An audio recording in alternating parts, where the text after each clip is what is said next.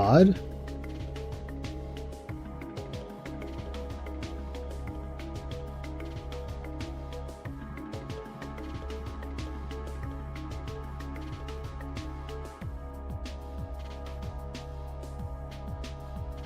Okay, I got it fixed. I figured out what it was. I got it fixed. We should be good to go now, chat.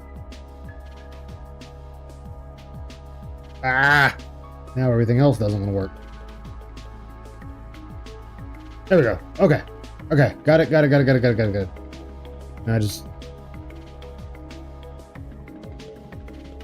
I know what it was. Steel's. Yeah, my bad. For some odd reason, Steel Series had an update and apparently it reverted everything back to default. My bad. Let me just go here real quick because this too is gonna need a quick adjustment. I don't know why it did that. There we go. Okay, everything's good. All right, everything's good. We're back. Everything is fixed. I'm just gonna go ahead and delete that stream later because that should have never happened. Don't know why it did that, but all right, you know what? Things happen. We get them fixed. We move on. We learn from our mistakes. Yes. But it's fine. It's fine now, chat. We are okay. All right. Sorry about that, everybody. Sorry about that. That was a blunder. I should have really double checked and triple checked before I fired up.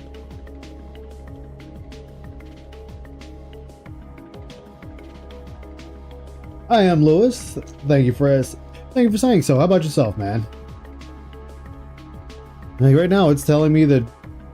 Wow, now OBS is telling me nobody's watching, even though I see people in the chat. All right, you know what? It's just OBS. I'm just gonna let OBS do OBS things.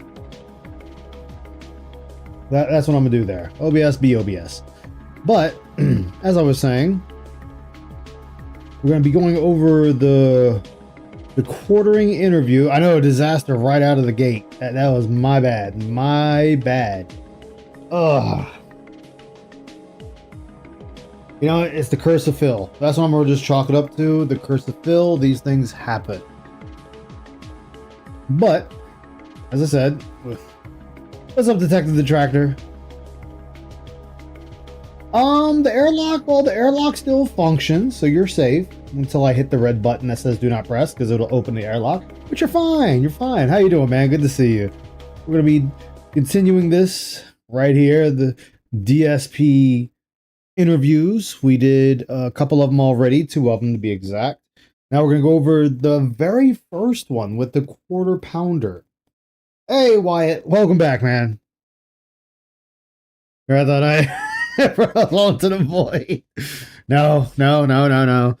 I was an idiot and didn't realize everything was brought back to default. I was thinking it was something else until something told me to just check. If I had checked it sooner, I would have had this fixed on that first stream. My bad. That's on me. But everything is working now. Hunky dory. We're fine. We're jiggy. But let's get into this. This was a softball interview, as we all know. This was the interview that Phil wanted. And the rumor is that this interview even saw the light of day because, well, the quartering just wanted to have something over RTU. Or at least that's what the story is and what's floating around outside. Is that true? I have no clue. I'm going to go ahead and say I believe it, though, because people be petty on the internet. We all know this. That's why we're here. We're here because we're petty. You know, save space for the petty. If Icy was here, she'd get the reference. Welcome back, Medusa. How you doing, man? So again, sorry about that, everybody. Gonna jump right into this. The quartering just off. Probably one of the biggest gets online.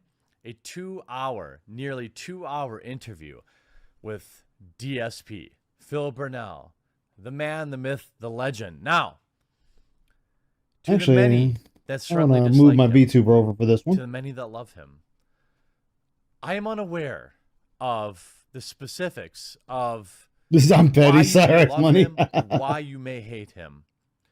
I asked you, the viewer, for some interview questions. I asked Interview as many as questions. I reasonably could. So you say. I think the interview, I hope the interview will be entertaining to you. I think Phil is a pretty interesting story. He seems to me to be a relatively humble man, a man willing to accept he's made mistakes in the past. I love the quartering is really just buttering up Phil right here. Like we're just buttering him up all the way. Like yes, he's a man. He accepts the mistakes. He's pretty funny guy.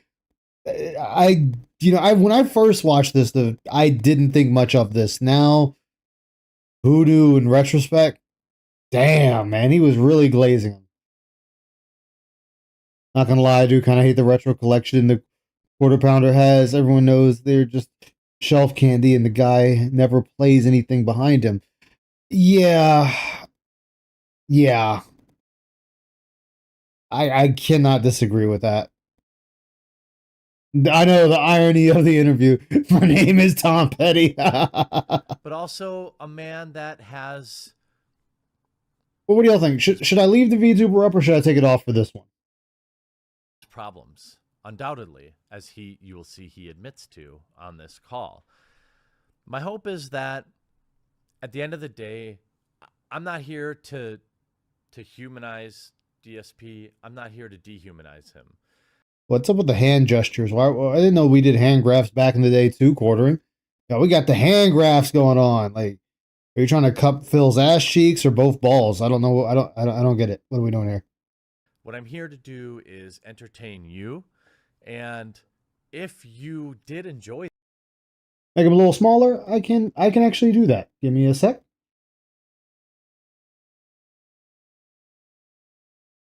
Let's see. Let's see here. What's up, duty? How you doing, man? Good to see you. Let's see. That should be good enough right there. That should be good enough. Let me see. Let me go ahead and pull. Oh yeah, that's great. He's just real tiny. We can move him back over, and he's just tiny. There we go. Tiny ice today. this. Yes, he is a cuck indeed. This. Let me know in the comment section down below by leaving a like and a comment telling me so. If this isn't your cup of tea and you don't want to see any more of this, do the same. And to those that will be disappointed that I didn't ask, how you enjoying Japan, duty? Hope you're having a blast over there. Oh wait, what was that? And to those that will be disappointed that I didn't ask a specific question, look, some things were off limits. Some things were off limits. So I guess now in retrospect, this was the quartering's way of telling us that, there was a lot of questions that couldn't be asked because Phil told him, hey, you can't ask about these things. That's the only time somebody says that, as far as I'm concerned. This is the world. Wow, he just shrugs. Like, I mean, you could elaborate. You could say, hey, Phil said I couldn't ask personal questions. I couldn't ask questions about his living situation, things like that. It's a shrug, man. What's up, Warren? How you doing? Good to see you. Overwhelmingly at times. Oh man, the time zone's a bitch. It's 6:58 a.m. and you can't. Oh my god, dude, I'm gonna be all off if I ever go to Japan like that. Damn. The interviewer and interviewee. You can't get people on your show if you're going to ask them questions that are going to make them recoil. Now, did I go hard? I think I did a few times. I asked some very specific questions that were submitted by you. Wait. Hold on. Of the interviewer and interviewee. You can't get people on your show if you're going to ask them questions that are going to make them recoil. Now, you can ask them questions that'll make them recoil, but I mean, that's just part of the process. Now, it's not your fault or anyone else's fault that Phil can't handle said questions or he doesn't want to handle said questions. Your body's in 6 p.m. mode. I get that. Did I go hard? I think I did a few times. All right, your definition of going hard with a question is asking them where his load went. That's your definition of going hard. Then I don't want to see what your definition of going soft is. Asked some very specific questions that were submitted by you. Did I ask him to show me screenshots of his bank statements? Oh, no problem, Warren. I'm not law enforcement. I could not expect that, but two, I would never get an interview. So I did the best I could. I hope you enjoy it. Let's get into this interview with DSP. All Okay. right. I have. This is the most popular question. Okay. You're right. Quarterpilot probably thought he would get some clout out of this. He really did, Aquatil. How you doing, by the way? Good to see you. He really did think he could, and it backfired horrendously for him. Like, this went so bad that he had to run to LawTube with Nick Rekieta, Legal Mindset. I forget the other two gentlemen that were around at that time. I think the other two were still there. I think the other two, I know Legal Mindset still in LawTube, and I think the other two were still there, but I know one of them had caught some flack because he was still defending Rekieta after that whole thing went down. But Jeremy had to run over to them, and I think at that time he was over with Geeks and Gamers, and he was with, I want to say, Friday Night Tights. So he ran around like different groups to get people to forget about this interview right here. Like, this stained him that badly. Where did the load go? There you go. Where did the load? Our very first question. Where did the load go? DSP, welcome aboard the Dark Descent, where I'm Aisha Yamamoto. Going to ask you the questions of where did the load go? Did it go in your hand? Did it go on the couch? Did it go on your pants? Did you have a rag, a happy rag beside you? Or did it go on your shirt and nobody saw it? These are the questions that the worldly people want to hear about. Please answer. Oh, that was later. I don't like that video I made. Man, we got chubby face DSP right here. Last week. That was the first video I ever made about you, even though I've known about you for many years. I'm not like a... Gosh, I didn't realize this was done on Skype. Holy hell. Skype's not even around anymore. As you might call it, a detractor channel. No, absolutely not. That's honestly one of the reasons why when I saw the video, I was like, this guy is not someone who constantly rags on me. I watched the video. Yeah, you took some shots at me. Everyone. And look how junky the office is. Yo, we got junk all on the wall. The TV is hanging on, but for dear life. We got the filing cabinet on the other side with junk piled on top of it. Like, dude, I didn't realize how junky the office was back then. Yeah, yo, the office is shitty. Has, right? Yeah, so yeah. It didn't offend me, and I was like, you were actually being honest and upfront, and you were analyzing it from kind of a third party that was fair about these asshole independent media bullshit, trying to attack me. Oh, speaking of that, quick segue. I saw a guy streaming Space Marine 2 like I was yesterday, and he was streaming while he was recording it from a camcorder. It made me think of Phil, just pointing the camera at the TV and filming. Wasn't this like 5 years ago or something? Yes, this was like back in 2016, 17? And I was like, this guy actually is like legit. Like, this is a fair video about me. Yeah, it's all junked up. Made about me. Very rarely do I get a fair video made about me. So that's why. Fair video. Yeah, I thought it was funny that, when I saw those articles came out, it was like, oh, DSP says some racist shit, and then they post to like videos from 2 years ago or something like that. Of you. I mean, that's still saying racist shit. That doesn't erase that he said racist shit. It's like, oh, well, they posted the video you saying racist shit 2 years ago, and it's still racist shit. Essentially doing like ching chong bing bong, which is, by the way, done by every mainstream media, person in the last 10 years. So could you give examples then, Quartering? If you're going to just say, oh, every media person, I mean, that's a wide net we're just throwing out there. I mean, that could be anybody. Or is it just because you're trying to lessen the blow? You're trying to make it seem like, hey, man, it's cool. You said some racist shit back in the day. Yeah, you said some Chicky Chang Wang. You made some Nazi jokes. It's all good, man. It's all good. So, it's not like you were saying anything in particular, anything crazy offensive or anything like that. Well, he was, because he was kicked off of an entire platform because of it, Quarter Pounder. Like, he obviously did say something if he got kicked off of a platform and banned a couple of times, well, suspended a couple of times on Twitch. And a lot of these outlets, as you saw in the video, they were unaware of your uncancelability.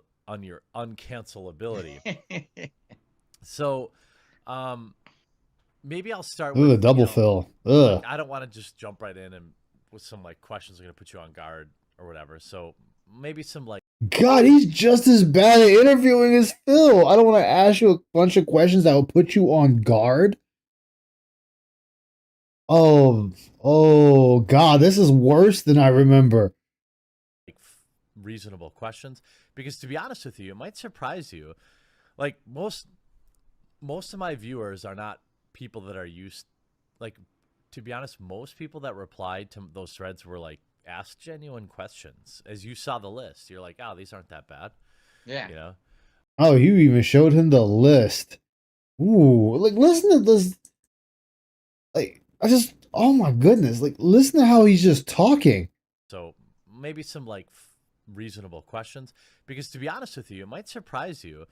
Like most of my viewers are not people that are used, like, to be honest, most people that replied to Jeremy, can you complete the sentence? Can you complete the thought so you can convey it to Phil, so Phil can answer? Like, whether Phil lies or not at this point, I don't even care. It's the fact you can't even get the thought out there. Like, geez, always starting one, kill it, and then start another.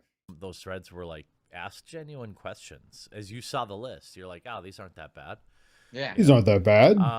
So that's kind of what I'll start with. So, hey, I'm a YouTuber too. I'm a content creator just like you. Obviously, you're on the platform. I mean, jeez. As crazy as this sounds, I almost feel bad for Phil here. What are your plans for post YouTube, or post streaming, or have you even thought of that? So yeah, he has. He actually has. Fast forward, he's thought about it, that he is going to live and die in that room, streaming to a couple of people.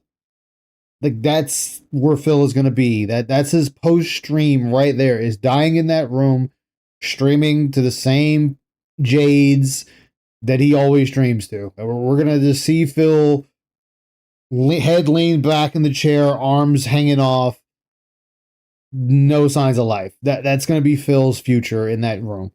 What's up, Ross? How you doing? Jeremy can't even read the news article without stumbling over his words. I mean, and I know I'm bad. I got no room to talk, but god damn. So have you given any thought to post YouTube? So hold on, I gotta catch that whole thing. Hey, I'm a YouTuber too. I'm a content creator just like you. What are your plans for post YouTube? Post YouTube, or post streaming, or post streaming? Thought of that? Have you even thought of it? Okay. So have you given any thought? Have you given it any thought? I mean, I think about it, right? Like, especially because I don't have a streaming. Wait, wasn't this a recorded video? He could have done a second take and edited it. Yeah, he could have. This was a video, so this wasn't live or nothing. Not live. He could have just did hey, I'm gonna retake that. I want to re-ask that. Oh, Phil, I know it might sound horrible, but hey, I'm gonna redo that take. Like I said, as shitty as it sounds coming from me, I feel bad for Phil here. Presence I'll like assume you reading do. duties. I just have YouTube, and I know like if you're on YouTube, you have maybe a year or two. If you're not DSP, like most YouTubers have a pretty small window. So have you given any thought to like what the fuck am I going to do after all this, or how does that thought process go? Yeah, first of all, when I started, I never wanted to do this for a living at all. This Oh God, here we go with that same story that he always tells. I didn't want to do this for a living. I wasn't making money on this when I first started. Like, dude, we've all heard this story. Everyone who starts YouTube, Twitch, Mixer at the time didn't make any money. You had to actually make a name for yourself first before you could start making money. was only I wanted to do this for a hobby, and then I lost my full-time job out of nowhere. I got laid off, blindsided, and I just had this YouTube thing going on the side for like 2.5 years that had kind of blown up and gone viral. This is and I back said, like 2012, 2013-ish era, right? Actually, even before then, I lost my job in October of 2010. Okay. And so we're talking real old school. This was before like you could even monetize gameplay videos on YouTube. They wouldn't even let you put ads on them yet. And I lost my job. I was like, what am Yeah. Yeah, I remember those days. I mean, my account is technically 2006. I going to do? And I already had this YouTube channel that had a good following, but it was only for gameplay. And I was like, shit, I can't monetize that. What do I do? So I had a vlogging channel where I was doing stupid crap. I was making food that was terrible food and, just dumb stuff just to have some variety in my content. I said, maybe I can monetize that. So I did. And because people felt so bad about me losing my job, they actually like went nuts on the ads, and I made like.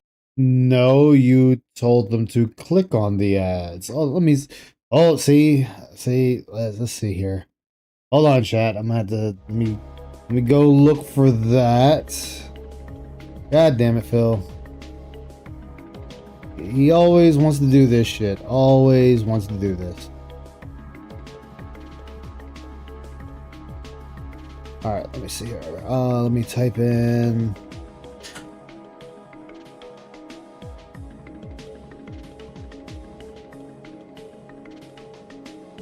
All right, let's see here. All right, here we go.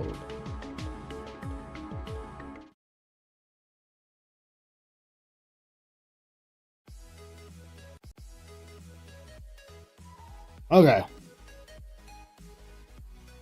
Man, this is pretty low, but all right, we'll make it do. Saying, asking people to click on your ads isn't allowed either. That's right. And I did that in 2009 before I had any idea what the hell I was doing on YouTube. And YouTube had shut me down, saying that the ads that I had on my videos on YouTube were being illegally clicked, even though I had nothing to do with it. I said it erroneously in a video, and I ended up getting in trouble for it because apparently people allowed themselves to click the shit out of the ads on that video because they knew that I got laid off. They felt bad.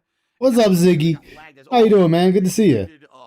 Irregular click activity on your video, and therefore, we've decided to turn off your AdSense program. And by the way, I should reiterate that the reason that and then you turn out and had Panda use her AdSense so you can continue monetization. Got kicked out of AdSense was not because I told people to click on the ads. It's completely false. Please go to my partner channel, The King of Hate HD, and click on the ads that show up. The reason was that. There we go. That's what I want to show right there. Just King of Hate HD and click on the ads, even though he's saying his chat felt bad for him here.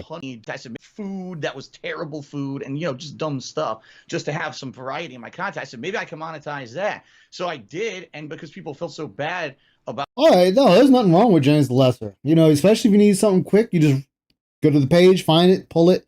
It's great. Losing my job. They actually went nuts on the ads, and I made like a ton of money in a couple months, which is like one of my first controversies was that I got kicked out of Google AdSense within 2 months because they claimed that I did like invalid click activity when I didn't. It was because my fans were like so supportive of me and felt bad that I lost my job that they were clicking the crap out of my ads.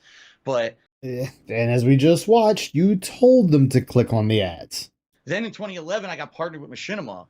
And that's how I was able to start monetizing my gameplay videos. And I was rest making in like peace, by the way, load. Machinima. Yeah. You outlasted them too. Another Oh.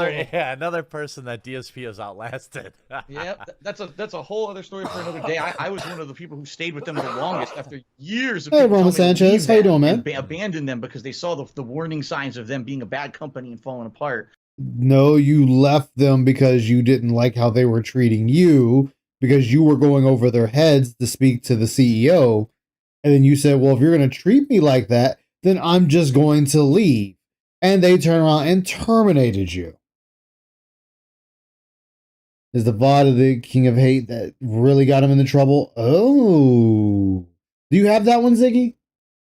But I stuck with them almost till the very end until basically they mistreated me. And I was like the last guy. I was like, I've stuck up with you guys all these years. You're going to treat me bad. I'm out of here. But anyway, yeah, like I know they had an interesting reputation. You know, you're right. They profit off of a lot of creators. Having a good Wednesday? Hell yeah, man. I mean, shoot, I've been on YouTube so long that I don't know. You probably remember this too. Remember, you needed like 10,000 subscribers before you could have your own channel banner. Remember, you could like back in the good old days. Oh, here we go, back in the good old days. But then I remember Machinima back then was, everybody wanted. It's the only way you can make money. Right.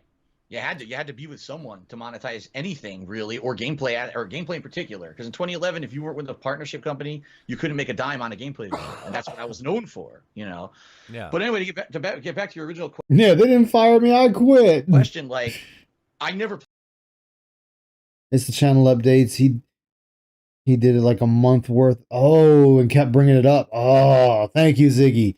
Ziggy sitting there spitting that wisdom on us. Planned on doing this to make any money. Like, I fell in my lap out of nowhere overnight. I was like, oh crap, this is amazing. I'm making more money now than I ever did in my go back up to my normal size. For 5 years that I was working there, they laid me off, and now I'm making like so much more money. It's crazy. This is big. This is Phil's big enough. I can be fine going back to normal size.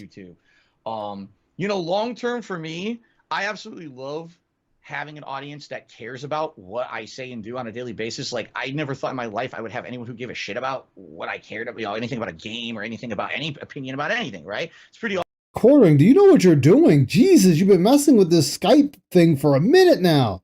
Awesome to know that there's hundreds of people, thousands of people on my YouTube channel on a daily basis that want to know what I'm up to, what I'm playing, what's my opinion on a game, what's my opinion on this. Very small amount of people actually care what you're doing or what you're up to or your opinion on said video game. I mean, even back then, not a lot of people cared what you had to say. And this is why the quarter pounder is incapable of conducting an interview. Does this have to do with his plans for the future? Yeah, we lost the plot. We didn't turn this into a pre-stream. So I don't want to ever say that in my life I would quit doing this outright, but it's pretty unrealistic to expect that you could ever do this your whole life. That's insane. This is gonna, just like everything. It's funny he's saying this back then, but he says now that he's gonna do this until he can't, and that he's gonna get too old to play games, so he's gotta diversify and move on into doing something else for streaming. Dude plans on dying in his office. Else, it's going to get fade out. It's going to become played out. This will be the next new big thing.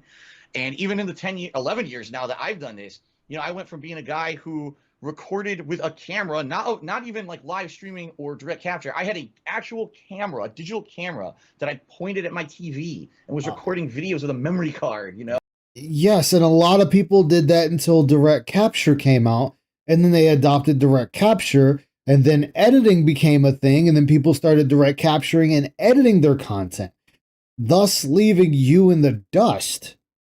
And you didn't want to do anything. You didn't want to improve. You didn't want to move up with the times. You even admitted that you had to call Rambo to set up the capture card. To do gameplay. And then I went to direct capture to live streaming. Then I basically gave up on YouTube 2.5 years ago, and I'm mostly a primary live streamer now. I've evolved and changed so much over the last 11 years. You didn't evolve. You didn't evolve. You just changed the medium.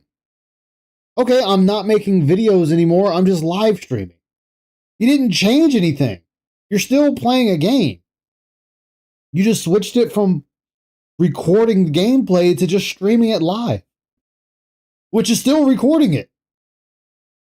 So you didn't evolve anything. Years, who knows what it's going to be in the next 2-3 years? Will YouTube still be how it is? Will Twitch change? Will Mixer become the next big thing? Who knows what's going to happen? We don't know. What's up, Blue Dog? How you doing, man? Welcome aboard Dark Descent. Hope you're doing all right today. He was still doing this shit for years, even if the capture cards are already available. Yeah, I'm saying. So he's sitting there like talking about something he evolved. Like you streamed. You streamed in front of people.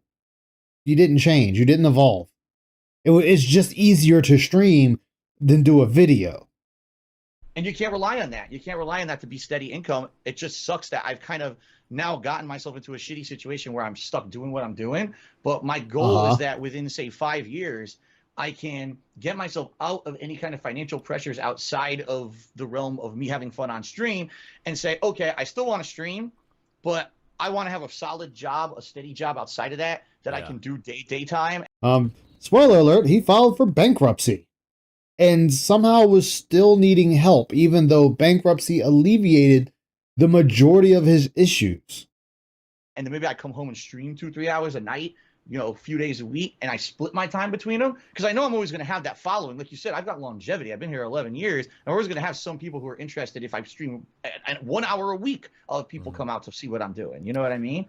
But there's no way I could do this full time. I have to do something different. I know that. Yeah, so a lot of people ask questions like, you know, people ask me this too, and I know how I would answer it, but they're like, you know, what would you even if you couldn't make money, you know, would you still stream? And it sounds like you answer that basically like, well, sure, but you know, I've got to pay my bills first. Right, it'd be way less. I would obviously have a job that would be my main focus, but I would love to do this like I used to do YouTube as a 2-hour hobby a night. Right, at the moment I'm able to do a little bit of streaming. The difference now is I can actually make money on that 2-hour stream every night. When back then I was just doing it for a hobby. I wasn't monetizing the videos or anything. It was just. What's up, Wet Floor? Dipped out of his Code Veronica stream. He was bitching about having to backtrack in the game.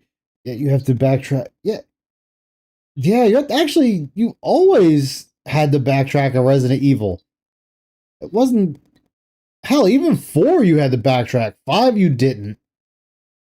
5 you didn't. 6 you didn't. 7 and 8 you had to backtrack. 9 you didn't backtrack in 9. Except for the first area is Grace. Just like for 2.5 years I was uploading gameplay videos to YouTube before I ever made a dime doing anything. Yeah. Was there ever a point, because I'm not like a expert on your career, was there ever a point where you were making any reasonable money on YouTube, or were you always kind of just using that as like kind of a dumping ground for your stream videos?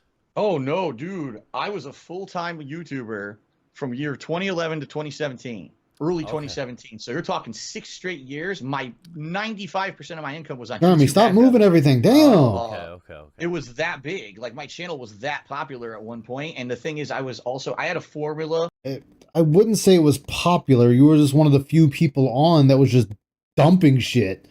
So people just watched because it was all they had to watch. And then as soon as bigger and better people came along, you fell off hard.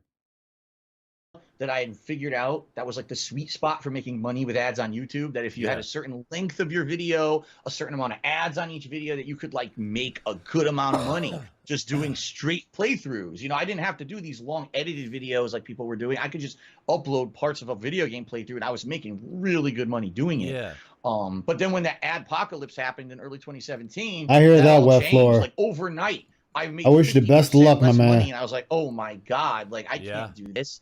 So that's when I adopted full-time streaming, and that's what I've been doing for the past 2.5 years. Wait, hold on, I missed something there. Ads on YouTube, that if you had a certain length of your video, a certain amount of ads on each video, that you could like make. Yes, and you put like the maximum amount of ads on your videos. So yes, we know the game, Phil. A good amount of money just doing straight playthroughs. You know, I didn't have to do these long edited. What's up, G Money? How you doing, man? Good to see you. Upload parts of a video game playthrough, and I was making really good money doing it. Yeah. Yes, as you finally admitted that you were making roughly $15,000 to $20,000 a paycheck and somehow you're broke as a joke, couldn't pay your bills, couldn't fund the move from Connecticut to Washington, couldn't pay your credit cards off. You squandered all of that money. Well over $1 million you've squandered. And you have nothing to show for it besides a car. $1 million and all you have to show for it is a fucking car. That's sad. But then when the adpocalypse happened in early 2017, that all changed. Like overnight. Exactly. 2026. How you feel? Money, and I was like, oh my God, like I can't do this. So that's when I adopted full-time streaming, and that's what I've been doing for the past 2.5 years. Yeah, that happened to a lot of us too. Even I felt it through several. I used to have a channel where it was just magic. Sorry, I'm getting over a cold. It's cool. I know. I saw in your video you were getting over the flu. So yeah. So I used to do like Magic the Gathering videos and stuff. Stuff like that. Oh, did y'all catch that? Yeah. So I used to do like Magic the Gathering videos. Magic the Gathering videos. Unsleeved media. Woo! So it made a mentioning back then with the DSP interview.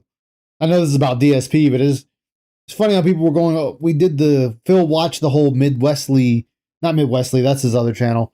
His Unsleeved Media, and he already mentioned it here. Stuff like that. And, not by name. Overnight, it cut in half. And YouTube now seems to favor, multiple uploads, which you do on your main channel. But gameplay videos just aren't what they used to be. They're just, they're just not. YouTube wants to push their live streams. Let me ask you this. So now that you've been streaming, what's wrong with that? This is one of the hottest questions. Like, who's it's really sad. Have from Twitch? Wait, what? Questions. Like, whose nudes do you have from Twitch? Like, whose nudes? Is that the hard-hitting question? Is that the hard question? Whose nudes do you have from Twitch? Do you have Amaranth's nudes? Do you have Pokemon's nudes? Do you have SS Sniper Wolf's nudes? Whose nudes you got on Twitch, boy? Thank you, Ziggy. Who do you have? I won't never ask you to name them, but like, has like where are you? Because where are you at with people from Twitch? Do you think you're on good terms with them? It's funny you asked that because the honest answer I could give you is I don't think anyone like on Twitch has an issue with me. I just think that they don't want to touch me with the 10-foot pole because of the trolls that follow me around. Yeah. But I can give you. I'm not gonna name any names. There's some examples. There's been a couple people who like I was cool with them. Sometimes they would come and hang out on my streams. I would come hang out on their streams. And within a year, they basically told me we can't do it anymore. Your trolls are like invading my fucking streams and harassing my viewers, and I can't have that. Yeah. So not anything against you, Phil, but I'd rather have it that we don't have a relationship because your trolls are toxifying my content. And I was I mean, here's the thing though. You're saying you don't want to say the name, but if the trolls already know who this person is, would it matter if you said the name or not? I mean, the damage, let's say for the argument, let's say Phil is right. Let's say he's right. Wouldn't they already know the name of the individual that you were dealing with? The guy you were cool with? Wouldn't they already know this information? So you saying it wouldn't hurt anybody because they already know. That doesn't make any... This is the thing that doesn't make sense with Phil. When he says, oh, my trolls harassed this person I was cool with. They would come to my stream, I go to their stream. But they've harassed me. They've harassed him to the point that he's like, hey, man, it's not you. It's your trolls. I just can't be seen with you because it's damaging me. It's damaging me. It's damaging my brand. That's just not a good look. So you saying I don't want to say his name or their name makes no sense because they already would know who the person is. So you could just say the name, which would then bring proof of saying, yeah, I was with I was running with the guy, whatever it is, insert streamer name here. They were, here's the email or the Skype message or the Discord message where they were telling me, all this stuff's happening. Here it is right here. Like, you bring that to the table and it's like, oh shit, yeah, they were really coming at this dude's neck. Only collaborate with a handful of people, so it would not be difficult to find out who he was talking about. Exactly. It's easier to put the detractors as a collective, so it makes sense. Makes it seem like they're all bad. Yeah, and he's been called out for it in the later interviews. People have told him, you need to stop putting your detractors in this wide brush. Like, you need to stop doing that because that's not fair to your detractors that you do that, because it's not all of them. Like, fair enough. I can't. Yeah. How can I say anything to dispute that? It's not me. It's not that person. It's this outside force that follows me around like a hemorrhoid on my ass, and I don't know what to do about it. And it sucks that happens. But no, like, I don't have any real close personal relationships with anyone on Twitch simply because of that. Like, people are afraid to have that association. No, people just didn't want to deal with you because they knew what type of person you were. Because they know that they get this spillover of bad stuff onto their own content. Well, and if you follow like modern day Twitch, my answer to a lot of people who were asking me about that with you, like, wow, how the fuck does Phil stay on Twitch? It's mostly because you don't get political. Like, that seems to be a really hot button issue with Twitch. Like, if you, and what I mean like political isn't necessarily like, oh, I like the president or I don't like the president, but the issues, right? Like, you're basically just stick to streaming your games, and I think that has insulated you. What do you think of insulated? No, it did not insulate DSP, Jeremy. It didn't insulate him in the slightest. In fact, it just put him in a bubble. Because now look at the Phil we got today, where we have these issues that are surrounding games. You want to say politics surrounding games, and Phil gives this bullshit take because he didn't learn the subject, what's going on, why it's happening, why people are up in arms about it, or one side's defending one side or the other. He has no opinion. And if you want to speak on video games, especially when it comes down to creation, pricing, companies, how they're ran, operating, all that, you need to have an opinion. Phil does not have one. He gets it from Wario64 or whoever is the big person at that time on Twitter.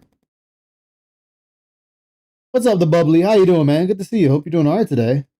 And that kept me coming back to Phil was, I can't believe he just doesn't have a personality.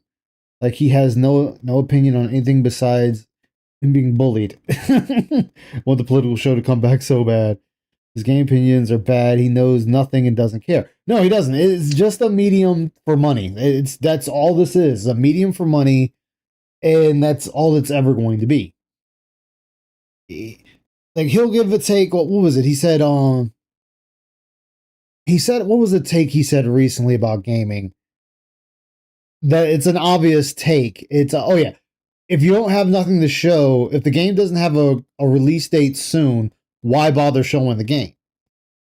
And he doesn't understand, well, that's hype. Now, I will say, a game shouldn't be showed if it's 4+ years out. Or oh, fuck it, we'll just add the elephant in the room, as we like to say. Bethesda. Bethesda should have never announced Elder Scrolls 6. Or, I mean, yeah, Elder Scrolls, yeah. In 2020. When the game was nowhere ready and wasn't even in development. But you showed it back then, getting people hyped for it. And here we are 6 years later, and we're still no closer to this game coming out. And they're saying it might come out 2028, 2029. I don't even know if I'll still be playing video games at that time.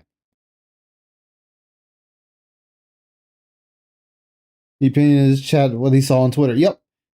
On games, if you make the game is amazing. If you don't, yeah, the game sucks. Like South of Midnight. The South of Midnight one was hilarious because he sits there and he's defending South of Midnight, saying that it was the chat's fault for being racist and not wanting him to play the game because it's a black protagonist.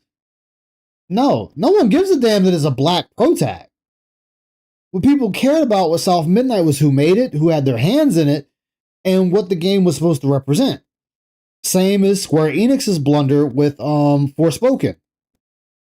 You make these games and you have Sweet Baby involved, Anita Sarkeesian involved, and they're actively hurting the games, and you can see like almost every company that they have touched has either gone under or had to be bought by somebody else.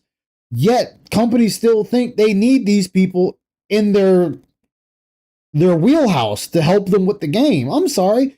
If Anita Sarkeesian has caused the shutdown of 5 fucking different companies, I would think you'd be like, yeah, don't let her in. Don't let her in the door. She's bad business. She's tanking fucking companies. Same with Sweet Baby. Hell, people, and then Phil gonna turn around with South of Midnight and change his own opinion. Like, oh well, it won a Peabody Award. Well, why is it winning an award? Why should it be Game of the Year? Because the protag is black? No. Like, no, the game should, definitely be able to stand on its own. But if we're making games for a select group of people, it's not gonna go anywhere. And I'll even say that for good games. Like, you can even say like games like Destiny, Final Fantasy, you make them for a particular set of people, it's not going to go anywhere. It's dead in the water. It's not going to sell well. Because you're now pushing out everybody else. And everyone can see that shit. First teaser Elder Scrolls 6 was June 2018. Thank you. Yeah, they should have never said anything about it. And he bragged to PPP, I call him Triple P, that Cat is a Republican in the election stream. Yes, he did. Yeah, he has no beliefs. Remember, this is the same guy that sat there and said, he was Catholic, and now he no longer believes in the Catholic faith, but he'll want to recite Catholics when it comes down to giving money away, just giving. And it's like, you can't do both, man. It's pick one or the other. Either you believe in the faith or you don't. What's up, no one? In that case, I want justice for Coltrane. Gears of War's Coltrane. Yeah. I understand that bitch Anita Sarkeesian, like, why does she be so involved with game? Because some people, and I've said this before, some people just want to watch the world burn. Or they want to leave their mark on history, and they don't care how they leave that mark. And if burning down the gaming industry is what it takes, then so be it. That's their mindset. Like, was it the company that made South of Midnight is closing down. And then you find out the woman is like a raging racist against everyone that's not black. So it's like, again, so she made a game catering to a particular type of people. It didn't take. The game flopped. They gave it a bullshit award because whatever the Peabody Award is. And now Microsoft is like, yeah, we got to shut you guys down. You're not making us any money. It's hurting us to keep you afloat. So we're just cutting you loose. As I say, or I don't say I say it, but there was a guy that made, I think he worked on Doom and Doom 2 and a couple other games. He said it straight up, like, why are y'all trying to save these companies? Let them burn. Let them burn and let a new company be built on the ashes that's going to be better than those companies.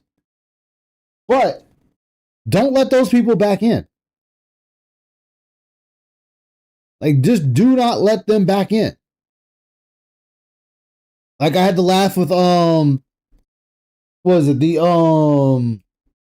Insomniac Games. Was, was it Ratchet and Clank Rift Apart? They were held up in development because one guy was complaining about them putting boobs on Rivet or not. Like, he made it a big issue to fight against it. He's like, why would you put tits on a fox? I'm like, have you not seen fucking Sly Cooper? You not seen Star Fox? You not seen any of these furry games running around? Back then, their characters had boobs. Identified as a female character. And that guy turned around, got let go after the game came out, and a couple of years later before Spider-Man. Like, just get rid of people that are pretenders. They're there in bad faith. They bring nothing to the company. What's up, Avalanche? How you doing, man? I'm sorry, I went on that rant way too long. My bad. The modern state of Twitch with kind of their push towards, you know, IRL streamers and these like political debate channels and stuff like that. What do you think about all that?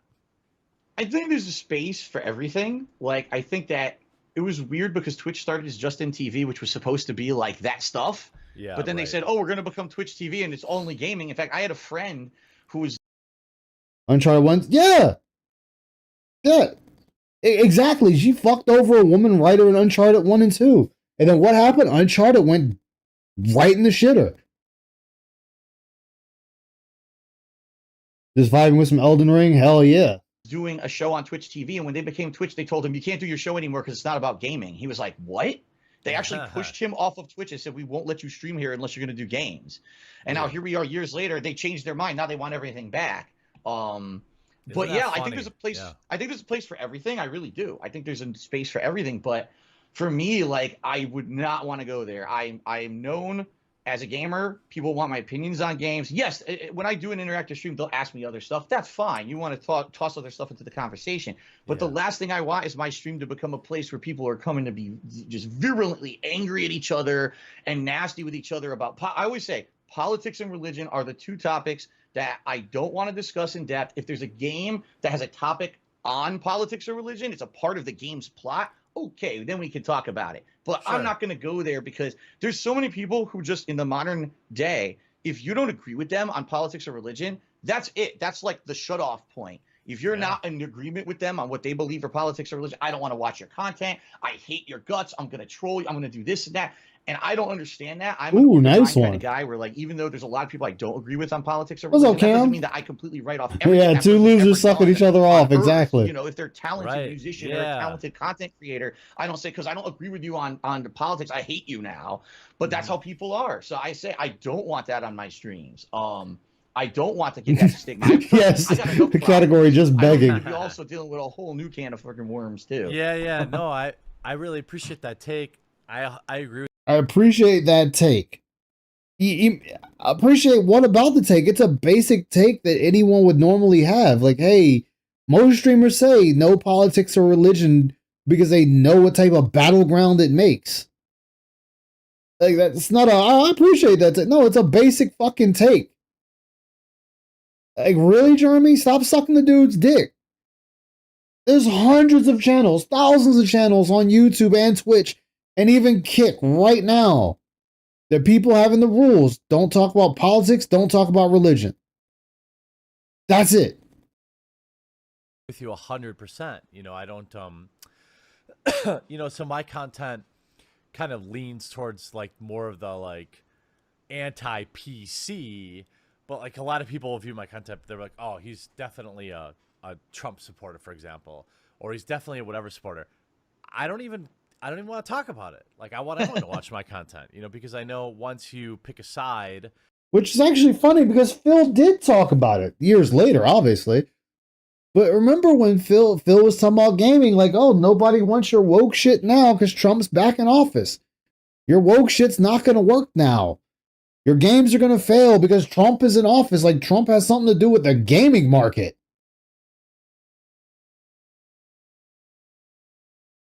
Yeah, each political side is a money-making grift. Exactly. As you pointed out, then the other side fucking hates you. That's right. It wasn't always like that. And you and I have both been online long enough. It wasn't like that 5 years ago, but that's what it is now. Yeah. This political climate really changed things. Let's just put it that way. Yeah. Very hard. You got to pick and choose your topics now to make sure you don't piss off the wrong person. Yeah. So gotcha, Avalanche. Hell yeah. People that hate people. You know, can you give me some insight? So I've watched, like, I went and watched a couple of streams. I'm not what, like I said, what you might call a detractor channel. I haven't been, I've just known you've existed forever. And so that I try to watch some of the, these channels, and I see where their perspective's at. Then I watch you actually interacting with your chat. It's obviously different. Where do you put yourself in your interactions with chat? And again, we still have yet to answer the question of what is your post-stream ideas? Like, what do you plan to do once streaming is done? Like, when streaming, you can't stream anymore, or you don't want to stream anymore. We didn't completely just fucking memory hold that question. It's gone. You spend a decent amount of time acknowledging your trolls. That must be on purpose, right? Like, so when I see trolls in my live chat, I'll either mute them or not acknowledge them. But it is part of your show. And, I know you must know. You're not an idiot. You must know that some people are hate watching you. And so you interact with people or whatever the case. Hold up. Hold on. Something's not right here. Oh, no, that's right. Okay, what the fuck? My bad, chat. I should just still fucked up around here.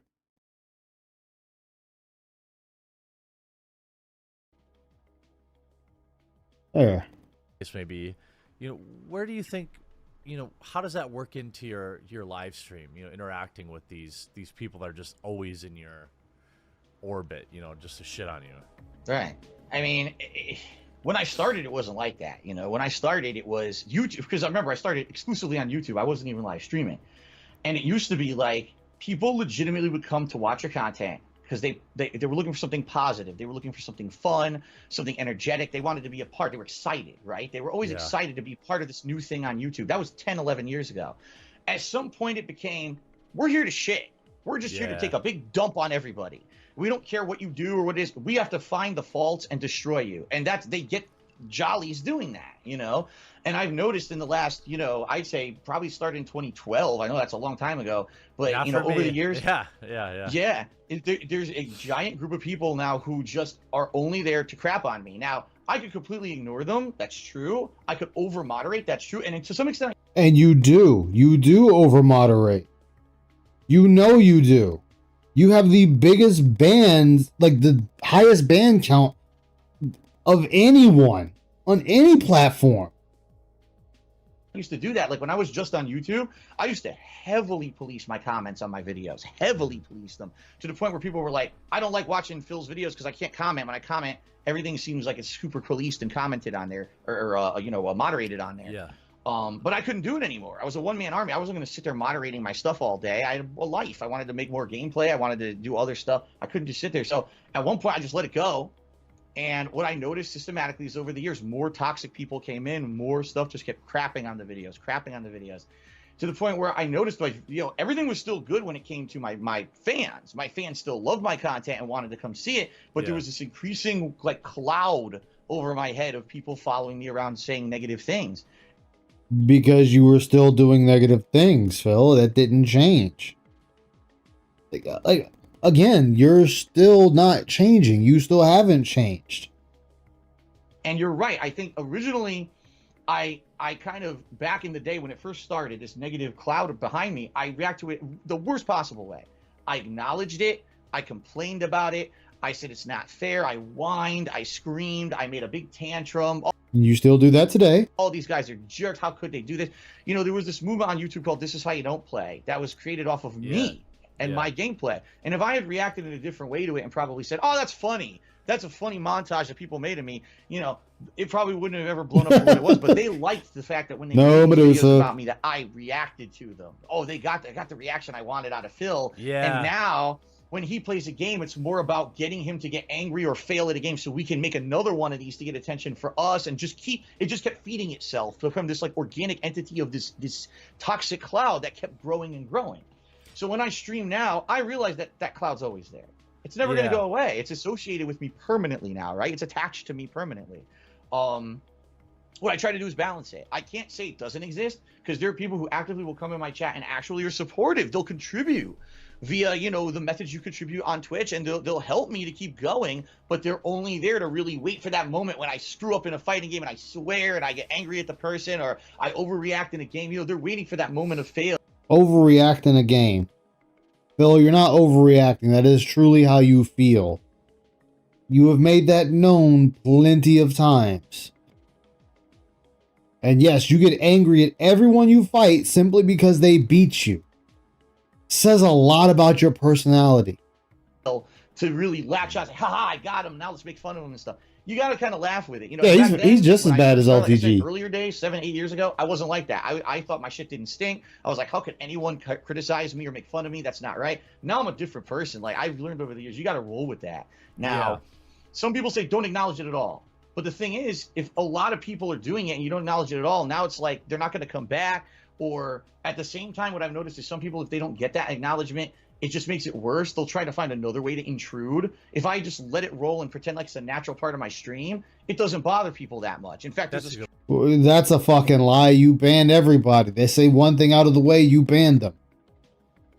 Like, I love this revisionist history. Yeah, he still acts the same today. This has not changed. What the fuck is he sitting here saying? We have watched him for years ban people for the most minute shit. But this is the same shit he always likes to feed everybody when he's talking to them. Like, oh, you know, I don't ban everybody, you know, because they might tip. They might come back to the stream. I need them here. I need them to come back. There's a few negative memes that have come up that at first they pissed me off, but I realized if I embrace the meme and I make it my own, it's not a big deal anymore. You have yet to do that until recently. And it still doesn't help you. Yeah. And so that's what I've been trying to do. I make emotes now in my chat of some of the memes that are negative memes, because that way it takes the power away from them and people don't see it as a negative anymore because everyone's doing it, right? Yeah. So that's kind of how I've been trying to embrace it in the last couple of years since I've been a full-time streamer, is understand it's there, recognize when it's there. Don't make the whole stream about it. I've had so many socks banned for stuff. That's what I'm saying. Like, the most basic things will get you banned in his chat. To also enjoy my content on a positive level. And they don't want to just hear negative, negative, negative the whole stream. But if it's there, laugh at it, make a sarcastic comment about it, and move on. Don't dwell on it all the time. But at the same time, when you allow that thing to have power, you know what I mean? It gets even worse. And at the same time, if you don't acknowledge it at all, that's a group of people that, number one, could be contributing and they're not, because now they feel like you don't care anymore. And number two, that's a group of people that might find another way to hurt you more maliciously behind the scenes because what they're doing isn't working. So let's find another way to screw him, you know, behind the scenes that's not on his live stream. Yeah, that's good to hear, because, you know, I told people when I said we were going to talk, people are like, oh, he's not going to talk about it, blah, blah, blah. I said, no. When I talked to him in private, he understood. He's like, look, we can talk about the shit where I fucked up. You know, we could talk about some of the funny stuff. I don't want to talk about personal finances, by the way, which is fine. I don't want to talk about my exes, which is also, by the way, fine. It is interesting him saying all these things then, and the Kino arc happened and he was completely fine with being a detractor on other content creators. Exactly. Make fun of the gout. You're out. Yep. You know, and it's one thing where there are guys that have been out there. I've been out there more than 10 years too, but under several different channels. And there have been guys out there, you know, I don't know if you put yourself in the same category with them, but as a layman, there have been people who've streamed for a really long time and they have a large group of detractors, and they still have, you know, it's when it starts out great. Look, when I started my YouTube channel, I had like a 99% upvote on every video I did. Right. But over the years, you know, you piss a few people off. Even your most loyal fans are the ones that turn into the ones that really hate you the most. You know, and so then, okay, it went from 10. If I had 10 dislikes on a video, I was like, oh, what the I fuck up. Now, if I have like 100, now I'm like, oh, okay. So I definitely feel like I understand where that's at. I look at a guy like you and a guy like Wings, and both of you have been on long enough where you have a solid group of haters, but you also have a solid group of you're still your fans, and where Wings probably Wings, I don't know. He probably has it worse than you. Yes, he does, and it's even been said already numerous times. Yeah, you get banned for telling DSP the truth. Like, but he still reacts like old Phil used to react. If I could talk to DSP, I would say, dude, you got to lean into the meme, because eventually it's not going to be as fun to make fun of you, because you're like, yeah, I fucked up, you know, Right. whatever, this happened and whatever, how do you see, he talks about now, there's a recent stream where he was like, basically like, look, I got to turn my haters into payers, essentially. Yeah, but see, that's the thing. You guys want to keep saying that, but are they really, paying? Like, they're not giving you this life-changing money. Like, they might give you a couple of shekels to make fun of you, and then they go on about their business. Like, I don't understand this whole thing with, oh, you got to turn your haters into paying customers. They're not there for that. They're not there to become your customer. They don't like you. You can't turn them into positive people. What's up, Humalong? Yeah, going over the OG one. I've got to convert, because these are the people that are coming in. He's got several channels that basically are 100% dedicated to making Monta, and you've got a few of them too. And how did that work out for Wings? Was Wings making bank off of his haters? Is DSP making bank off his haters? Is LTG making bank off his haters? Is Cyrax making bank off his haters? Did rest his soul, the Boglin, did he make bank off his haters? Oh, yeah. So, how do you approach that type of content now? What do you think of these dedicated channels that are basically just memeing on you? See, here's the thing. Again, I'm different now than I used to be. When I was a full-time YouTuber, I was like really pissed off about it. And I would call these channels out. They're stealing my content. I wish I could take them down, blah, blah, blah. I'm not even like that anymore. You like, did take them down. You did take down channels. And you're still trying to take down channels. Hell, you just told your chat like a couple of days ago that if your chat wanders into a detractor channel and tips them, thinking it's you, which I don't know how they would think it's you. I mean, your channel says DSP Gaming, the other channel says whatever it is, Ice Yamamoto. That being said, WPIG, Duty Streams, Meerkat Mob, Taking L's, Linda Deranged, I mean, even Raw Phil. If you somehow confuse all of those names with your name, I hate to say it, they got a problem. They got a problem that they can't tell the difference from your channel from somebody else's channel. I don't mind that they exist as long as what they do is, I don't care if you take a shot at me. I don't care if you make fun of me. I don't care if you call me a lol cow. I don't care what the frick you call me. But don't try to actually like hurt myself or my livelihood or my family. Yeah. You know what I mean? You don't have a family. Stop lying. Because sadly, there's people who do take it that far. And I hate to say it, but the people who make those channels don't realize that what they're doing is kind of putting the ammo into a group of people who aren't like them. Those guys, they're doing it for laughs. They're doing it to make fun of me and to make some popularity, get popularity on my expense, right? Yeah. They're not laughing with me. They're laughing at me, but they get a rise. They make some money doing it. Whatever. It's fine. Nope, that's a lie, because you have sat there and said that detractor channels should not make any money. They don't deserve to make money. In fact, their channels should be deleted off of the internet. Your words. I don't care about that. What I care about is now the person who watches all their asking content what PayPal comes after me if he was using which has happened many times. Was the difference for like a week? And that's what I'm Damn. Like, I don't care if someone makes a video, this is how you don't play, here's a montage of Phil sucking at Dark Souls. Big deal.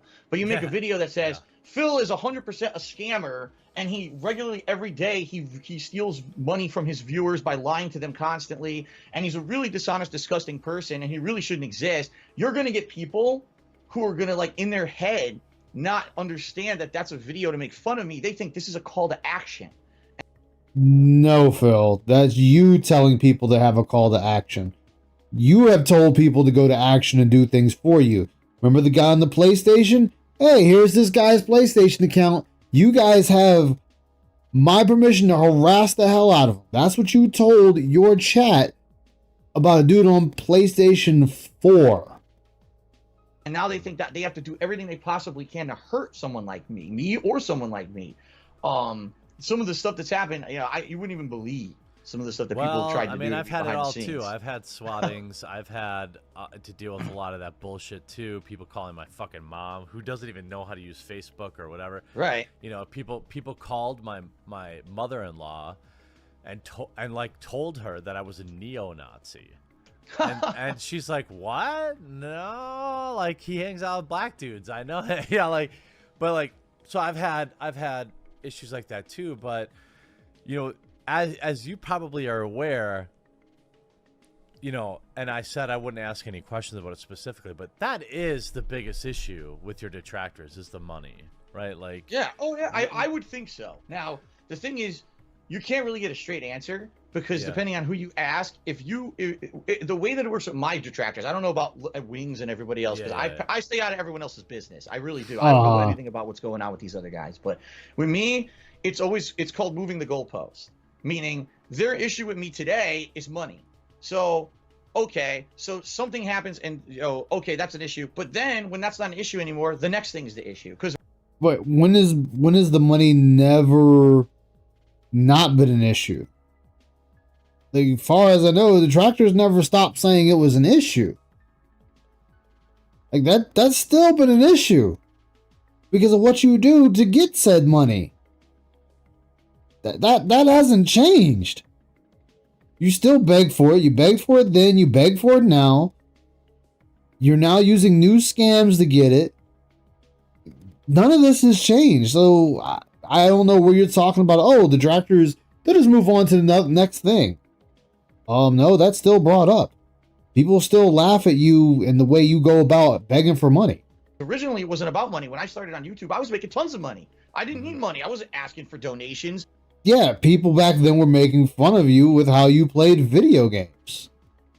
I wasn't asking for people to tip me on streams or do any of this stuff. I was rolling in ad revenue. So I didn't need to ask. Back then, it was, oh, Phil's a cocky asshole. He doesn't take his playthrough seriously. He insults the game developers.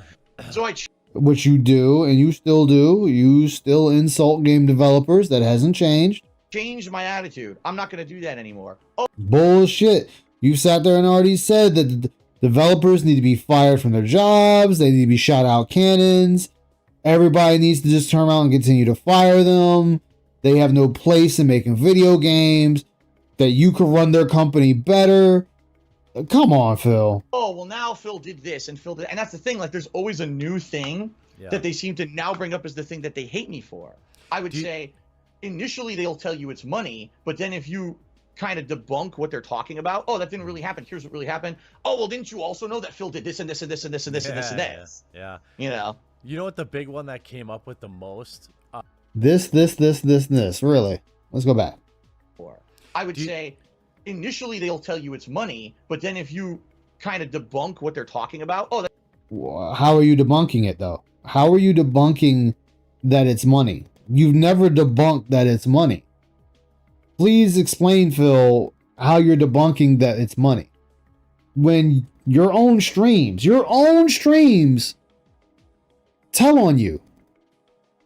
Hey guys, I'm trying to reach $100. Hey guys, we need to reach $100. Hey guys, we need to reach $150. Hey guys, I need help with this. Hey guys, I need help with that. Hey guys, if you want me to play this game, you guys need to tip me so I can get the money to get this game. Hey guys, we need to at least hit $50. Hey guys, if we don't make at least, decent money on this gameplay, I'm not going to keep playing it. Hey guys, I'm done with the game because the support wasn't there. The support wasn't there. Guys, I need support. Guys, the support. Guys, the support. Support.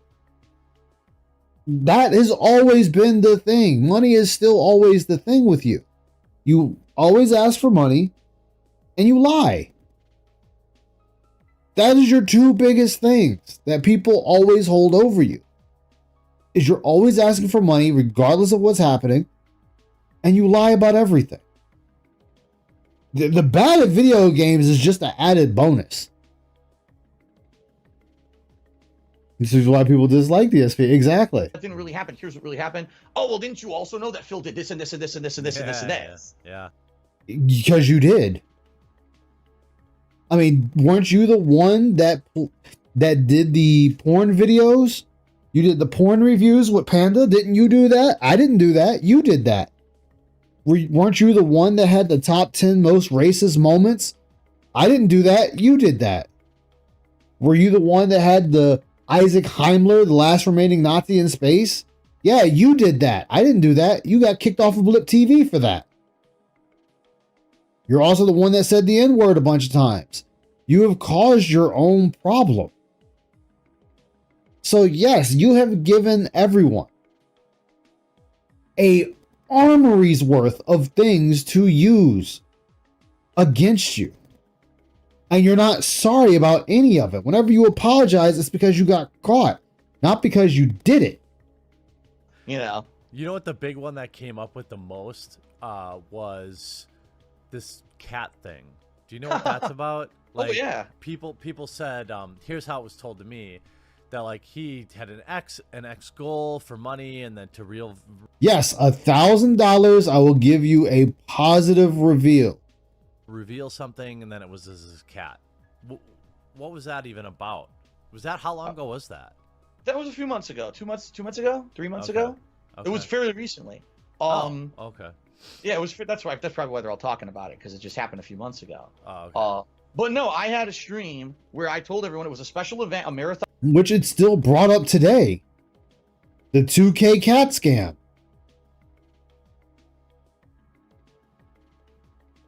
Hey, doctor, how you doing, man? Good to see you. Hope you're doing all right today. Saw in the duty video in the comments, Phil said packs over 700 times this month.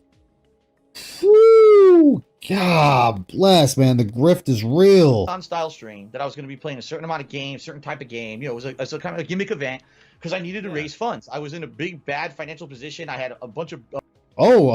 okay. A gimmick to raise funds. I was in a financial situation. I needed funds. Things coming up that I needed to pay, and I looked at it. I know I can't do it. Now, I know my fans will support me if I ask for it. So I said, I'm going to do a special marathon stream to raise tips.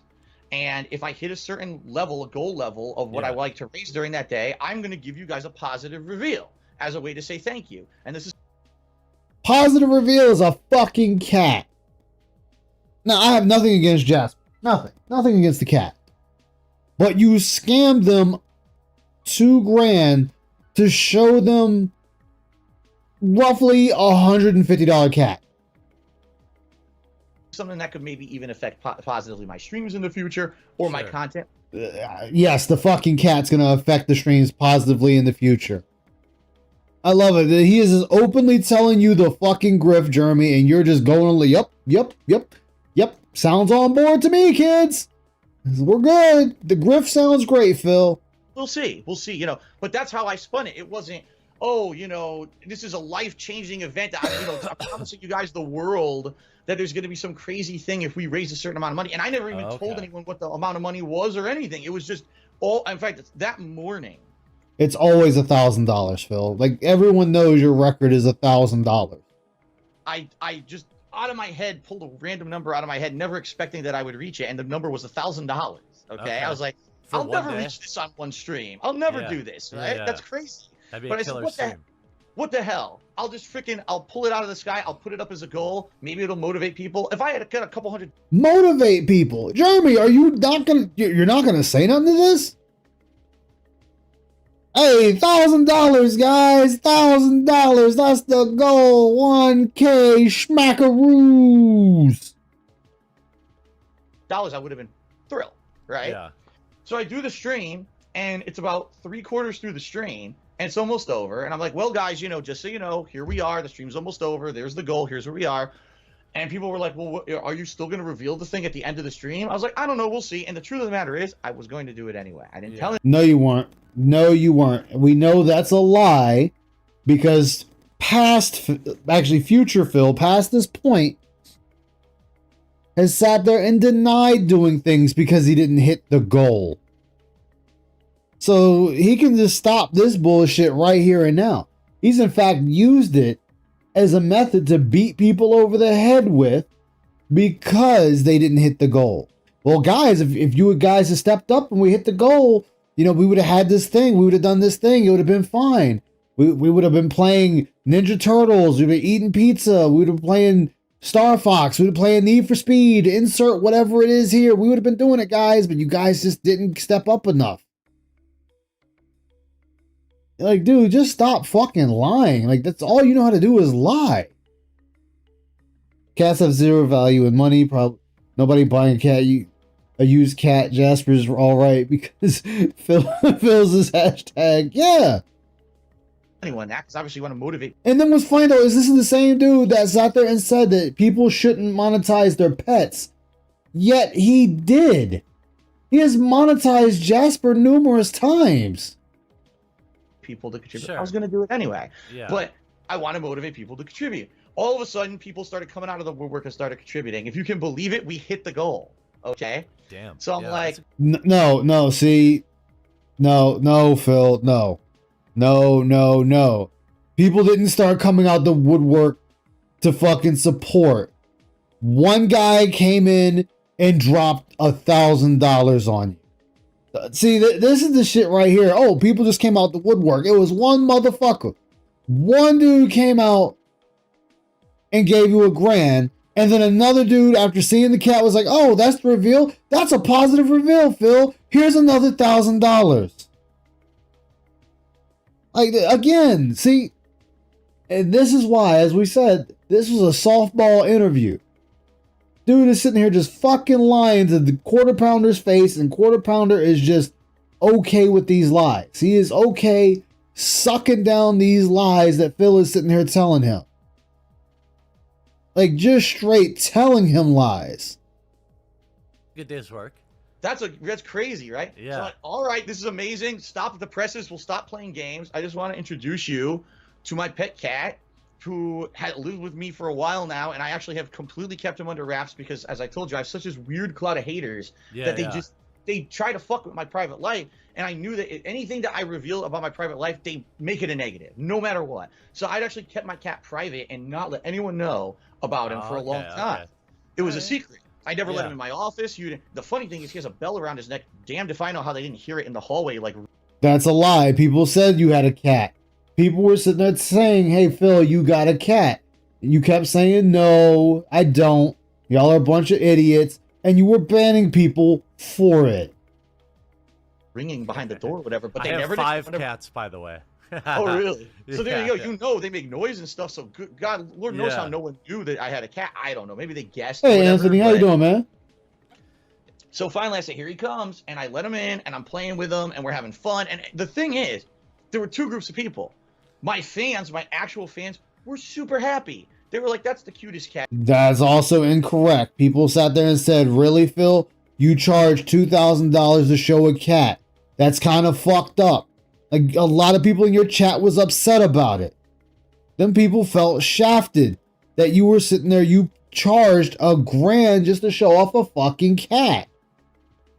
Like, dude, stop lying, Phil. Like, dude, people can go back and look at that shit. This is a cool reveal. This is something that Phil never does. Reveals part of his personal life. He hasn't done this in such a long time. Bullshit, you're always revealing your personal life. Right down to when you sit there and take a shit, we know about it. Why? Because you fucking tell us. You tell us that you had to take a shit today. You told us that you and your fucking fat ass wife had to eat food that you ordered out. You DoorDash breakfast and dinner. That y'all went to the grocery store to buy groceries. You took your trash out. You went to buy shoes. You went to do this. You went to do that. You fucking tell us every fucking thing you do. So, oh my goodness. This is really actually cool. This is cooler than what we thought it was going to be. Some people thought it was going to be, oh, I'm announcing I'm adding a piece of equipment to the stream or something. But to see this, Cat and the Cat now, the cat has free roam to come into my office whenever it wants now. I leave the door open. So if he wants to join me on a stream, he'll come in. It was funny. Tonight I'm playing Street Fighter and he's like messing with my hand when I'm trying to do moves and stuff. You know, it's a funny, silly thing. They do that, yeah. But the thing that gets me is there's the other group of people. Oh my God, that's it? So Phil charged $1,000 to see his cat? Oh, Yes. Yes, Phil. You charged $1,000 to see your cat. And people took issue with it, as they are well within their rights to have issue.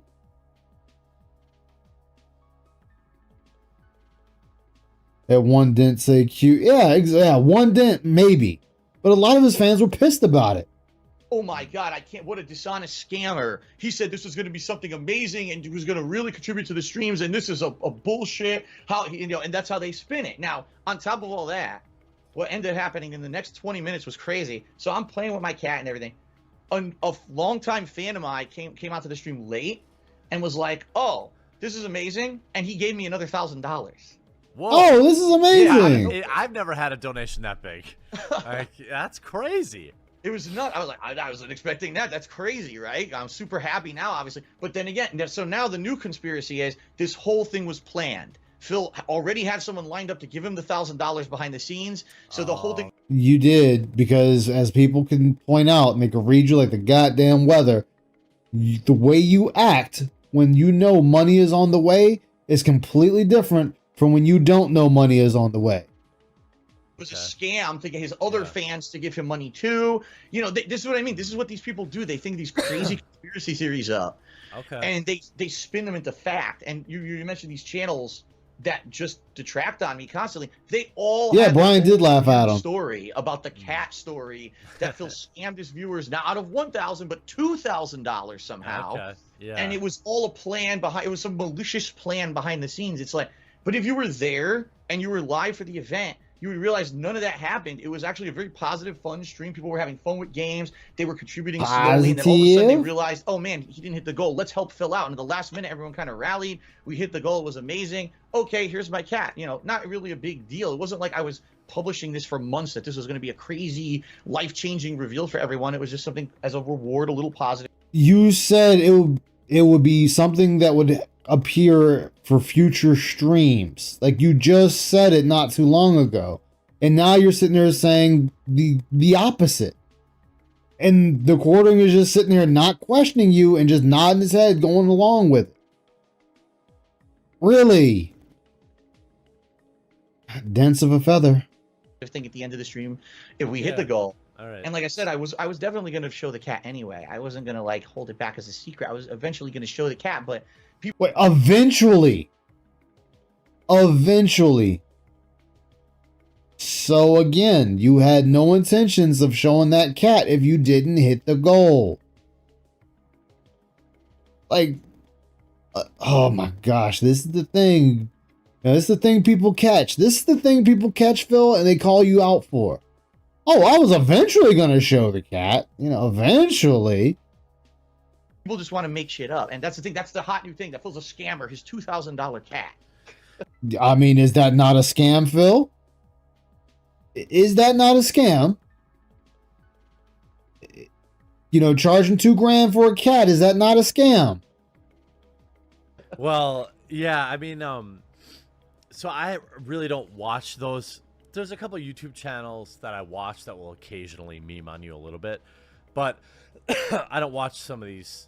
I mean, I watch some of the Wings channels because they're fucking hilarious. Wings is just a different dude. Like, he hasn't figured out how to lean into it yet, and he's still, you know, but the funny thing was that was a really big deal. And look, looking back at it, do you think maybe that like I do it with thumbnails all the time, like I think the title's okay, or I think, like you say, hey, look, I just thought I was gonna do something, you know, important. But sometimes it's hard to judge like how your viewers, or in your case also your strong detractors, will view something like that. You know, they're probably like, oh, Phil's got a kid on the way, or something like that. No. And sometimes you can't avoid the way people react to your thumbnails. No, Jeremy, shut up. Maybe that was a case of where, like, oh shit, maybe I should have had like a more, you know, normal title kind of thing. Yeah, the thing normal is, title right, kind of like, thing. How do you say that? Because essentially, I didn't want to spoil. And it's Yeah. like, oh, it's a minor or it's a kind of a mid-level thing. People were guessing, of course, the whole time. They were guessing, is it a pet? Is it this or that? I can't give them a hint. And the problem is when you don't give a hint, now they naturally build it up to be bigger than what it's supposed to be, right? They're building their own expectations up. And I can't do anything about that. Now, the funny fact about the whole thing is every single person who contributed that day liked it.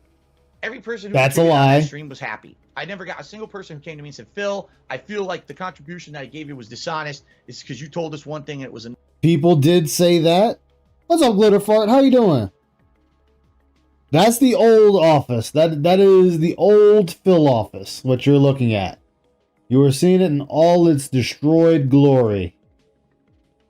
Just enjoy. Consume even. another. And the thing is, that's what's always happens when I have to do fundraising or whatever.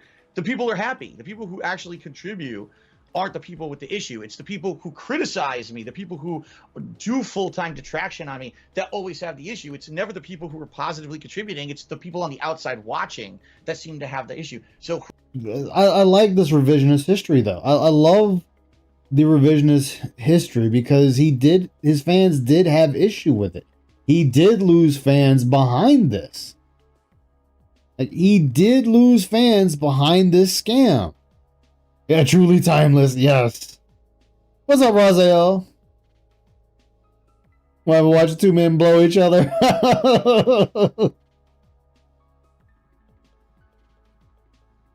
who really got scammed? Was it the viewer who contributed and was happy with the result? Or was it the person who blew up the expectation to be something it wasn't, and now they're all that? So, all right, so what about all those people that ended up leaving you because of it? What about those people, Phil? Please explain to me about those people. What about the people that were very unhappy that left because of it? They were very unhappy with how that went about, that they were scammed for a cat reveal. Oh, I guess they were just damn dirty trolls, right? Their feelings are invalid. Gotcha. How we could use this as more fuel for more videos for our channels, and that's essentially what it turned into. Okay. Let me ask you a non-drama related. Let's get back on like an interesting. So this was an interesting one that came in, and I do appreciate it. By the way, I'm gonna keep to the time that you said you had. You've already been very generous with your time. So I can go you. just. Hey, you know, Fidget, how you doing? Till about, honestly, I could probably go till about 11 p.m. my time, so I could go like another 40 minutes if you wanted. Okay. I'm good. Yeah. Well, yeah. Let's see how you keep. Talk to me in 20 minutes. See how you feel. Here's one that I thought, while. I should ask you about the arcade 1-up machines too, because I'm gonna get your opinion on those in a minute, because I just bought a bunch of them. Are you familiar with those? I've like, seen them in the stores. Yeah, I saw they're like small Welcome versions of arcade home. cabinets of various games you could get on them. I've seen them. Yeah. They had a Street Fighter 2 one that I bought today, a Mortal Kombat one that I bought. They come with a riser, so they're like more like a normal height, but they're still not the same as they were. Yeah, they're small. Old heads like us remember actually playing on them. Like that. What was the one game? Killer Instinct. Like I remember that. Like anyway, one person asked this: while playing fighting games, why do you hold your controller like you're playing an arcade game? Does it help somehow? Is that? I didn't think that was like a troll question. I thought they were being genuine. So yeah, well, I think what they're saying. I wonder if I could bring a controller over here to show you what I think they mean. Hold on a second. Yeah. Yes, bring a controller over. Dun dun! The wires. So there's two ways to hold a controller. The natural way to hold a controller is to use your thumbs, and then you use your fingers on the shoulder buttons. But when I play fighting games on a controller, I actually go like this, and I use my fingers and I push on top. And the reason is I find that especially for fighting games, a lot of the button inputs are multiple button inputs, and trying to push two buttons with the thumb especially can be very unreliable. Maybe you hit one but not the other. So when I do like this, I seem to be able to simultaneously hit the buttons, and the reason is because I grew up on arcades. I actually used to be a competitive Street Fighter player, and I used to play on American-style controls where the buttons were American-style controls. American-style, America, fuck yeah! I don't think that matters what you were playing on, Phil. The fact is, you don't even really use controllers to play fighting games. You use the fight sticks. You've always had fight sticks. face buttons on the arcade, you couldn't hit those with your thumb. They were too big. You had to use your individual fingers to hit the buttons top down. And that's how, when I play fighting games, a lot of the times, especially Mortal Kombat and stuff like that, I'm pressing the buttons flat because it's very hard to do it with just the thumb. At least that's very difficult from my perspective. That makes sense. That makes sense. So it sounds that makes sense. Question. The have you seen the Neo Geo has a new mini where it's basically like the old Neo Geo? Because if you played old arcade games like I did, the DSP begged hard as much his normal dens before he showed up, but Jeff was so late, so DSP literally stayed longer until Jeff arrived, and then normal dens had already. Wow. A lot of those were just basically Neo Geo carts. Same hardware. Yeah, same hardware. Yeah, Planet Jeff. Yeah, that was the one. That was Planet Jeff. Now, they have like a mini that has the full arcade style controller. Any interest in playing on that? Absolutely. Yeah, that's cool. Right now I'm playing the Genesis Mini, and I'm really enjoying it. I love it. They did the best. They did better than anyone else. Better than the NES Mini, the Super NES Mini. The Genesis Mini is great. It's just so good. The cool retro music they designed just for it, and it's all your favorite games plus some additions that are new. It's really sweet, and it's such a variety too. You can just do a stream and play 7, 8 different games on a stream and have so much fun. Yeah, I love it. Yeah, Earthworm Jim, classic. Yeah. I'm friends with the creator of that guy too. Oh wow. He's got a new comic, Earthworm Jim comic that's coming out and stuff like that. And then the guy from Tommy from Intellivision, which is the company that now they own Earthworm Jim. They also have the original way back. You and I will remember Intellivision, but they have a new retro console coming out.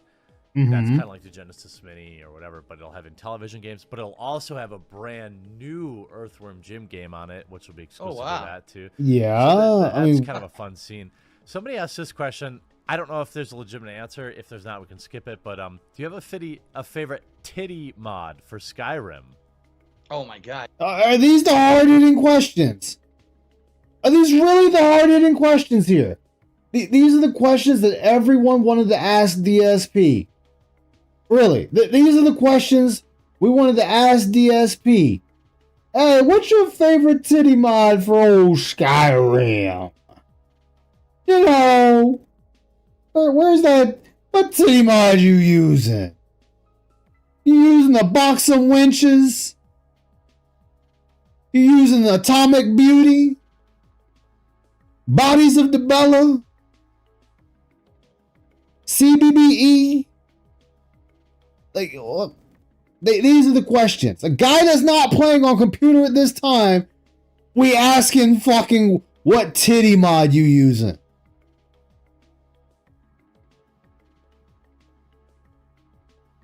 Your hard-hitting questions, people.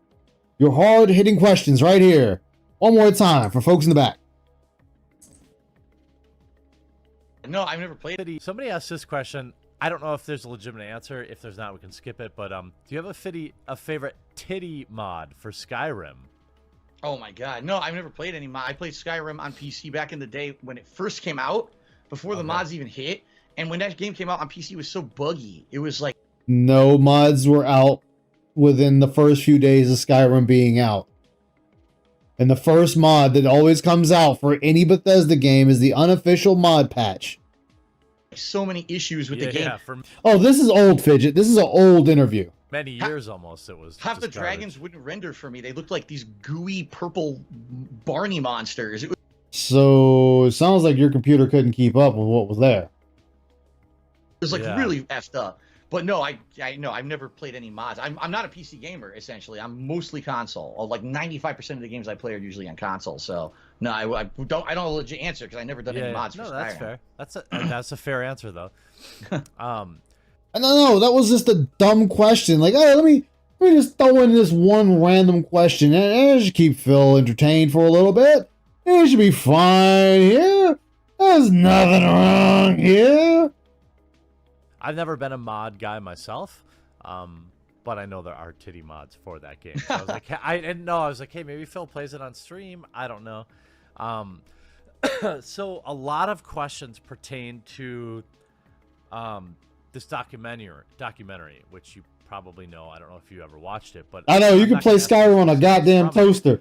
but I'm only going to ask if you watched it. And it's this down the rabbit hole. Yeah, no, I've never seen it. I've never seen the thing. I've heard Oh, about it. down the rabbit hole. But I've never just sat down and watched it. And I basically, I know that these things exist out there about me, and I know that some of them are fair and some of them are completely unfair. I've heard this is one of the more fair ones.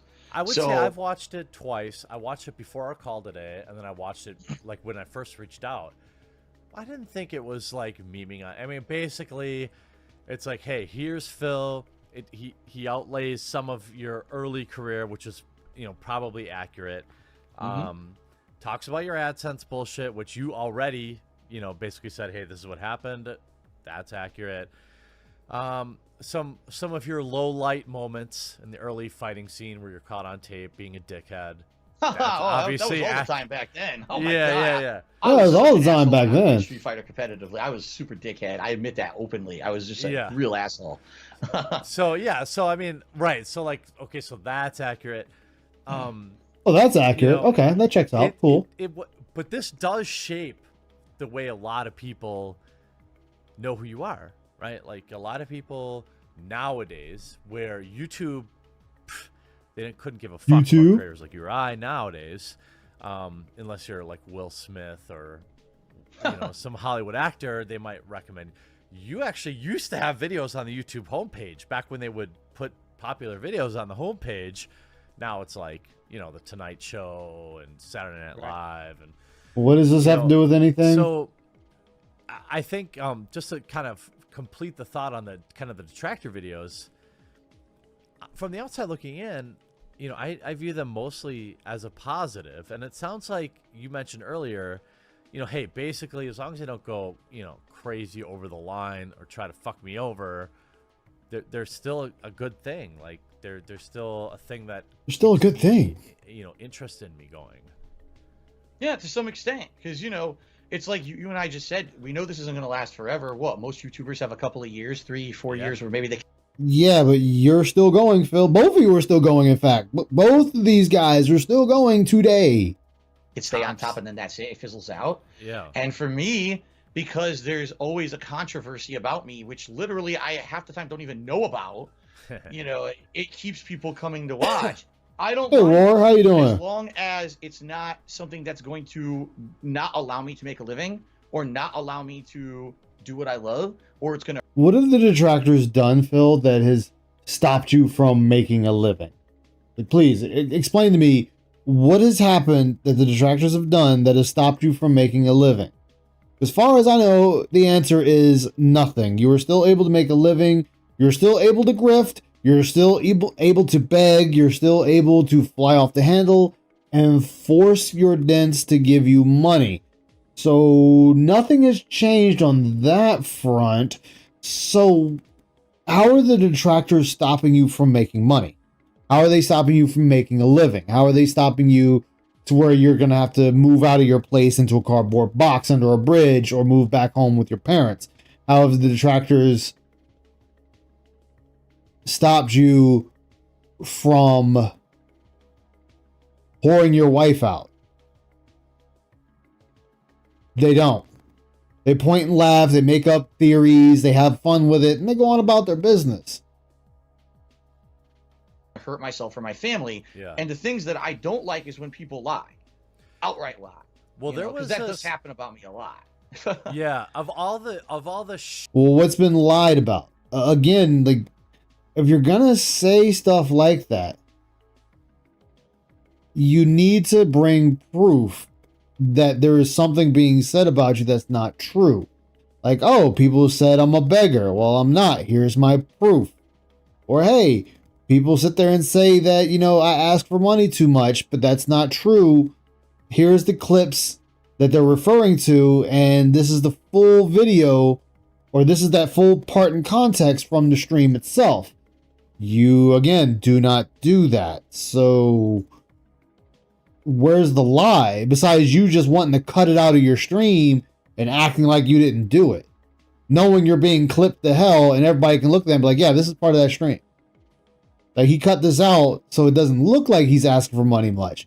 But here's the dumb part about that. When he does the whole breaking the parts up and he scolds chat for not giving him money for the first half hour or first 3 hours of stream, he's still asking for money throughout the stream. What's up, Zacharias? What's up, Foxworth Fox? How y'all doing today? Happy to see you. Shitty things DSP has done, and there are many. The only one I ever had a problem with was the striking or flagging other people's videos, which you've said in this stream, like, yeah, hey, look, that was old me. Back in the That was not old you because you did it later. You struck Super Crazy and a few other detractors. So no, that wasn't old you, Phil. That is still current Phil. day, I didn't there like was that, there was you know. no like back in the day, like way back in the day. We're talking again like 7 years ago. Yeah. Way There back was, in like, the day. no way to How does ALT say it? Back in my day. do anything about that stuff besides ask nicely. Hey, you know, I think the video you made is real mean about me. Could you take Yeah. it down or talk to me about it first? Get my permission because you basically used My pigger, fuck you. I don't have to ask you for any permission. If I make a video that's dogging the shit out of you, that's my right. You don't like it, flag it, and we can fight about it. And if you really want to be that extra dick, we can go to court about it. I don't think that's right. You take that down. Fuck you. Who the fuck are you? No one. content without permission. Maybe if you had asked first, I would have said okay. It's kind of messed up that you just did this without my permission. Yeah. Today it's the Wild West. Everyone uses everyone's content for anything under yeah, the sun. Yeah. Fair you use know. is just it's over now, right? I see Right, people everyone use just my does content everything. too. I'm like, whatever. Fuck. I can't do anything about it even if I wanted to. Right. That's a lie, quartering. I love it. I love it. I love it. Because, you know, fast forward now, the quartering is flagging motherfuckers left and right. You know, oh, you said something about me I don't like? Get flagged. Get that shit out of here. But back then it was a relatively new thing, and I saw that it literally was those "this is how you don't play" videos took a negative light to my content in a way that had never happened before and made it virally popular, and I was terrified because I didn't have anything to fall back on at the time, and I was like, what's gonna And whose fault is that for being a shit human being? I'm sorry, not sorry. You're the one that was a shit human being. You're the one that decided to respond the way you did. No one else did. You chose your responses. Live with them. happen if now people hate my guts overnight and I have no recourse? So admittedly, back in the day, there were a few people who I tried to like take down their videos. It was, by the way, I'll say this, it wasn't a lot. It was maybe a small handful over the course of a couple of years. In fact, a couple of times it was Machinima who did it, and I didn't even ask. So we're going to throw this on Machinima. Machinima did it. It was all Machinima's fault. Machinima was taking down my enemies. You know, I wasn't running to them crying about somebody making a video about me.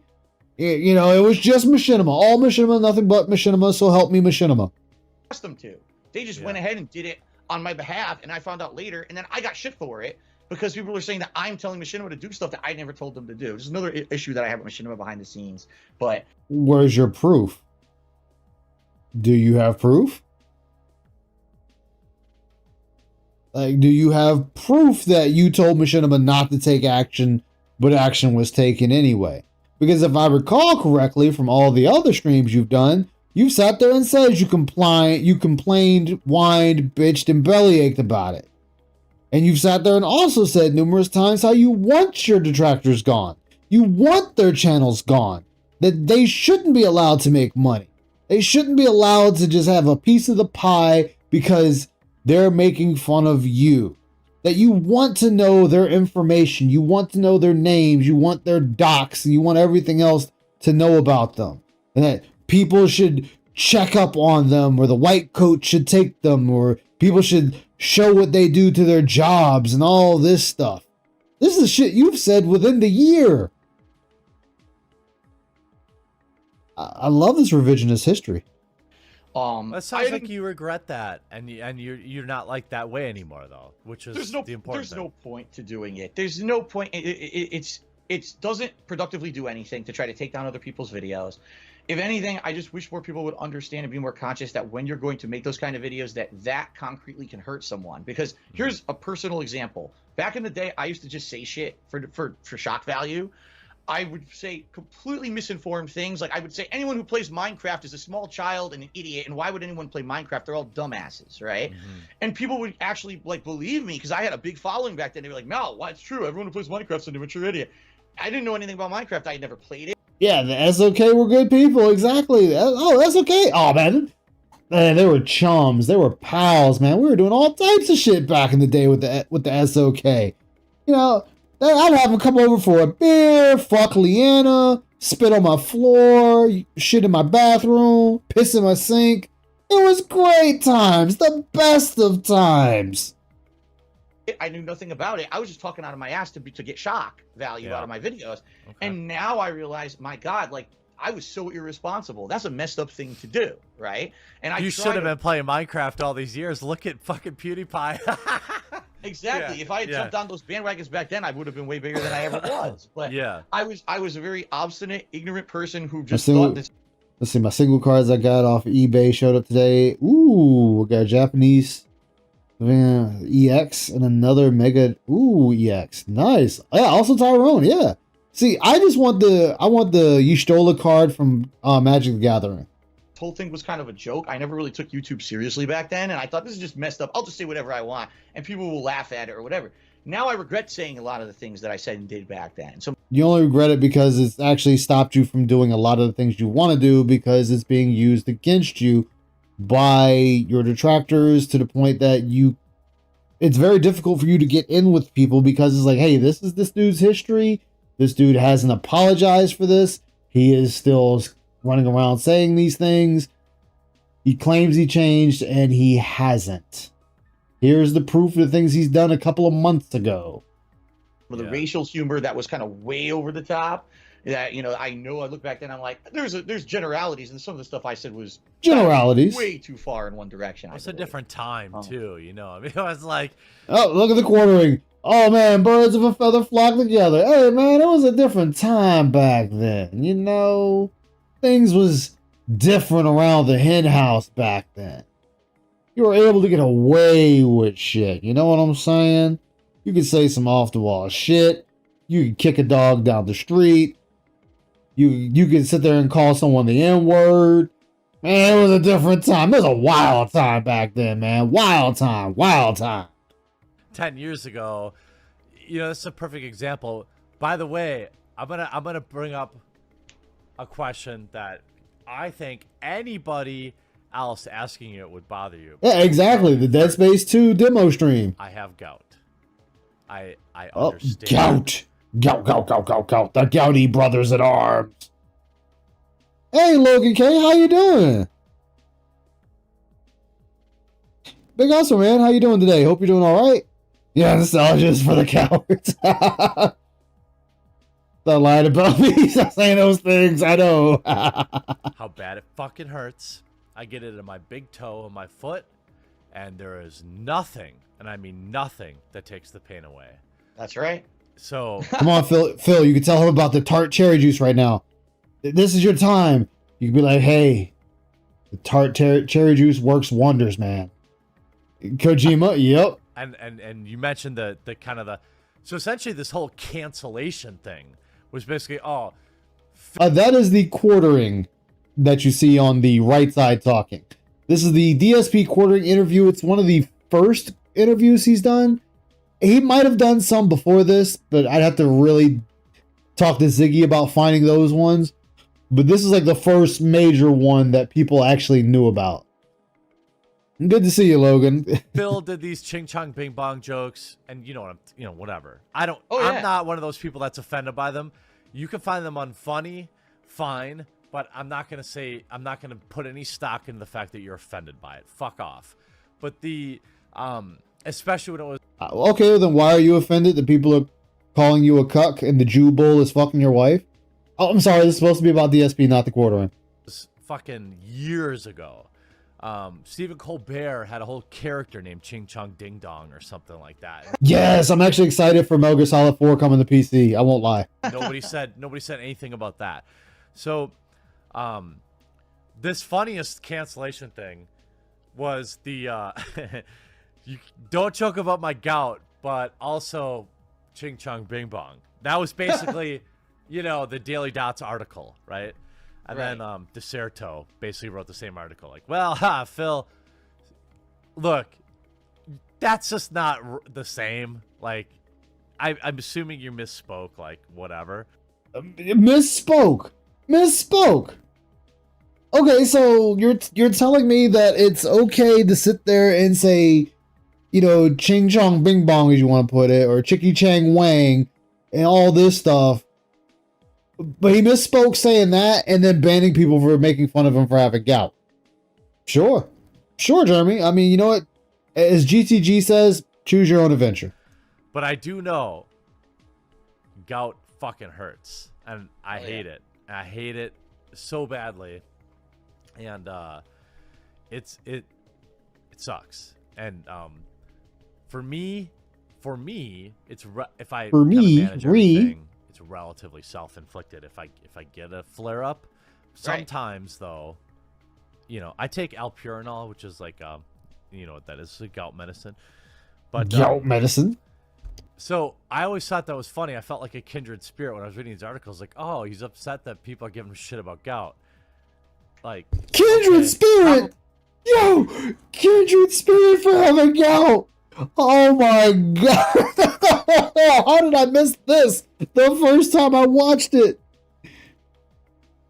Oh my god. He's a kindred spirit. Oh my god. Phil, you're my kindred spirit.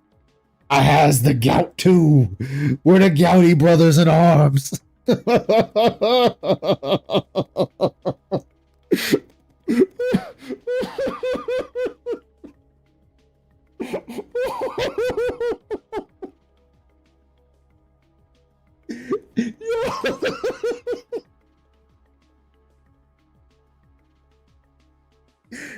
You don't have to suffer gout alone.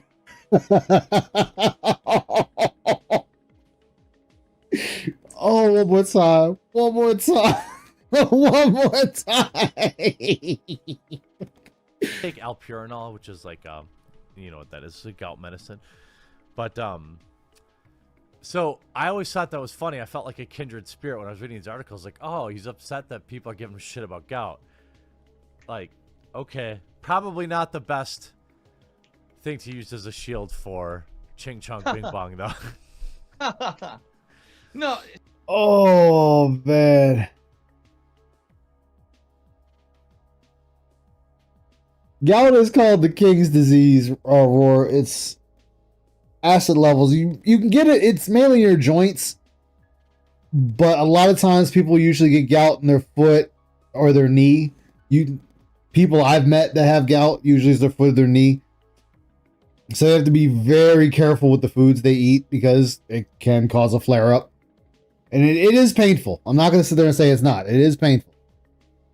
See, that's the thing. They'll take something that first of all, it wasn't even like I was on a stream and I was, let's have a serious conversation. It was like a pre-stream where people were like filing into my stream and I was giving like a little intro. Yeah, you said you got gout and you called your family and asked who had gout in the family. No one did besides the aunt. The aunt says she had gout and people are like, why didn't you tell us? Like, that's supposed to make a fuck that she has gout. Like, she doesn't have to tell anybody she has gout unless she wants to, but sure. Rim talk before I start with my gameplay for the day. A lot of the times I'm shooting the shit. I'm just joking around or I'm just messing around. And someone will ask me like, you had it once, but it went away and you never got it again. That's what's up, Wet Floor. Like, I mean, it can be heretical. Like you can get it from your family lineage down the line. It is, but the biggest cause of it is eating a lot of red meat, shellfish, things like that.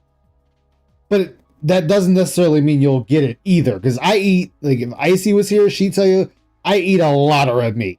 Like a lot of it, and I don't have gout. Surprisingly, knock on wood. Thankfully. What's up, Caress? How you doing, man? She's gay. She has gout. Like, question. They're really trying to start something. You know what I mean? Like they're purposely trying to get a rise, incite something. And so a question comes in, and it was like, how do you justify that? Well, how do you complain when people make fun of your own personal issues like your gout? Yeah. How do you say that's not right? But then you could make a racial joke, like you just said, a generalized racial joke, and that's okay. Yeah. And I guess maybe I didn't elaborate myself in the best way. I don't know. It was literally a 2-minute thing out of a 4+ hour stream. That spawned like 4.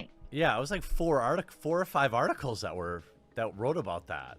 Yeah, because it's showing how insensitive you are. Like, and I love that the quartering is just not like really saying anything to this, because it's like, okay, you're not getting why they're making articles about it. They're making articles because you're sitting there making these racist jokes, but then get mad when people make jokes about your gout. The hypocrisy is too damn high there.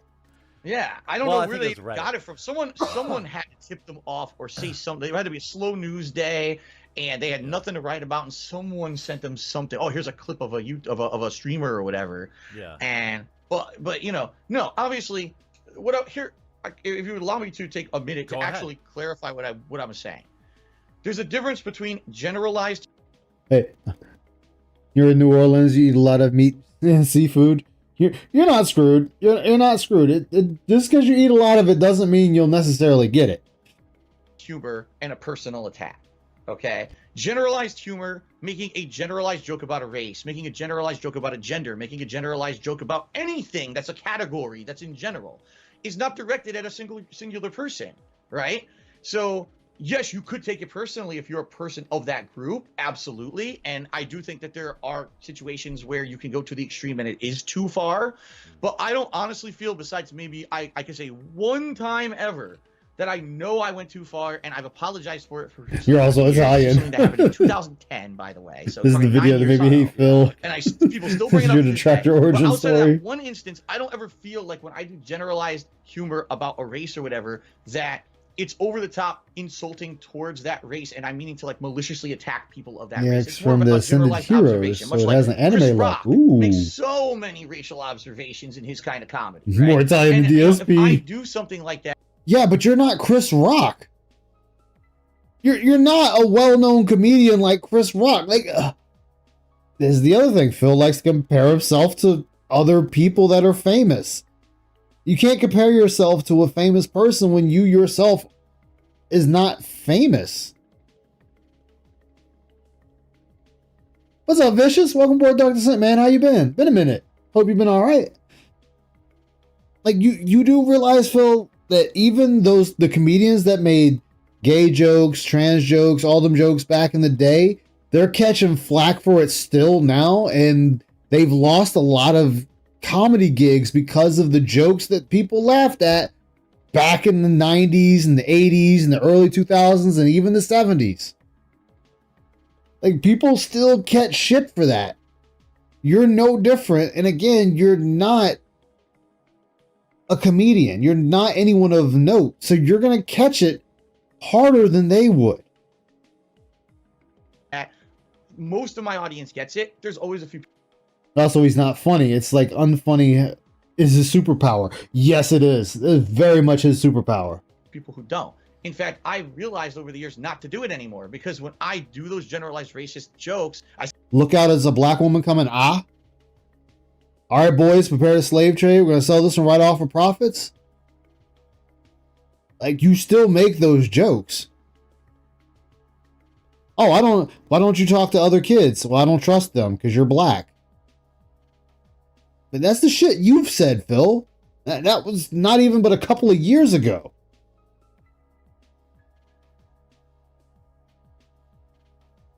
I mean, it's the difference between streamers who say they are going to play this game and streamers who treat it as a business for money. Then I say I'm covering the game. Yeah. Corporal rat. I can get behind that, Raziel.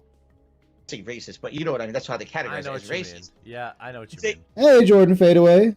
I know his face. I know. people will get upset no matter what. In this current climate, people just can't take that kind of joke anymore. 10 years ago when I started on YouTube, people loved it. In 2010, or was it 2009? I can't remember. I had a top 10 most racist moments of the year countdown. Yeah, you did. You made that yourself. So you admit you were racist, right? On YouTube, and it was one of my most viewed videos of the year. It was all racist kind of jokes that I made. Things DSP game where creativity goes to die. Exactly. What's up, Twerk the Spec? How you doing? said in my videos, Welcome aboard Dark Descent, man. And it was popular. People loved it. Now, my God, you show them that video today, they'll try to crucify you. Yeah. So I can't do that stuff. Yeah, we're in a time where a lot of people don't like racism like that. So, yeah, what do you expect? Funny. In 10 years, it feels like 100. You know, people have just gotten totally. So if I'm understanding you, allow me to paraphrase. Yeah, Glitter Fart. He made his own top 10 most racist moments or comments. Phil did that himself. It's long since deleted now. But yeah, he did that back in the day, and he wants to say detractors made a racist package to send to people. He did that himself. He can't be mad that people just took it and sent it out to people. Splintered Fate? Hell yeah, Jordan Fadeaway. What's up, Greedy Piggy? Good to see you, man. Watching from the Philippines? Hell yeah, brother. Did you tell me if I'm understanding you correctly? Look, you make some like, hey, Asians are bad at driving, haha. Like, there's no malicious intent there. Or and also similarly, you could say, ha, gout, fucking King's disease. Who the fuck gets gout anymore? That's like a joke about gout. You would say, that's okay. But don't say, you know, haha, Phil, you stupid fuck, you have gout. You know, that kind of thing. Am I understanding you right? It's a fact that I have it, right? It's a fact that I have. Then why do you ban so many people even today who make fun of you for having gout? Have it. Yes, I don't always have Back to work. All right, Perez. It flares up, it goes away. It's something I'll have to do for the rest of my life, and it's a diet thing and a medication thing, and it is what it is. But I was raised that it's your heart, not your words. When you use the N-word, it's just a word. It's only racist if you hate in your heart when you're using it. Yeah, and the thing with Phil is Phil thinks he can just up and say it freely and gets mad when people say something to him about it. When people come to my stream and say, haha, you have gout. Well, first of all, okay, what's your point? This is a gameplay stream. What the hell? Okay. You know, it's not funny. It's not topical. It's just completely derailing the stream. What are you even talking about? Why are you bringing that up? It's jarring. People are like, what the hell are you even saying that for? But then you get the person, ha, you fat mother effer, you waste of life, you stupid alcoholic piece of crap. You have it. Yeah, DSP is definitely racist. Because you're a disgusting individual. Well, obviously they just broke every possible rule that you should have on a stream, and they're going to get moderated for it, right? Is that what and that's what I mean. Is that what gets you the booze? For me, it's if I drink too many days kind of in rapid succession, and if I eat like greasy food, that's what gets me. I know there's lots of different, you get like a list, and it's like, oh, you shouldn't eat like greens, like super green greens, or this food list. For me, if I go out on a Thursday, Friday, Saturday, and I ate like shit over the weekend, it gets me every time. It'll last fucking 2 weeks. For me, it's the red meat. Like, I used to eat tons of red meat. I used to eat steak. I would have burgers. I would, Oh yeah, G Money. He said a lot of things that were against the rule, and I want to say it was Curse. Curse. He sat there and told them not to worry about all the things that were said about him and all the proof that was brought forward.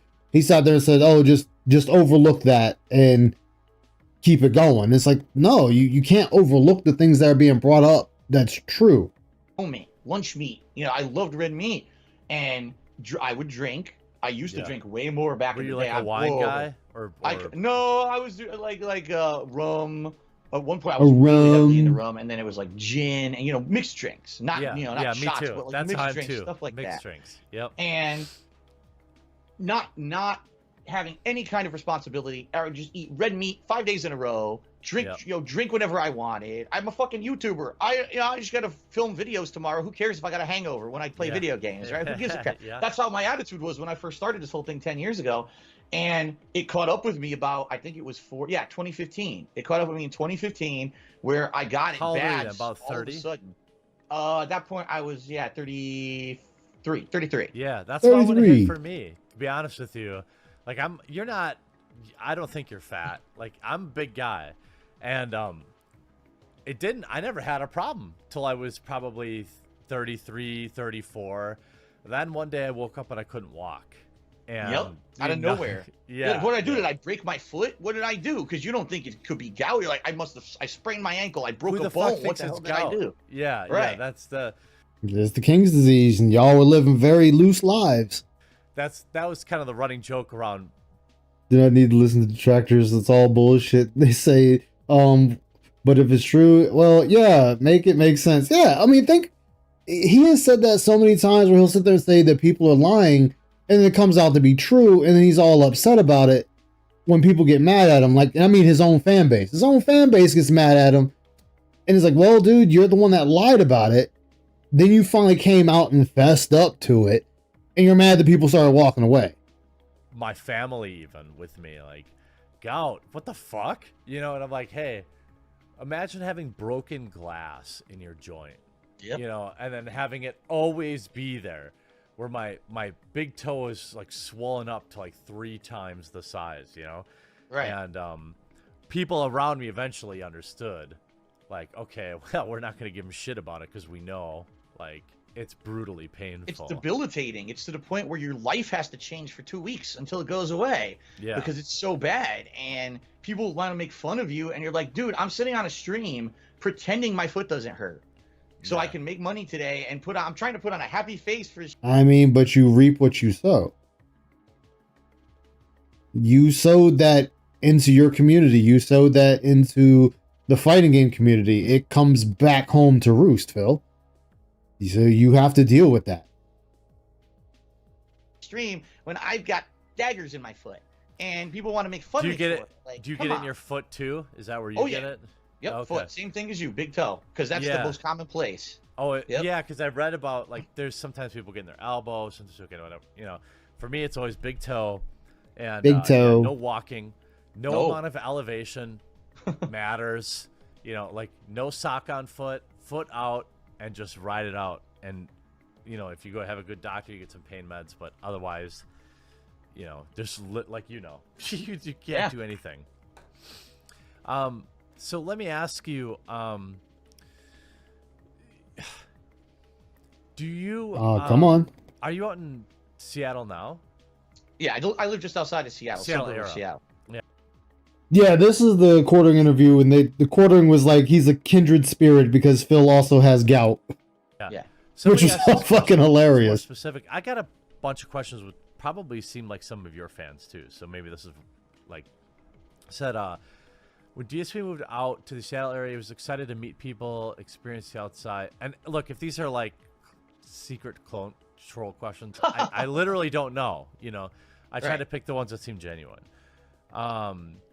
Experience more outside. God damn, that screen is just flickering like a motherfucker over there. Any of this? The reason they're asking that question is because they know that because of my current financial situation, it's a financial. One of your homies got gout at 28. We used to tease him all the time. Dude, like my coworker I used to work with at my old job, he had gout, and sometimes I would pick with him, and he'd be like, "Yeah, I ate too many pork chops," so he knew what gave it to him. And you go to work. Situation question. They know I have to work 6 days a week full time, and sure, Raziel, tell me. Spend with my wife, and that's it. I don't have time to go out and have friendships. I don't. You make your own schedule. You could make time. You can make time to hang out with friends. You can make time to hang out with family. You can make time to do things with Kat. You could make time to just sit down and do nothing. You choose to work. Well, it's work. You choose to stream 6 days a week, 2 times a day. You choose to do that yourself. No one else chooses that for you. That is all on you.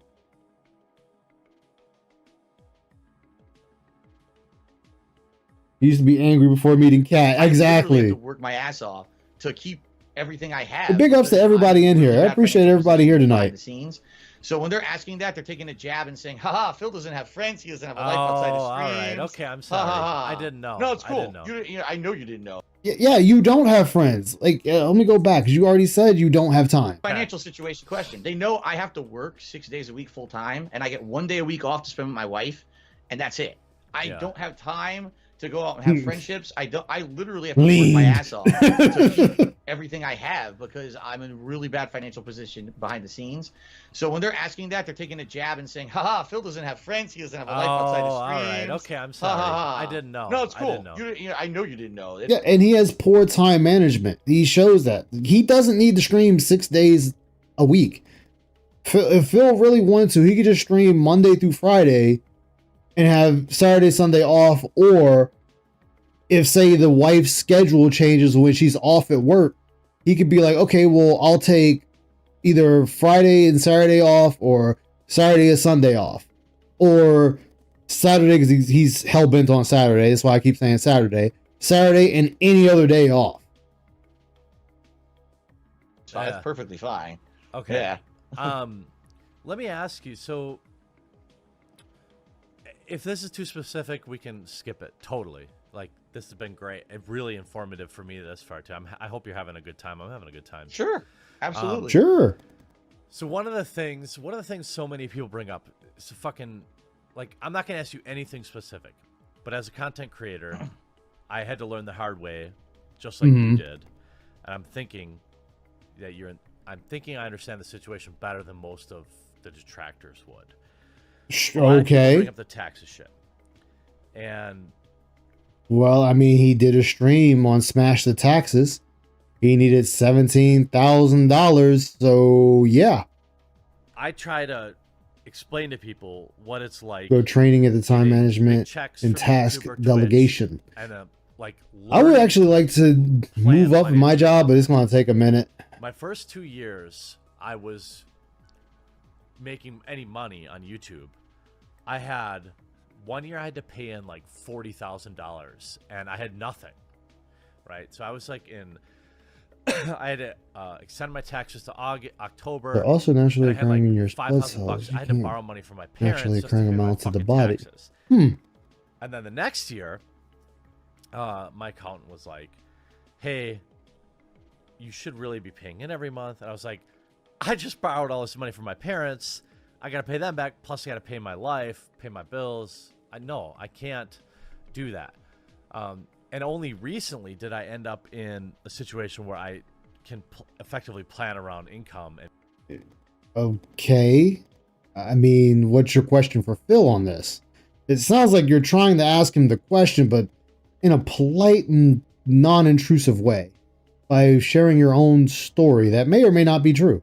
Pay in every month. Is that something is that kind of describe why things are tight the way they are, or am I not understanding? Because I'm thinking when people bring up your taxes, I'm like, oh, I know why. Because he's like me, he didn't fucking pay his taxes, and all of a sudden they're like, whoops, you owe this bunch of money, and then you end up behind, and then behind, and then behind, right? Things like that. For me, it's okay. That's alcohol, obviously turkey, that factors chicken. into it, but sadly for he me, claims to be eating for health reasons. All triggers your gout if you have it. I can go into it, and I guess you can make a judgment call on if this is something that people should hear or not, I guess. All right, I'm going to write down the timestamp so I can go back, and you can decide later if you want me to keep it.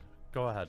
So when I started on YouTube, I was making ridiculous money out of nowhere. It was just insane, the amount of money I was. It wasn't out of nowhere. You joined Machinima, and because you had a lot of views at the time, you were getting a lot of money at the time. You know, you said so yourself years down the road, you know, your first check was around $10,000 to $12,000. Your next one was around $15,000, and your third was around 20, and so on. Was making for 2 years, I made more money than I'll probably ever make in my life in 2 years. Like, it was just insane. I couldn't believe. Yes, and you have nothing to show for it but a car, as I said earlier. If anything were to ever happen, the only thing you got out of the deal is a car, a Corolla. You don't own your house. I guess if you want to add your equipment, you have, sure, but if you don't have a house, the equipment does nothing for you besides selling it. Believe it. And then after that, the bubble burst. It was the first bubble that burst on YouTube. And the money went boom. I'm like, okay, I'm still making good money. Like, even with the dip, I'm still making crazy good money. And I took all that money that I made in those years and I saved a lot of it. And I used it to pay off all my previous debts of my life. Like, I had student loans, I had all kinds of shit, and I paid it all off. So I was in the clear. Like, essentially, all I had was a mortgage on a condo in Connecticut that I lived in, where I made all my content in. Which at this time he still has it. And that was it. That was, and by the way, not a ritzy place or whatever, but Connecticut is expensive as shit. Yeah, he's talking about refinancing, which would fuck him over badly. Connecticut is very expensive, so even a little place costs. Bill has a lot of wrist rest, even if he don't own the house. That's what matters. Yeah, I think it's what, 15, 20 wrist rests he owns? He has a mouse wrist rest. I didn't even know they made those. Over $100,000 in Connecticut. That's how crazy expensive everything is there. Sure. So I have this mortgage and no debt. How long At that ago point, was I was this? living. What's that? How long ago was this? Early 2000s? So that was 2011, 2012, and to some extent 2013. Gotcha. So if he goes homeless, the wrist rests are going to be like, useful to turn this into his bed. I seriously got to get out of That's a good one. The state is way too expensive. The taxes there are astronomical. The bubble burst, but Machinima wasn't paying him at all the times based on ad revenue. Like extra tax on top of it, plus federal income tax. And outside of specific negotiations. Like yeah. Why am I operating? Well, if I remember correctly, Machinima renegotiated his contract like twice. Business out of Connecticut when I'm a YouTuber. I could live in a million other places that are cheaper. Yeah, I've been there. I've been there. Yeah. So I looked at that point. I looked at the whole country and I was looking at different areas. Florida and Texas are both like ridiculously good for business, but the weather sucks. Yeah. So I didn't want to live there. You don't leave your house, so what difference would that have made if you went to Texas or Florida? Oh, well, the weather sucks. You don't leave the house. What would that matter to you? At least there you would have had AC. You would have got a house that had AC already on it. So that's not even a good excuse. It'd be different if you were leaving the house every day, going outside and doing work in the yard or something. That would all make sense. But you're not doing that. You might like Very that. hot. Some people Humid, like it. hot. He covered himself up with Pokemon card sheets. But so a lot of internet personalities live in Texas, I noticed. Yeah, apparently like one of the best business for taxes. Friendly states for taxes. The wrist rest made him awesome at COD. You get away with everything basically. You don't have to pay anything. Yeah. So when I'm doing my research, I'm doing all this research and I find out about the state of Washington. They have no state income tax. But they, the taxes here are decently. The sales tax are high, though, right? Sales tax, I believe, is around 10%. Yeah, but I was already paying 7% in Connecticut. Yeah. And out here with no state income tax. That's the thing. Like he could go to the beach. He could go to the mountains. He could go anywhere and just chill. It does. And the thing is, he can go to. Well, we all know he can go to the zoo. He could actually drive around Seattle with his wife and just enjoy themselves. There's no reason that he shouldn't be doing that. Even at making, say, 10 grand a month, he makes more than enough money that he could not stream for 3 days, go out and enjoy himself, and come back. Negotiations really had him losing enough views to fall below the threshold for the view-based bonus. Yeah, he was pissed about that. Don't come to Texas, Phil. You won't like it. Well, look, he could try to skinwalk his Angry Joe because that's where Angry Joe lives. He might be able to become his neighbor. Because I'd rather spend money when I choose to spend than just have it taken away by default. You know what I mean? So that makes sense. So out here, the weather I like better and everything. The houses out here way cheaper than in Connecticut. Like I could get a place 5 times bigger than what I had in Connecticut for the same price. That's how crazy it was. So eventually in 2014, I moved out here, and I got this place. Is where I live now. Where's this your YouTube timeline? This is you're on Twitch now at 2014, right? You go to the mountains and see the view. Dude, I got one spot near me. It's in the mountains. I like to take my car and drive around it. And there's a little spot I can pull off and just look out into the valley. started doing direct capture in 2013 and streaming on Twitch, but I was not a full-time streamer. In fact, I never took streaming seriously at all until 2017 when the adpocalypse happened on YouTube. Okay. Gotcha. So I streamed, but I made no money doing it. It was a fan service. He really could, Raziel. I was still 100% in on income I was getting from YouTube ad revenue. That was my way I was making a living. Okay. So I moved. You mean the same way you've been making your living even now? That hasn't changed. You just don't have machinima, so you're not making 20 grand every month. In 2014, and I'll be honest with you, my channel was starting to slow down. You could see it was getting a slow decline. Drive through, no, but if you have issues. Warning signs that things were going to go horribly wrong. Within 1 year of me moving out here, just to give you some perspective here, okay? Yeah. I got swatted. I had a ton of stuff happen behind the scenes to my family that I don't even want to talk about publicly because it's shocking. Okay. That's fair. Okay. It's shocking. Oh, okay, like what? Because you like to say this for years, but nobody's ever brought up doing anything to your family, to my knowledge. Like the only one we know of is one person, the marked one, called your mom. That's all we know. My channels were stricken down repeatedly with false copyright strikes because YouTube's program is such a piece of garbage. You can just impersonate whoever you want. Yeah. And it forced my channel to lose millions of views. Bullshit? Was that where somebody like impersonated or Ubisoft or something?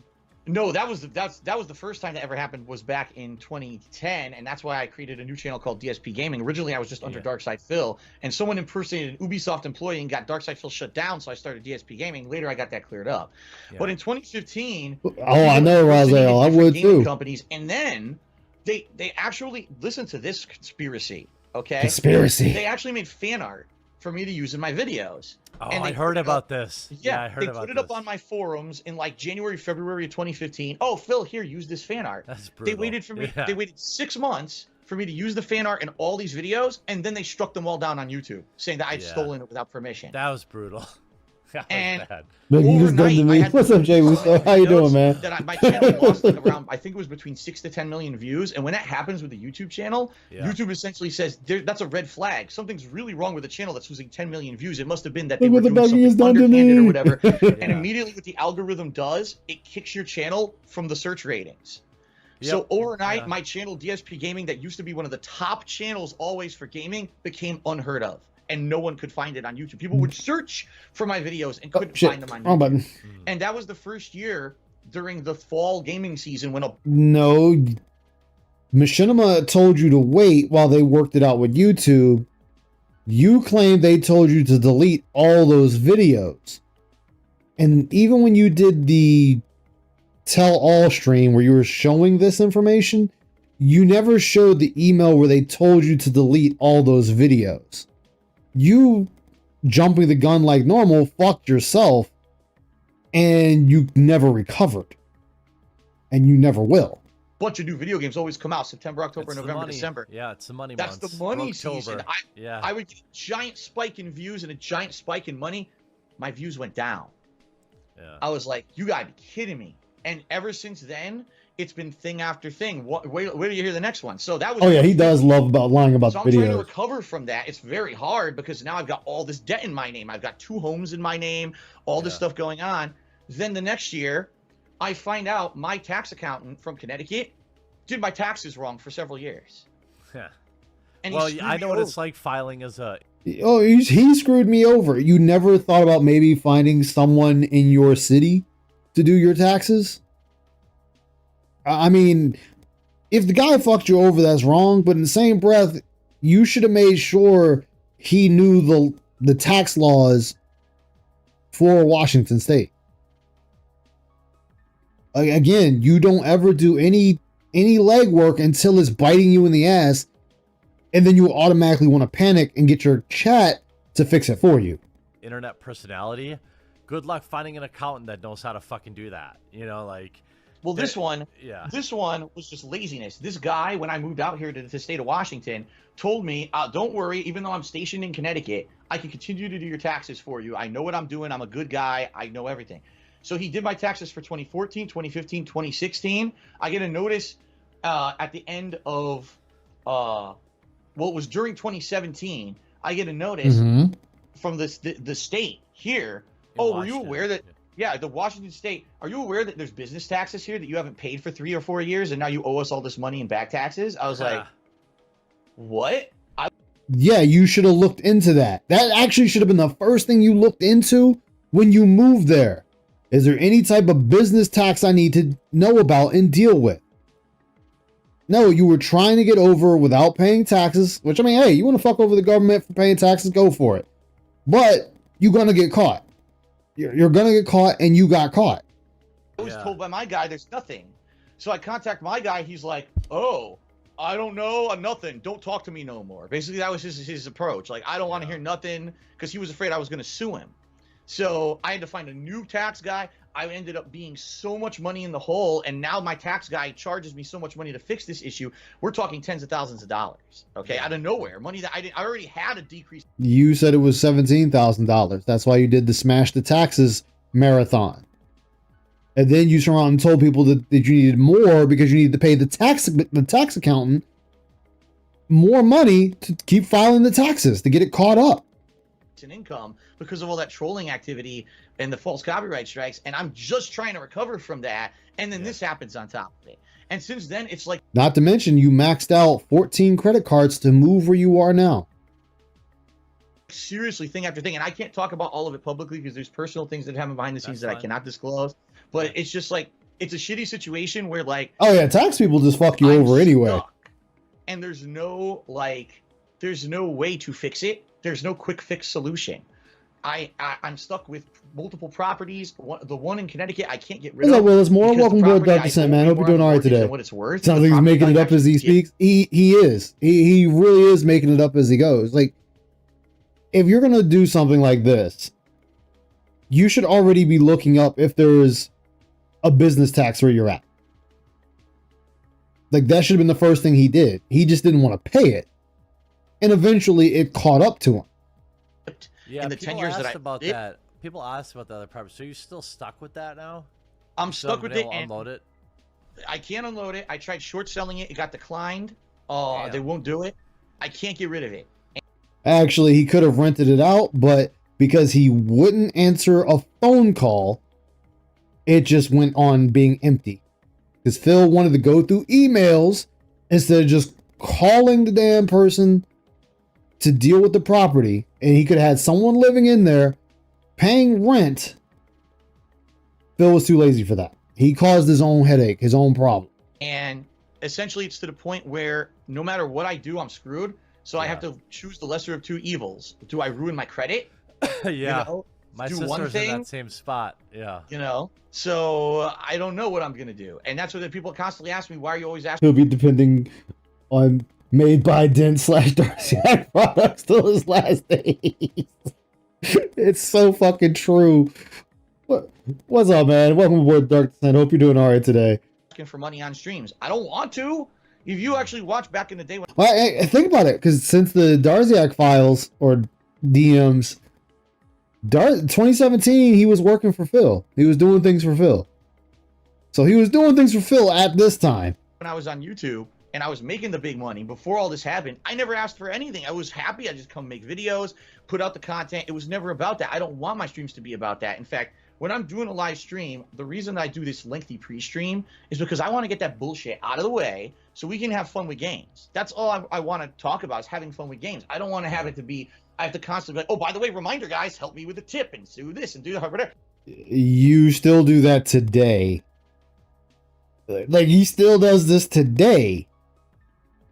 You still ask for money. That never changed, Phil. But you've said this same statement before that you don't want to ask for tips. You want to play the game, but then just don't ask. Just play the game. That's all you need to do. Not that hard to do. That's not the kind of guy I am, but that's what I've been forced to become over the years because of my legally financial situation. Been allowed to rent the condo. He's been under special government programs for the first minute. Oh, mortgages, which is why he wasn't legally allowed to sell it. I mean, he might have been able to rent it. And I say maybe. I don't know. I don't know the laws there. I can't really speak on it. I can only assume. And people bring it up constantly that Phil's a shill and Phil's only about the money. It's like, but I did YouTube for 2.5 years and never made any money doing it because I loved. That's everybody. I love how he says that. Like, I didn't make any money in the beginning. Nobody does. Anyone just starting out doesn't make money. That's how it always is. So that's not a thing to be like, yeah, you're right, Phil. No, that's everyone. Every new person doing it. Then when I was a full-time YouTuber for 6 years, I wasn't hassling people for money constantly. It was only... Yes, you were. You kept on pushing your Patreon, I think it's Subscribestar. Or no, it was just Patreon. You were pushing your Patreon on people. Until all of a sudden in the past 3.5 to 4 years that all these things compiled on top. These really, I mean, I know it's a ridiculous story. Like, so you're going to tell me, Phil, really we're supposed to believe that false copyright strikes made your channel die on YouTube, then your taxes were done wrong, then more stuff happened. Yeah, I know it's a crazy story, but that's my life at this point. And it sucks that that's the reality I live in. And I have to do like I'm doing an event coming up tomorrow where I'm hoping to raise some extra funds so that I can pay bills for this coming month, because if I don't, I'm going to be screwed. I will have over. Right there. Hey, we're doing another fundraiser tomorrow so we can raise funds for bills. Does that sound like you're successful, Phil? It sounds like you should be working a 9 to 5 while doing this on the side. That's what it sounds like you should be doing. Drafts, I will have fees. People will be calling me, where's your money? Where's the money? And it's like I said, it's come to the point in my personal life now where I have to make a decision. What do I ruin? Who do I not pay, or what decision do I make that's going to ruin my life because of these things that have all compiled? And I mean, but that's your choice. You moved here, and your words were, you moved here because the money was already starting to dwindle. And if you didn't move now, you would never be able to move out of Connecticut. So you stuck yourself in this position knowing it was already a bad idea and a bad move. You did this to yourself. You don't get to cry about it later and then have the people pay your bills for you. He's not that stupid. He would have moved to Washington in the first place. He would have just rented out a storage space and managed his stuff more efficiently. Yep. Yeah, pay my bills, Dents. Exactly. Said no, he wanted to be independent of his parents and move across and live with his maid Panda. Yep. Who wound up leaving him. My hope is that within 5 to 10 years, I can get this cleared up and I can get a full-time job outside of YouTube and Twitch where I've got consistent income that's not reliant on special government programs the first time. And then I can balance that with maybe streaming 2 hours a day, 5 times a week, and I have extra income from that. And I can wean myself off of being such a guy who's forced to be here 6 days a week full time. And you were still, current day, forced to be here 6 days a week, full time, 2 times a day. You're still doing that. That hasn't changed. Because I am. I can't not. The day I don't stream is the day another bill doesn't get paid. And that's the situation I'm in. And people don't seem to understand that. They think I'm making it up. They think that my money is being put into some bank in the Cayman Islands and I got a yacht somewhere. You know, there's crazy stuff that they say. You don't strike me as somebody that lives lavishly. Bordering, shut the hell up. He wouldn't have moved across the country if he wasn't trying to live lavishly. He wouldn't have tried to buy a BMW if he wasn't trying to live lavishly. Dude straight up was trying to live the lavish lifestyle. He was trying to live that millionaire lifestyle. Blew all his money. Blew his credit. Blew his fans' money. Because at the same time, he's also playing champions and asking for more money from people. No, Quartering. Shut the hell up. The thing is, my house is nice. Like, this house here is pretty nice. And the reason that it's a nice house is because, like I said, in Washington, house prices are really cheap compared to what I came from in Connecticut. So I was able to get Yeah, exactly. Quartering's not smarter than Phil because he's struggling to pay for his house too now. a house for a really, Like, I think, what was it? They found out his mortgage for his house is $10,000 a month. really reasonable price when I bought it. But you're right. Like, the stuff around me is old. Nothing. I've had this microphone for 4 years. You know, I haven't bought a backup hard drive to back up videos in 2 years because I can't afford to do it anymore. Like, Yeah. I'm just done. I've cut every corner. And you're right. Like, I'm not. All right, Raziel, take care, man. Thank you for stopping Look at by. the new statue I frivolously bought today of a Marvel character. Yeah. I don't do that stuff. I can't afford that anymore. You did, though. You did that for years. Doesn't matter. You can't do it now. You did it then. And you lost all of them. Yeah, and then door dashing every day, refurnished the entire house, and then what was it? Last month or a couple of weeks ago, he's refurnished a room in this house. He had the Asmund Roach money, and he sat there and said he had to spend that because he knew that wasn't going to last. So that was 12 grand gone. The around 50 grand he got from his time with casino was all gone. Like, this dude just blows money. Anymore. I can't do anything anymore. But people want to pretend like I'm still the Phil from back then and like I'm pulling some scam every day, a new way to scam the viewers and make money, when in reality it's just a really messed up life situation I'm in. That you put yourself in. I love how he's sitting there like, hey man, I need sympathy. Like, I'm in this really bad spot right now. Could you guys help me? I need you guys' help. Put himself there and just passed it off to his audience. And I hope to one day get out of it. Do you think, two questions. Do you ever think about making a new channel? Like, if that other one's been kind of, because I have the quartering and I have like Midwestly and I even have a new third. I'm always creating new channels because I'm always afraid of what happened basically to your DSP gaming channel. Have you thought about trying that? I've done it. Okay.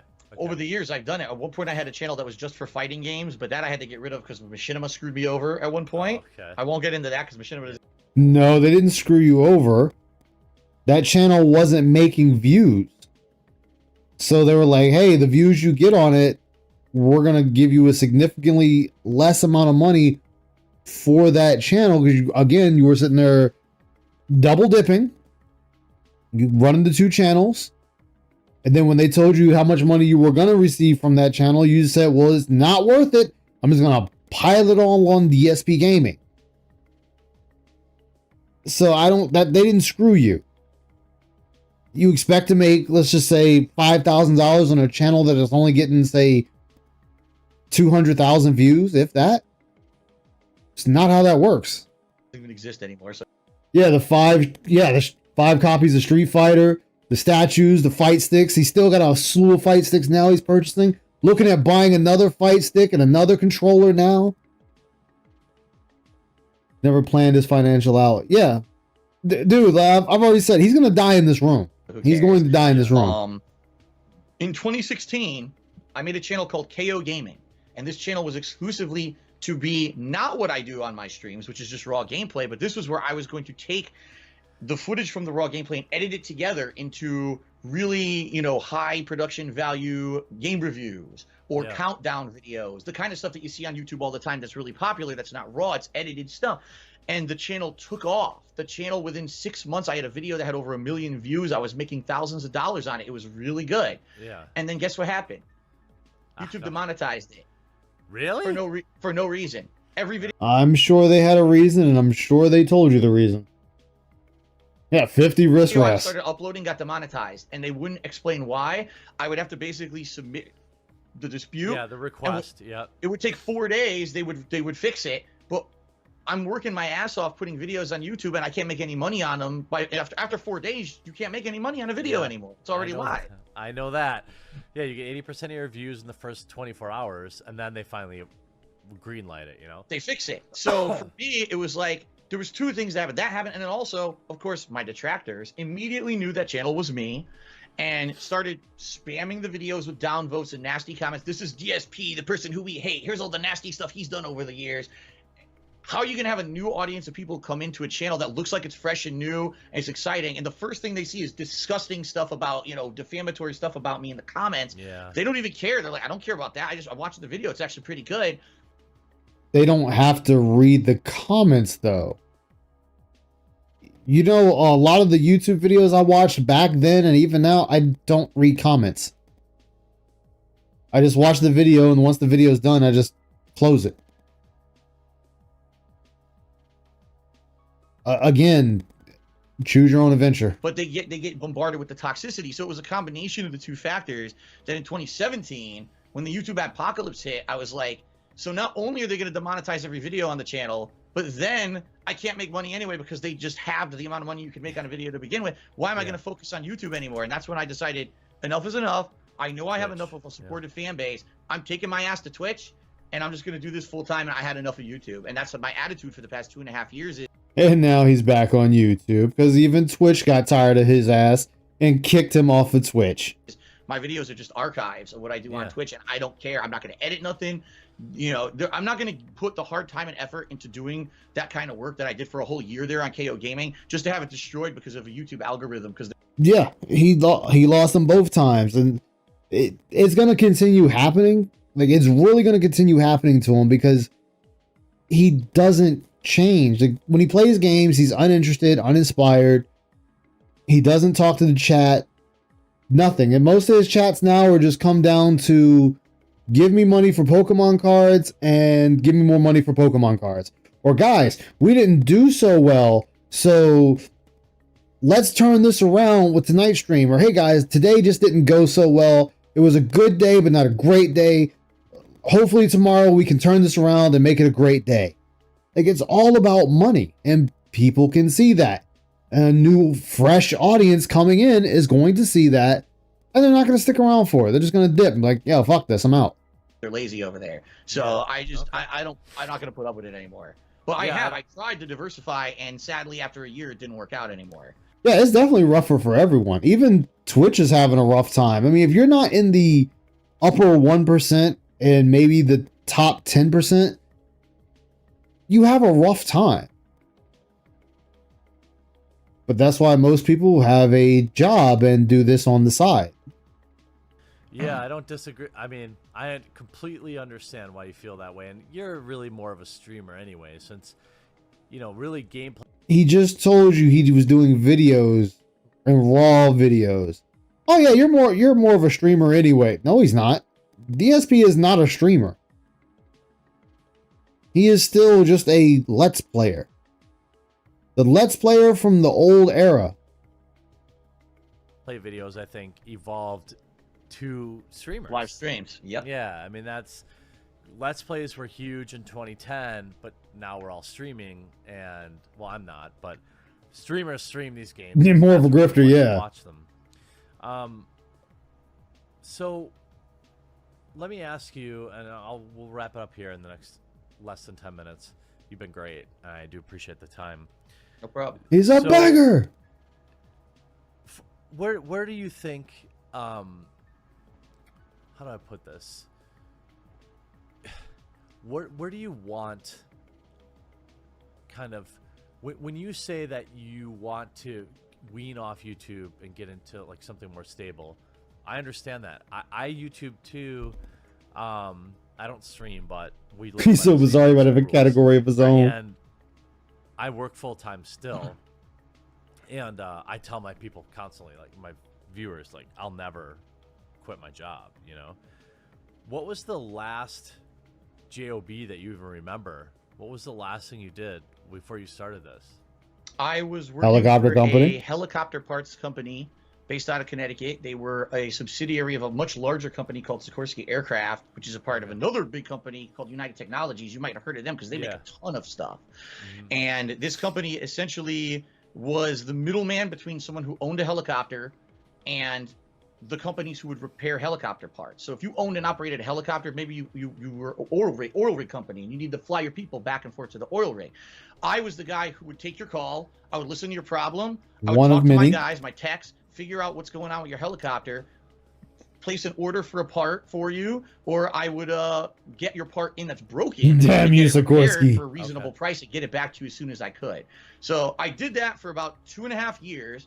And then the job told me that they wanted me to expand and do more. So even though I was getting paid to do the job of a customer service rep, they trained me in what's called Achieving Competitive Excellence, or ACE, which is continuous improvement. What I would do is I would look at a part of a job and I would map out every step of the process. So for example, with a YouTuber, you would say, step 1, brainstorm the idea for the video. Step 2, record the video. Step 3, edit the video. Step 4, upload. And I would map out that process step by step and say, what step is the step that takes so long that you really should shorten this to save more money or make it more efficient. And I went for training for all of this, and I redesigned 2 entire processes within the company. So for 5 years, I worked for this company. For 2.5 years, I'm getting paid the job of like a line level customer service rep while I'm doing a job of someone who should be getting paid double. Yeah. Then the company completely screwed up and lost all this money and laid me off. Of course. Out of nowhere. Are you sure they? I mean, well, they did screw up because I think your dad was one of the last ones to be let go. But if you were that valuable, they would have kept you a little bit longer, and they didn't. Sounds like you didn't do your job well, and on top of that, why didn't you just go for another job in a similar field? You could have did that immediately. You could have used them as a reference. You could have used your dad as a reference. Like, you could have easily jumped back in that space. So I never got paid for any of the work I did. Like all this, I was promised the world, oh, you're going to get promotions for doing all this extra work. I got laid off out of nowhere, blindsided. Life And guilt. thank God I was doing YouTube during that time as a hobby for about 2.5 years, and I had something to try to do to make a living because there was nothing else available in Connecticut in that job sector. I would have had to get a job that probably paid way less money, and I had just gotten a condo and all this debt in my name there for. No, you got that condo to impress a woman who already had a man, and that didn't work out. That job, I had actually gotten a condo. I purchased it. It was like 2 blocks away from the job to try to be able to go to work more quickly and everything. And they screw me over. I'm the guy they lay off, right? Yeah. So, yeah, like I jumped right into YouTube after that. Luckily, it was a miracle because, like I said, I never expected that YouTube would be something I would make $1 doing. Yeah. So, okay, and if I'm being over presumptuous here, I apologize. But even so, like, yeah, his job was redundant, and there was probably other people that did his job better than him. Like he's in there, oh, you know, they had me look at the processes and say, oh, well, what could we cut down on? They already had people that did that. Like they already had people that's their sole job.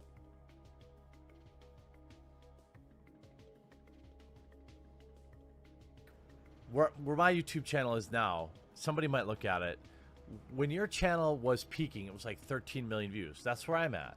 Right. And congratulations, dude, because that's great. I remember what it was like back then. Yeah. Yeah. You know, I've had plenty of cautionary tales before me, so I've been, you know, I know. I mean, look, neither one of us are going to do this. Probably 5 years from now, we're both not doing this anymore.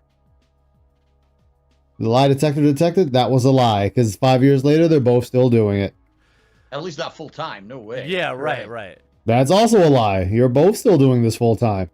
What would be your dream job type? Or like, you know, it doesn't have to be a dream job, but you know, the type of field you'd like to be in after you stabilize. See, for me, ultimately, my old plan when I was making the big money on YouTube was that I wanted to do that for say. It was funny about that, G Money. He actually got canned from his Wells Fargo job for creeping on a girl because he caught her and another guy fucking in Wells Fargo. Well, not in Wells Fargo, but he caught 2 of them fucking. Even though he liked her, got mad, ratted on them, they got fired, and then he later got fired. Maybe 5 to 7 years and save up enough money that I could open up a different kind of business completely separate from the internet, a brick and mortar business. What it would have been, I have absolutely no idea. I tossed around ideas with relatives and stuff that I could do a restaurant. I could do a sale, some kind of a sales business. Who knows, right? I don't know. But that was my plan was I knew. And why haven't you done that? Oh, right. You don't have the capital to do that. Even back then, the YouTube thing wasn't going to last forever. And that I wanted to diversify and do something completely different. And the money I was making at that point looked like I would be able to save it up and do it. And then all the stuff happened to me over the years that's not viable anymore, you know? Stuff you did on your own, You chose to move. You chose to blow all that money. You chose to buy a BMW. You chose not to pay your friends. You chose to max out 14 credit cards. That's all on you. That would be my dream thing, to be able to own and operate my own business outside of YouTube, and outside of Twitch. That would be something that I could say, not only am I my own boss, which I am now, but now I could do something that maybe isn't so reliant on internet interactivity and people messing with you constantly. You know what I mean? Yeah. You come to my stream and you mess with me, you get moderated or whatever, big deal. You come to a business and you start doing stuff in person, you're gonna get arrested. Right? There's a big difference there. And no, you're not going to get arrested. They'll tell you to leave their store, and if you don't leave the store, then they'll call the cops and have you trespassed. Then you get arrested. So you still got steps you got to follow first. I know that would probably be something more I could control or whatever. Of course, you always have an online factor. Imagine if I had a restaurant and the trolls pretend like they ate it would be the best. You'd have his spaghetti. His spaghetti smells like his gout or something. You know, it's just the dumbest shit. But that's what I mean. Like, that's what I always wanted to do, and it just sucks 'cause right now that's the dream. The dream would be, let's say, in 5 years, I could get myself to a better position. I could just do any kind of job. Exactly. We've all seen this poorly cooking with the king. But see, the thing is DSP thinks opening up a restaurant would be like an instant moneymaker. He's thinking he opens up a restaurant, hires people to do the work for him, and he kind of gets to just reap the rewards that come from it. Like, I know a lot of the people that run restaurants around here, that's not how it works. Hey, Dunce, how you doing, man? Good to see you. Hey, Aqua. Yeah, the quarter pounder still have fans. Imagine that. Get my still stable, and eventually, if I could save money to do it, but I don't know. At this point, like, those days are kind of gone. Where I have those kind of aspirations. To me, I just want to have a day where I don't have to worry about what bill is not going to get paid or gets paid today, and what call am I going to get that's my bank account bounced on this one, and that's just the life situation I'm in now. So, I mean, again, that's on you, no one else. Well, yeah, I'd like to see you get to a point where, I really would, to where you're making your monthly income tax payments and you don't get in this situation every year. Right. Because I could tell you with somebody enjoying the day off. Hell yeah. Now that I'm there, this is the first. Yeah, opening a restaurant is one of the hardest businesses. Yeah. And life, it's like you live on a little bit less, but then. What's crazy too, a lot of those restaurants that Gordon Ramsay saved, a lot of them still went under. That's the crazy part. A lot of them still went under. Restaurants are so volatile, it's insane. Long-running places can go under in less than a year because of so many different reasons. Yeah. And you don't live in fear from January to April, and then extend your taxes to October if you're like me. But, all right, we'll finish on a funny note. All okay. Right? I have. This is the most popular question. Okay. You're right. Where did the load go? There you go. The question you all were waiting for. Where did the load go? There's the question. The question of the ages. Great food, but you change a little too much or too high. Yep, you end up throwing away so much stock. Lamest question. Yes, it is. A tissue. Oh, very simple. Oh, very okay. Nothing complicated, nothing crazy. A tissue. I wasn't stupid. A tissue. I'm not dumb. It's hilarious. I get so many questions. Phil, what were you watching when it It's a Jasper's fur. Oh God. happened? Poor what Jasper. were you watching? Will you share honestly, that? I don't even know. Here's Some how I generic answer. thing. I swear, and the thing is because you get a younger audience who are very immature and they think it's some big production. What happened, right? Yeah. Younger audience. Really, Phil? You sure you want to go that route? You get a younger audience, guys. Well, most of us know, by the way, you and I are both in our mid-30s as men. We know how we know how it goes. Yeah. Right. It's like, it's just a thing. It's a frivolous thing. Get it. Yeah, Phil never attracted children like Darish. Exactly.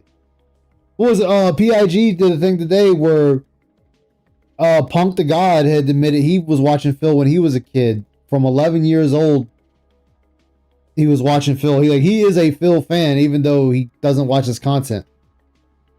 Over with, and then move on with your day, right? Yeah, that's on my schedule. You know, these kids think that I apparently I had aromatherapy. Yep. Punk was like Tevin, but the problem is Punk thinks, like, Punk said he doesn't like the begging Phil does, but he still likes Phil, still thinks he's funny. And, oh, Phil was good at Street Fighter 4. So, you know, I think I could teach Phil today on how to play Street Fighter. No, you can't. You can't teach. Just sit down. You can't teach him. Candles in the background, and I was like rubbing. Yeah, Punk is a dent. He is a certified dent. Even though he is good at Street Fighter, still a dent. Body oils on my body and getting all into it on the stream. No, that would have been amazing if it was, though. It was so stupid. It was a frivolous, stupid Punk thing was so cringe. And, I know. You know, it's people. That's what tell me about it. He didn't even wash his hands because I had tissues. You know, what do you think I'm doing? So wait, what? Oh my goodness, Phil. I don't want to fixate on this, but you didn't wash your hands because you beat your meat into a tissue. That was why you didn't bother washing your hands. But we watched you wipe them off on the love seat. You wiped your hands off on the love seat, Phil. So apparently you got some of your piggy juices on your hands, indicating you should have washed your hands. Again, as I said before, you should have never fired up a stream and then decided to crank one out. You should have cranked one out before the stream. God damn, Phil. Just shows all his talk of cleaning over the years later was bullshit. Yep.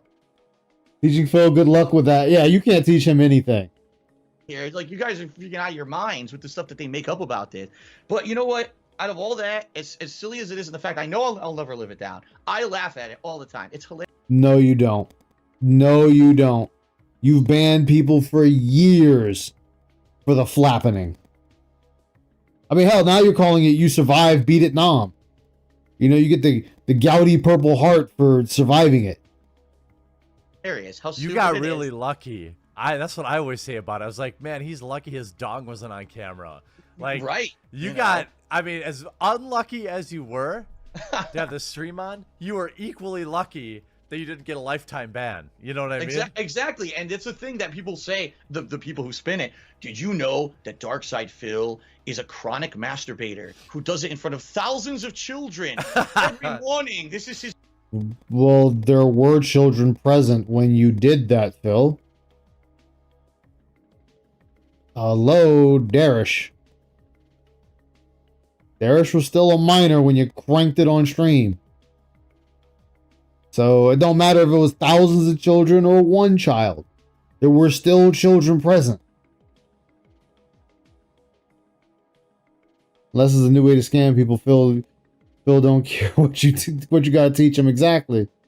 Ritual, and here's the evidence, and they show the screen capture of my face doing, oh, and like, yeah. Are you crazy? But people believe it because people have talked about it for 3.5 years now. I mean, you did, and it's still talked about today. That's not going anywhere, Phil. That's something you did. What was it? You had that what was it? They had a VTuber chick that just got busted for getting railed on stream. I think that was 3 days ago. 2 or 3 days ago. And they they think that this is like something that what really happened. The true story is it was early morning. The stream I turn on my stream and I play music. Now I play music. Back then I just used to play like the PS4 dashboard theme while I run some promo ads over the screen to show here, go buy something Day from my 5 store. Yeah, blah, nonsense blah, blah. now. And I was running it and Oh, it's 5 days of that nonsense. And she gave a non-apology. Of course she gave a non-apology. Dude, her VTuber was cupping the air balls. I saw the damn video. Like, everybody knew what the fuck she was doing. Her avatar just bouncing back and forth. It's like, girl, you getting fucked on stream. You're not the first person. You won't be the last. Accidentally had left my webcam on from the night before on the screen in the corner. Sometimes my wife caught me watching a restream and asked, restream, and she kept asking me, what do you stuck watching it? Weird wild unk. You think I should answer her? That's a good question. I don't know how you answered that. I had no research, I guess. No knowledge. Obviously, yeah. And you know, it's an honest, innocent, stupid thing to happen. And I know I'll never live it down. but it's not a big deal to me. Like, it was. Big Is deal it to me? embarrassing? Hell yeah. If anything, the one thing that's come out of it positive, if anyone asks me, what's the most embarrassing thing that ever happened to you, Phil? I don't have a hard time answering. I got to right away. Yeah. But outside of that, like, Sadly, honestly, I personally feel like the begging is more embarrassing than the flapping itself. The begging over the years is way more embarrassing. At least the flapping, it was a one-time deal. Yeah, you got laughed at, and that was it. People are just going to laugh at you forever. But the begging is an everyday occurrence. That's what makes it even sadder, dude. That this is an everyday thing. like, I was lucky. You're right. I'm always smart. You notice today, my webcam, you don't see anything below the belt. I'm smart. I'm smart. Okay, so we're smart because, hey, we had the camera aimed up. You couldn't see me cranking it. You knew the motion my hand was doing, but you didn't see it. So I'm smart, guys. I'm smart. I was beating it smart and beat it knob. Here, Yeah. it's always like upper torso. This is how it's always been. So I knew when people exaggerate for it to be something so ludicrous, it's like, did you actually even see what it was? Yeah. It's What's just up, my own Spurs? How you face. doing, man? That's all it is. You don't see anything else. But people want to make it out like it's the worst, horrendously disgusting thing ever. You watch movies. Did you ever see American Pie? You heard of a content creator that wanted to do it with her cousin, but not a VTuber getting... Yeah, VTuber, it was a couple days ago, was caught getting banged out, and she tried to say she wasn't. And then I think somebody showed a video of someone else that lived with them, and you could hear it from their perspective while they're streaming too. Shit was fucking wild. That fucking Jason Biggs did way worse than I did in that movie, and he got Yeah, he paid has no for it. pride or shame. So it's like, Exactly. Well, You know, you got paid kind of. You know, I mean, it would have been amazing if there was aromatherapy and oils. Like, I mean, it will still always be popular, but, you know, if it had been a big production, was there ever any, like, the fuck did so here's the other theory around it, is that Twitch was, like, had some in-depth conversations with you about it. My position has always been, no fucking way Twitch was like, yo, Phil, what the fuck? My guess is it's been, like, totally generic. But was there generic. any communication at that time with Twitch or anything like that? Here we go, and here's the great answer. Get ready for this one, because this is so hilarious to debunk all of it. I wasn't streaming on Twitch at the time. I was streaming on The YouTube. oils? Baby oils? I know, right? Phil had his own Diddy party with himself. It's a lot of baby oil. Yeah, Spurs, it happened, what's today, Wednesday? I want to say it happened Saturday. Like Saturday when it happened. There was a Oh, whole yeah, there you go. 2 years that I wasn't streaming on Twitch because at one point Twitch had forced me to lower my bitrate, and I my remember game that was in the streams- yeah, I remember that. Someone had probably asked about that. They basically came into one of my streams like a year before this had happened and said, "You're streaming too high." I'm like, "Dude, are you serious? Like, other people are streaming way higher than me, and my quality, if you make me lower, is going to look terrible." So I had issue with that, and I had left Twitch for 2 years. What a and I weird was thing to streaming on say. Yeah, it was on How YouTube, early not was that? Twitch. I can't even imagine somebody saying anything like that nowadays. That was late 2015. Fall of Oh. 2015, I was playing an Assassin's Creed game, and they told me to lower my bitrate, so I did, and my stream looked like shit, and I said, I'm out of here. And I left for 2 years. I didn't come back until early 2017. Huh. But that's the thing. Did Twitch say anything? No. Twitch wasn't involved. It happened on YouTube. That's funny. and Yeah. Okay. The thing is, on YouTube, I didn't auto-archive anything when it came to the pre-streams. So Yeah. there was The nothing. The only pre-streams? people who got footage of this were people who literally stalk me every day, and they illegally record my streams just in case something like this happens. And boy, did they get their jackpot that day. Oh, right? literally. It went everywhere viral within. I mean, you're the one that decided to beat it on stream, Phil, so you can't be mad that it went viral for all the wrong reasons. Hell, you had a damn, what was it, South American article made about you rage quitting Kirby. Minutes. It was everywhere all over the internet. And, you know, for me, it's like, then that's the thing, the slander. Oh, well, did Twitch ever say anything? YouTube didn't say anything because I never uploaded it. After it was broadcast that first time, it never was live on any of my channels, so there was no evidence of anything that had ever happened. It was everyone else No evidence of it ever happening, so YouTube didn't do anything. No, it could have got reported right then and there, and they could have saw it on stream. posting the content. that was basically propagating it, not me. So YouTube never contacted me. Machinima did contact me, and because they were my partnership network at the time, they said, "Are you okay? Like, what's going on? Did you have like a big fallout?" So I was like, you know. It was, no. Yeah, he's gloating that he hid it. Exactly, Aquasaber. He is gloating that he hid him beating it off on a stream. And the only reason he apologized, again, because he got caught.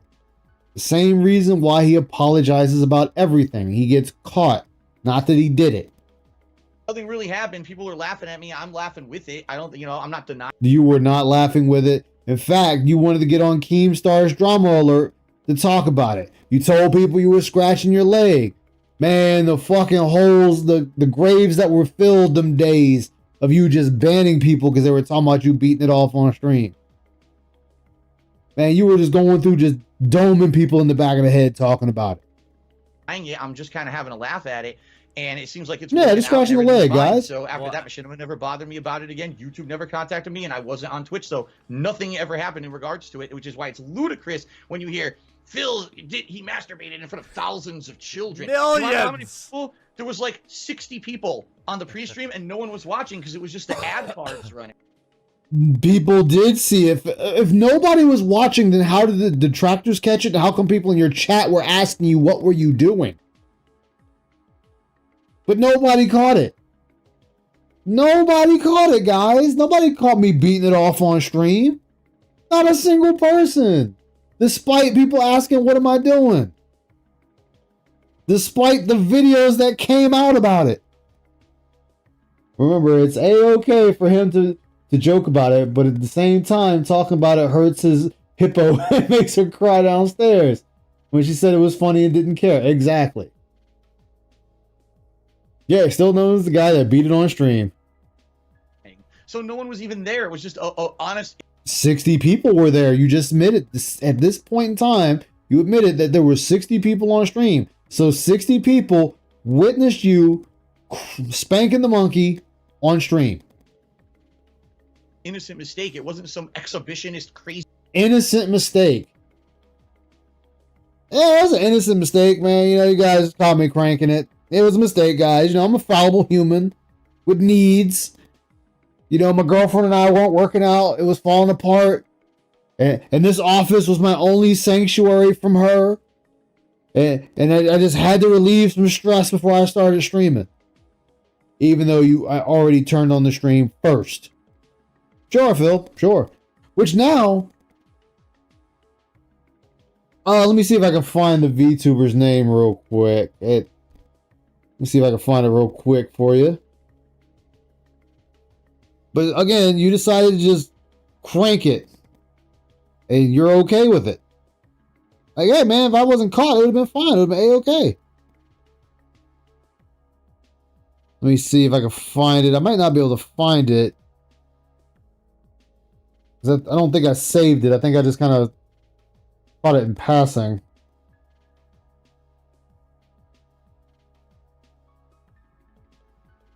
Ah, damn it. Stunt that I pulled or anything. Yeah.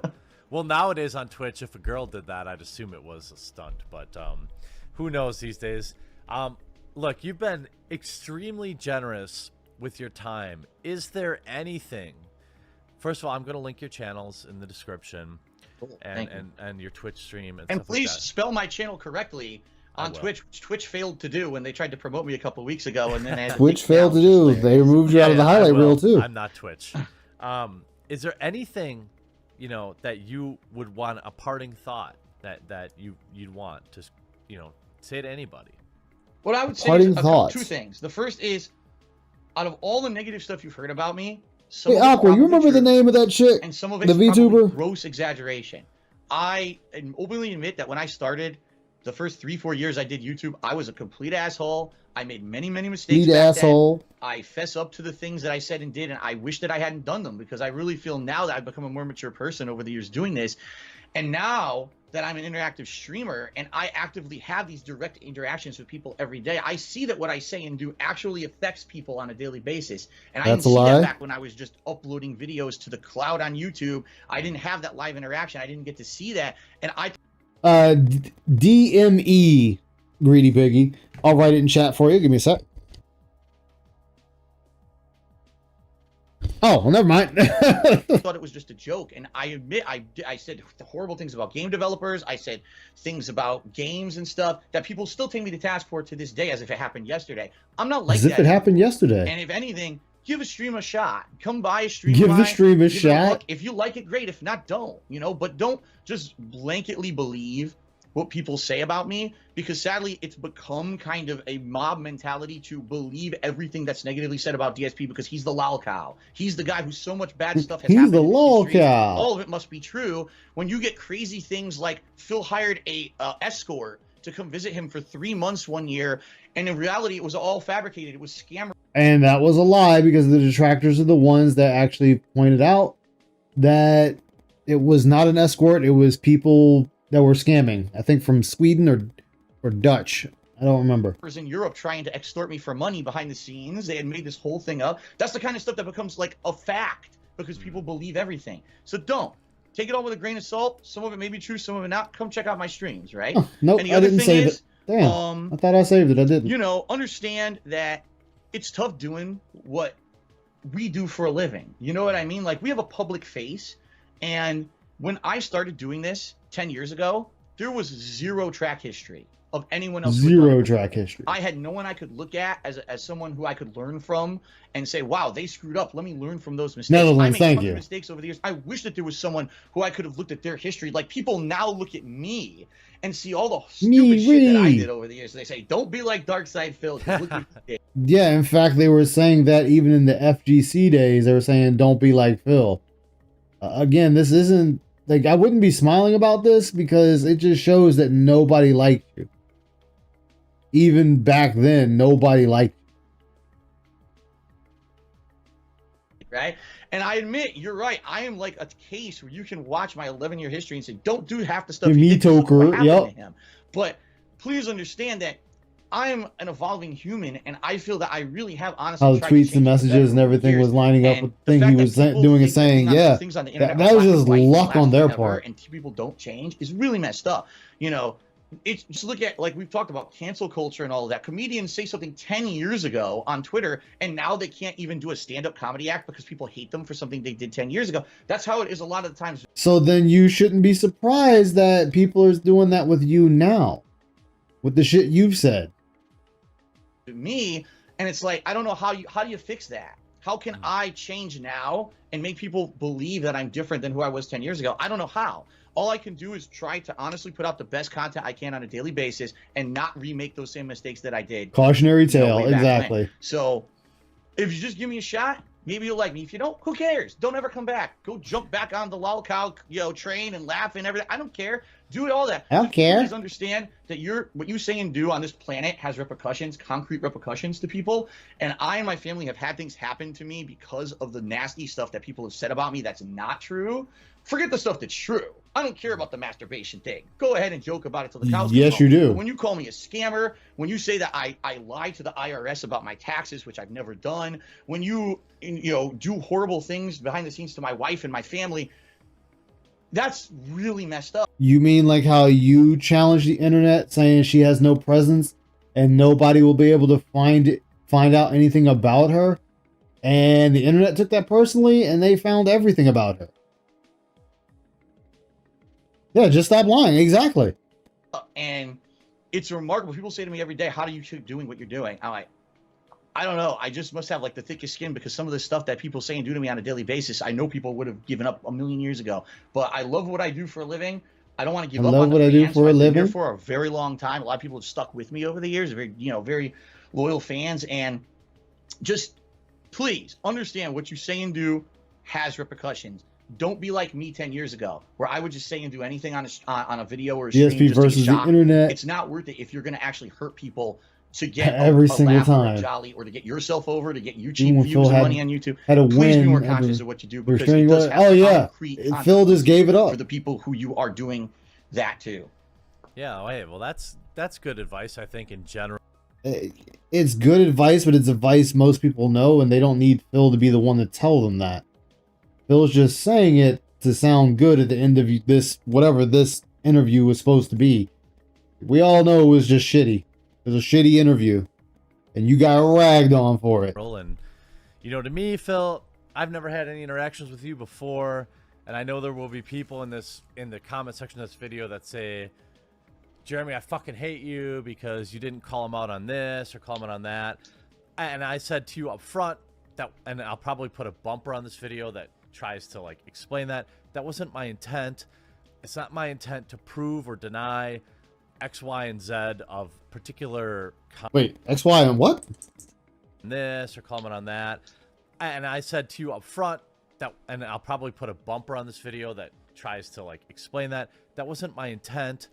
It's not my intent to prove or deny X, Y, and Z of X, Y, and Z. Okay. particular controversies that you've had in your life. Who the fuck can You're not Canadian, Jared. What I'd hope to do is get to know you and let people also get to know you. And look, you stood by everything you said. You said, hey, we talked before this. You said, look, I'll talk about that, or I won't talk about this or that, but I'll talk about whatever. And we met in the middle. Okay, so you were sitting there, Phil was already laying down what could and could not be spoken about. So why even bother do the interview at all? It was just a waste of time. Jeremy Hambley was just being Phil's fluffer right now. I got some questions, and I mean, I hope that people watching this were entertained. I definitely had a good time talking to you. Yes, they are. I enjoyed talking with you as well. And like I said, the reason I wanted to do this, because that was another question. Why? Well, I got them told him don't softball the DSP. Exactly, Aqua. Why now? Why would I do this particularly with you? Because you actually did a fair video about me. You made fun of me in it, and fair enough. But you were fair and honest, and you actually defended me when these media was coming out of nowhere trying to cancel me, which is hilarious. Like, that's ever going to work. After the shit I've been through, you think you could really cancel me? You're out of your mind. But I mean, in a sense, you kind of canceled yourself. Been playing demos. You canceled yourself, Phil, by the way you've acted and the way you've handled everything that's come your way. You did that. No one else did that. You're the one not growing. You're the one sitting here wanting a new audience, even though you told Wings not to look for a bigger audience while you were trying to find a bigger audience, and you're still trying to find a bigger audience. But people with a brain aren't going to stick around with you because they see what you're about. Yep. You were so honest and fair with me, and I was like, this seems like a down-to-earth guy that I could have a conversation with, unlike a lot of the other people over the years who tried to get me on their shows for. Yeah, Icy was telling me the same thing, Roar. I need to sit down and play Animusha 4's demo. I got like 5 demos I got to sit and play now. Shock factor, or they want to get your questions. I'll get them with the get your question, and now we got that snippet we wanted. I didn't get that vibe from you from the video you made, and I said maybe I'll reach out and see what happens, and I had a great time. All right, well, I appreciate. I know you streamed tonight. Hopefully, I think you have off tomorrow. Nope, I'm here. I'm every day. I only get 1 day a week off. Oh, all right. Well, okay. Well, then you'll be working tomorrow. This will come out in the afternoon. I'm gonna head to bed. It's earlier for you than me. It's a little after 1 now. But thanks so much, Phil. Great. Thank you for having me. Hey, thanks so much for watching this. All right, let's see. I'm curious. What does the comment section say? All right, let's see here. I don't lie about it. His Twitter that day, I was scratching my leg. Yep. So let's see, what was the replies? Okay. Yeah, they were just sitting there roasting the interview.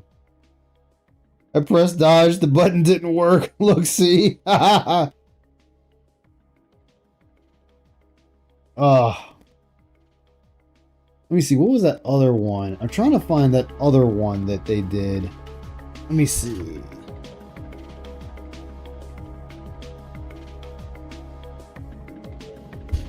Let me see if I can find the other one.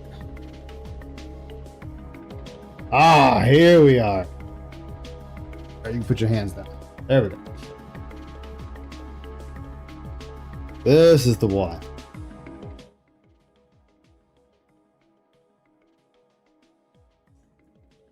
No, I subscribe. Now this one This was not really an interview, but still funny to go over. To you, and I randomly, every once in a while, I'll click on your stream if I see it live. And tonight I saw Arc Raiders. I was like, what the hell? He's playing Arc Raiders? Like, he never plays Arc Raiders. So I clicked on it to see what you were doing. And immediately these guys are like talking detractor memes to you. I don't know if you realized that. Did you even know what they were saying? I did not. Is that otter shit? What is that? No. So I know they were talking about like otter shit. I have no idea Otter shit? Okay, so you don't know what they're talking about. what that is, but they were doing that countdown stuff, like a 13 or 14, 13, 12, whatever the fuck that is, like a countdown stuff. And the second they did that, I was like, that's a detractor meme that this guy gets hit with all the time. And then I'm listening to what they're saying, and they're talking about otters. I'm like, this is not legit stuff. They're trying to bombard this stream with something that's going to get attention. And of course, exactly. DSP is the last person not taking any advice from. You know, this is. I mean, I didn't doubt. I don't have enough time in the game. I got like 6 hours in the game. Like I said, I don't know I know how to do the buttons and the rolls and everything, but like I could give a shit less about like what the kit looks like and things like that. But like we were winning our gunplay, so I was like, okay, I guess they're playing good enough, right? Oh, Wings interacted with DSP for a short time and is now gone from the internet. Oh, to my knowledge, there's nothing in the game about otters at all. I've been playing it. Well, I played it over 20, 30 hours, like 2 months, and I don't even know what the hell they were talking about. Like, they were guiding you through it at a basic level. What's up, Rune? How you doing? I don't know what the hell was going on there, and The countdown is referring to when Wings said the age of consent should be 12. Yeah, I figured that, but the otter, I don't get what the otter one is. That's the only one I'm kind of confused on. It's probably something else Wings has talked about that I don't know about. I don't know much of Wings lore at all. just had that really big suspect moment where they start doing the countdowns. I'm like, oh no. Like, I have a feeling this is not going to go well. I have a feeling it's not going to go well. Catch that when they did it. Like, I guess I was too busy. Yeah, and you will be. Because you know what's going on. You know, you're in a world you're not used to, a gaming world that... Wait, what? They did it. Like, I guess I was too busy. Yeah, and you will be. The new extraction shooter, Active Matters, is SCP mixed with Tarkov. You know what's going on. You know, you're in a world you're not used to, a gaming world that you're not adjusted a world you're not used to. And I was also trying to be funny while playing. Right. So, dude, how you doing, man? I mean, how you doing, man? Like, how are you doing? Like, Wings, would you like to make out with me? Would you like to leave Kelly at home and come to Renton, Washington, and make out with me, Wings? Would you be willing to do that? Do you use some of that Keemstar money and come over here and make out with me? Because I only see you from like a weird perspective of I don't watch your content all the time, and I interviewed you a couple months ago or a few months ago now.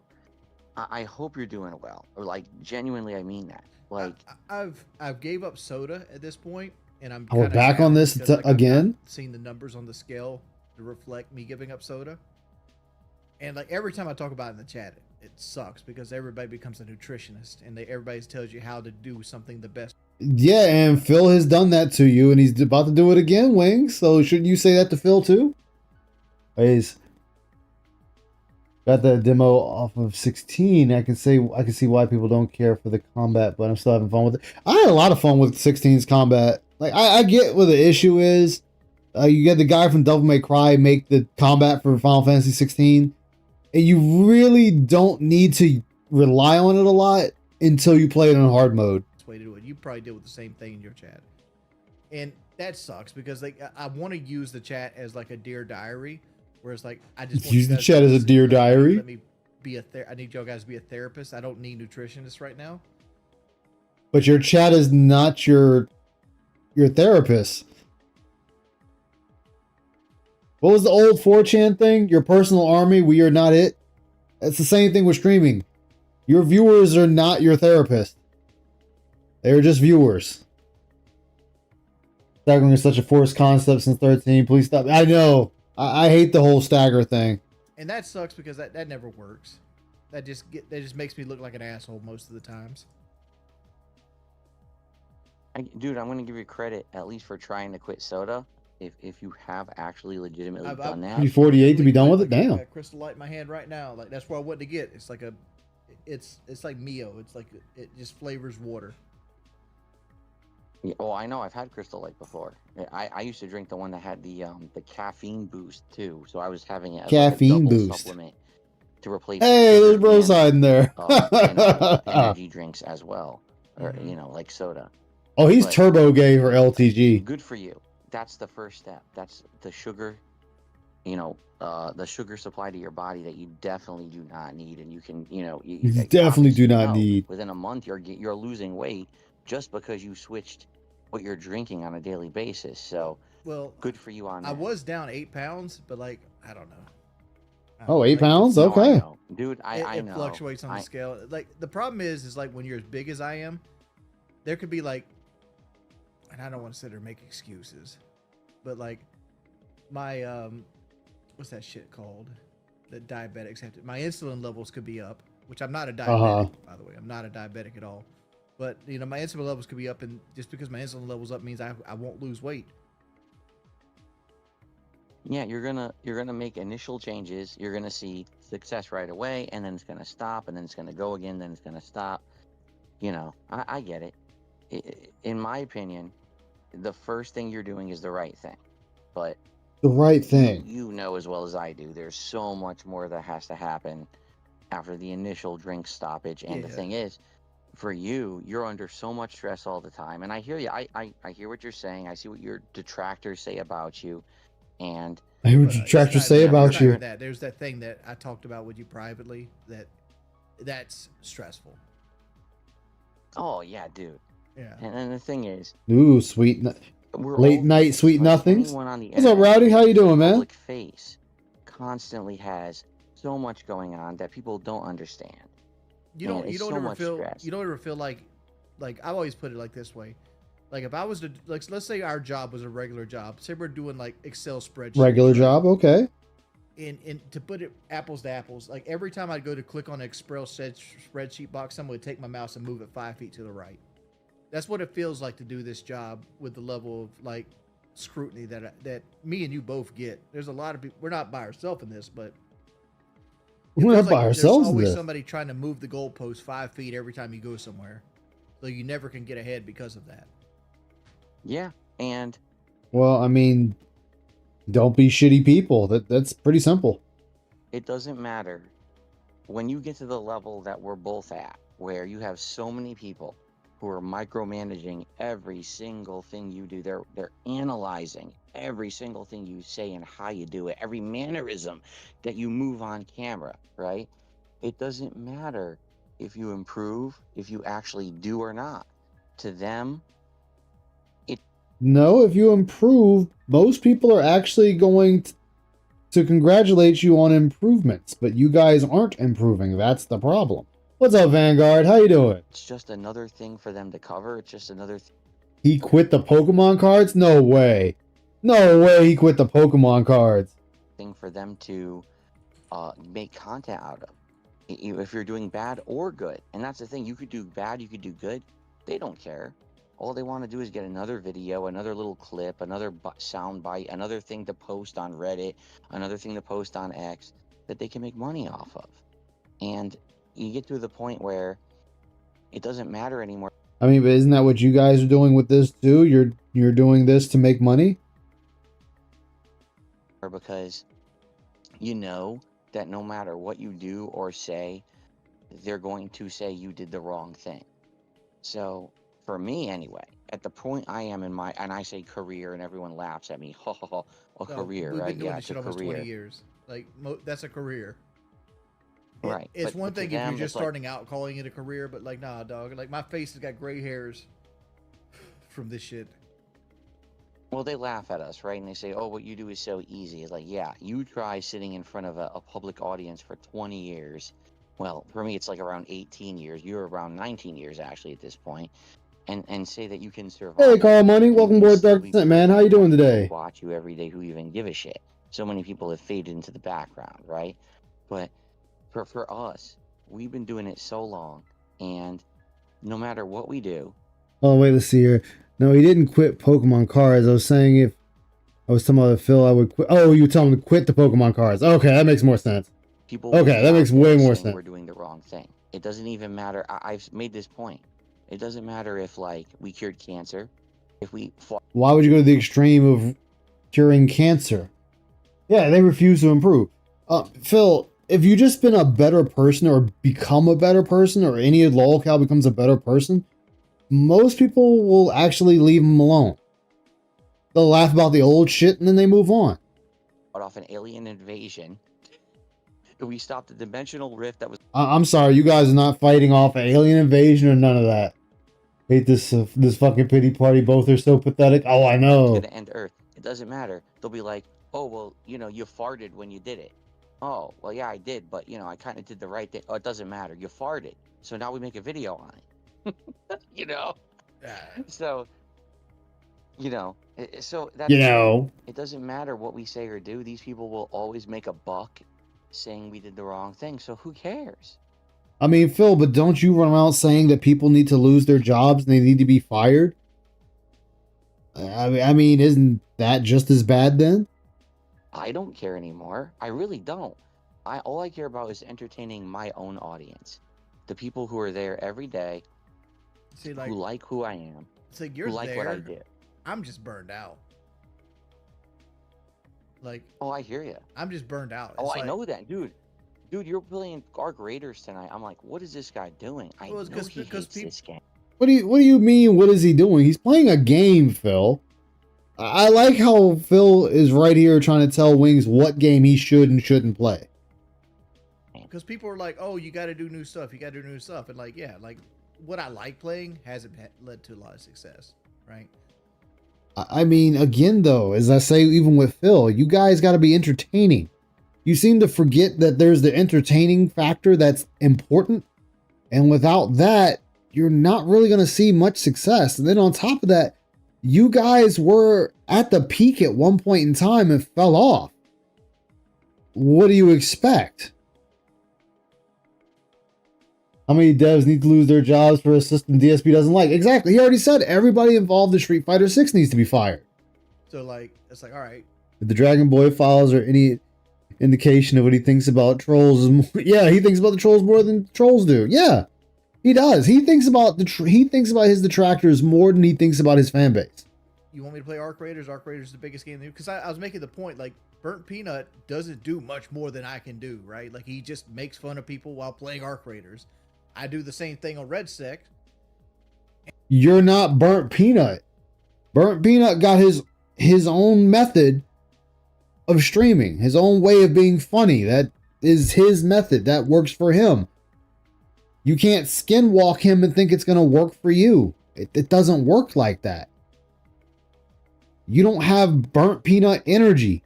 Like, that dude is like 100 the entire time. You're not. You're like at 5. There's a big difference from 100 and 5. And I was trying to prove a point. Like, I could get on Arc Raiders and be just as entertaining as Burnt Peanut. And I think people are having like a bias against me because of that fact. Right. I'm going to say something up front. You need to stop comparing yourself to people who are like ridiculously overblown successful, because that is your biggest problem. You look at guys like Burnt Peanut, or you reference other people who are streaming Battlefield and they're blowing up.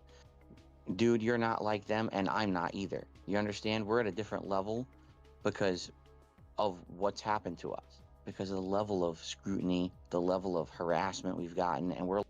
The reason you have the scrutiny is because you're assholes. You said fucked up things. That's why you have the scrutiny. You sat there and said this wild, off the wall shit. What do you expect? People are going to be on you after that. Lolcows. Not that we want to be, but we are. You cannot look at guys like them and be like, oh, well, they're better than, I could do what they do. It won't work. You could literally do exactly what Burnt Peanut or someone else does. No one will care. Okay? What we have to do is we have to find a way to appeal to an audience that actually cares about guys of our stature. Guys of our stature. People that care about guys of our stature. Again, maybe don't be an asshole, be entertaining, stop begging, stop being woe is me, stop telling everyone your life problems. Like, actually enjoy what you do. Like, it's obvious you both don't enjoy what you do. And I think it's taken a long time, right? I've made tons of mistakes over the years, but I think I have done that. I've found an audience that likes who I am, what I do at the level that I do it, and I'm happy. And it took a long time for me to say that. Like, that's actually hard for me to say that. I'm happy because I'm not big. I'm not rich, but I'm happy doing what I do every day. And a lot of people don't believe me when I say that. Maybe you don't even believe me when I say that. But I actually genuinely am happy with the content I put out. But I can't settle for that though. It's not. So, It's all not. right, It's so- not. It's not even about getting rich. Like I got a wife that had thyroid cancer, and it could come back any day. So like, I have to save for the future. Like, there's gonna Oh, be. no. Okay. You know, No, I she's gonna understand get what you're sick saying, again. dude. I Well, totally understand no. what you're I understand what you're saying. But I want I you to understand. understand something. When I say I'm happy, it doesn't mean that I'm happy and I'm poor. Yeah. You are poor, though, Phil. If something major happens, you have no money to pay for it. Actually, yeah, he does. He has his dents. They'll pay for it. It means I'm happy and I'm doing good too. Like, I'm in the best position of my life financially, and things are going good. Even though my detractors say the opposite, which I'm sure they're all Well, analyzing our talk right now. Because they like put you on fucking live stream fails the other day because you had a $20 session with Call of Duty. It's like, this sucks, right? It sucks to make $20 after you play a game you hate for 3 hours. It's like, well, I just wasted my time doing this. Yeah, but they're retarded because I made $20 playing Call of Duty.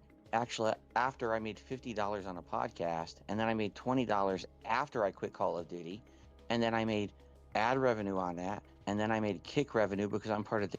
Phil, stop. You're the one that crashed out about making $20 on Call of Duty.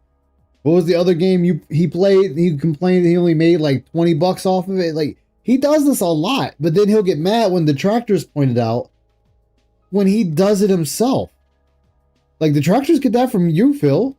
And detractors get their information from you. When you sit there and have this crash out about Call of Duty or insert title here about only making $20 or $10 or $30 or $17, and then you get people like Duty that are able to title their YouTube video, Phil crashes out at making $17, and then has it in the title, only $17. Well, you're the one that said it. You gave him the title and the thumbnail for the video, and others like him. The Kick Partner Program. Do you see what I'm saying? Mm-hmm. Like, what they're saying is bullshit. I didn't make $20 on a stream. I haven't made $20 on a stream in like. They said you made $20 on Call of Duty. There's a difference, Phil. 10 years. But That's they nonsense. got a little snippet of where you complained about it, and they just used it. Yeah, over Symphony of the Night. Exactly. That's absolutely right, and that's what they always do. So. But I'm you said happy, it. and I'm doing good. I want you to understand that. Like, I'm doing well financially. I'm not rich, but I'm also. I'm not certainly rich. Not poor. I'm at a good place, and things are getting better. They've been getting better for like 3-4 years in a row. And funny because people look at views, right? And I know you too, right? You look at your channel, you look at views, and you say, "Oh God, the views, views." It's not about the views. I want the views to trend upward. Like, I want to feel like I'm gaining somewhere. I hear you, because when everyone on YouTube looks at things like sub count, and they look at view count, and they look at that, honestly, someone actually sent me something a couple years ago, and it kind of changed my whole mindset. They sent me something that was like, how to make a great living if you have a business that has 1,000 happy customers. And I read it, I was like, this makes so much sense. It changed my mindset. If you just have 1,000 people on this planet who like you and want to keep supporting you, that's way more important than having a ginormous, insane, viral amount of people who join you for a few minutes a day and then leave. So what? is still an audience. It doesn't matter if they only join you for a few minutes a day or a few hours a day. And remember, Phil is over here looking for a new audience. Or won't even ever support you. They're just there to see because you're popular, right? And then they don't care and they leave. And a few years ago, someone sent me an article. Darkside Phil is the most well-supported guy on Twitch. And I was like, what? What are you talking about? And then I read the article and it was like, you know, in scale of how many views and subs Phil has, he has people who support him more than the average person. And they showed like statistics, and I'm reading it. I'm like, it was wrong, but still, it was kind of right. Like, yes, my people who Exactly, watch me well all the swayed. time and like my content support me more than the average viewer who will just join someone and be like, I'm just here to watch and I'm out of here. And that's really what we have to find. Guys like us who've been around for so long, we're never going to blow up. Dude, I'm telling you right now. I told you in the interview. We're never going to blow up, guys. We're never going to blow up. In October, I'm telling you again. We're not going to blow up for a good reason. There's no way we can blow up for a good reason.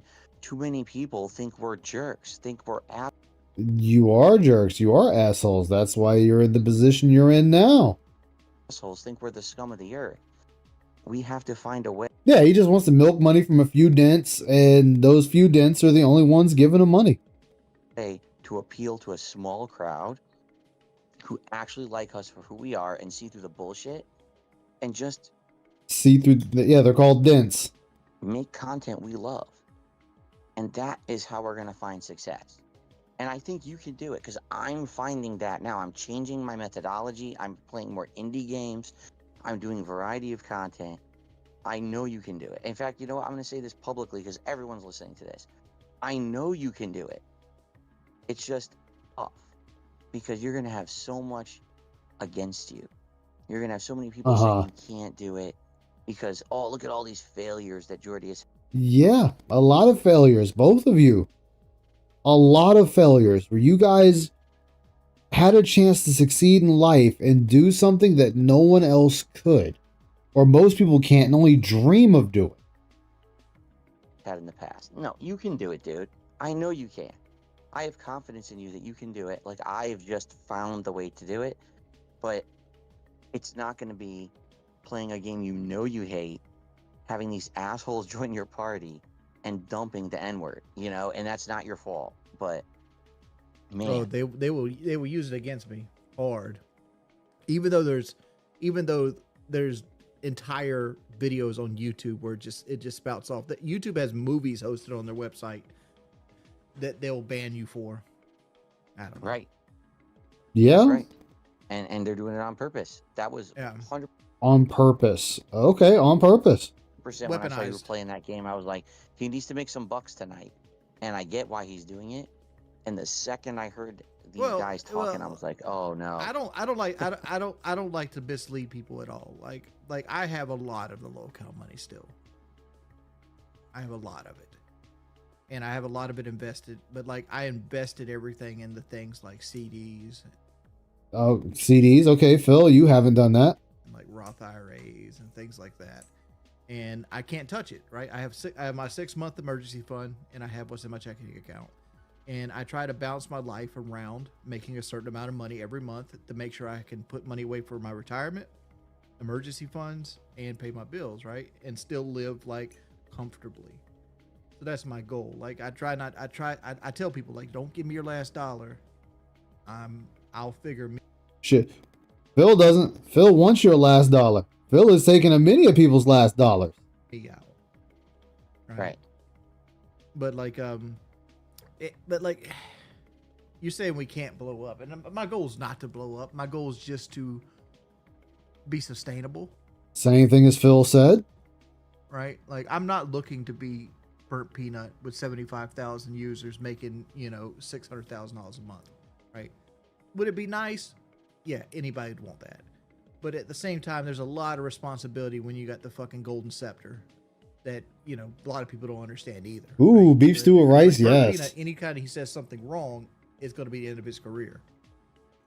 Like Dr. Disrespect is a bad example of that, but it's an example of that, right? Because he used to be the guy with the golden scepter.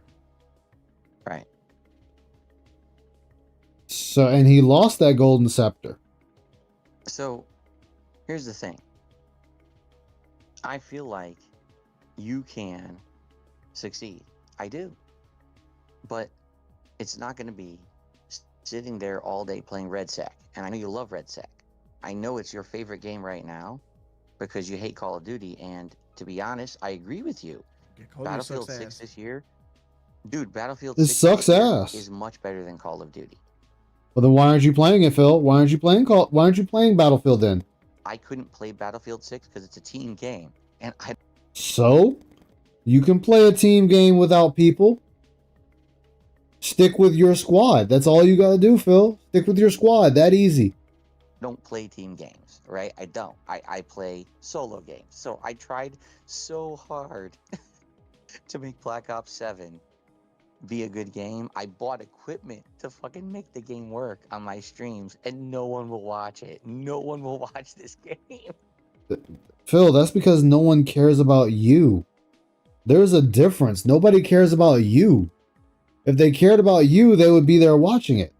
Even though I played a stream, I suck at Call of Duty, and I had a positive kill death ratio every match of like 2.0, and no one would watch it. Everyone agrees Call of Duty sucks this year, and you're good at Battlefield. But I'm gonna tell you, my best advice to you right now: stop playing Red Sec on stream. Stop playing Red Sec. Stop playing Red Sec on stream.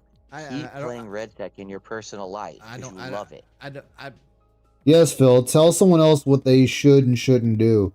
You're such an authority on it. You know, a guy that has failed is such an authority. Personally, I don't like it. I tolerate it. Like I don't like first person. I don't like first person shooters at all. I don't like video games for the most part. There's certain video games I like. Right now, I'm playing Baldur's Gate 3 in my personal time because I kind of like Baldur's Gate 3, but it's what it is. I play Diablo 2 in my free time. I hate first person shooters. I've been playing for 30 years at a high level. I fucking detest them. Like they're the same shit over. Playing at a high level, Wings, you camp. That's not high level. And over again, and once you get good at them, you just realize people were fucking you with the cheapest shit in the game, and it just irritates you. So then adapt to what's being done. New tactics come out. The tactics you used in fucking 2019 or 2012 aren't going to work in 2025, 2026. That's the same with any game. The tactics you used in Street Fighter back in 2006 aren't going to work in 2026. It sounds like you guys don't want to adapt. And that's on you guys. It's on you guys for not wanting to adapt and learn the games and how they're played now. Like, all right. So you do like certain kinds of video games. Yeah, you know when you play Street Fighter, isometric RPGs. You know when you play Street Fighter, and you know like when somebody's cheesing the fuck out of you, or they're zoning you, or they're like getting a free throw out you, and like they're just using the cheesy character to beat you, and how it sucks ass, and you know it because you have so much experience that you know this. You have experience in the old stuff, not the new stuff. There's a big damn difference. Timing and all that is different from the old shit. Person's beating you because they're being cheesy. That's same thing happens in first person shooters when you get good at them. You realize that you lost this because somebody's using the meta gun, or they got you at a right angle or some shit like that. At a right angle. So how is someone getting you at a right angle cheesy? There's nothing cheesy with getting you at the right angle. It's called perspective. On their side of the screen, they see one thing, you see another. They might see you around the corner before you see them because of perspective. You can't blame them for that. It just irritates you. It doesn't even when you do well. Like the other day I was playing Red Sect and I squad wiped a 4-man by myself with a scar. Didn't even flinch. No adrenaline enough, no dopamine hit, nothing. I don't even give a shit. I'm like, all right, fuck. At least that's over. Like that's the feel of it. Yeah, you'll lose all satisfaction because there is you no realize satisfaction. Exactly. The modern version is such a pale comparison to what used to be good. that you don't even feel any kind of excitement or enjoyment when you win because it didn't mean anything. It's not like it used to be back in the day when it had skill involved, right? There's still skill involved. Just a different level of skill. So let me ask you this. You don't like modern first-person shooters. You said you like Baldur's Gate. You like Diablo 2.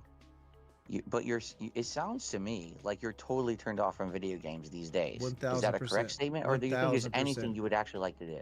Like Resident Evil 9's coming out. I don't give a fuck about playing it. I'll buy it.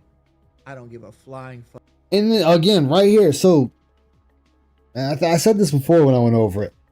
You sitting there saying this to Phil in front of your chat.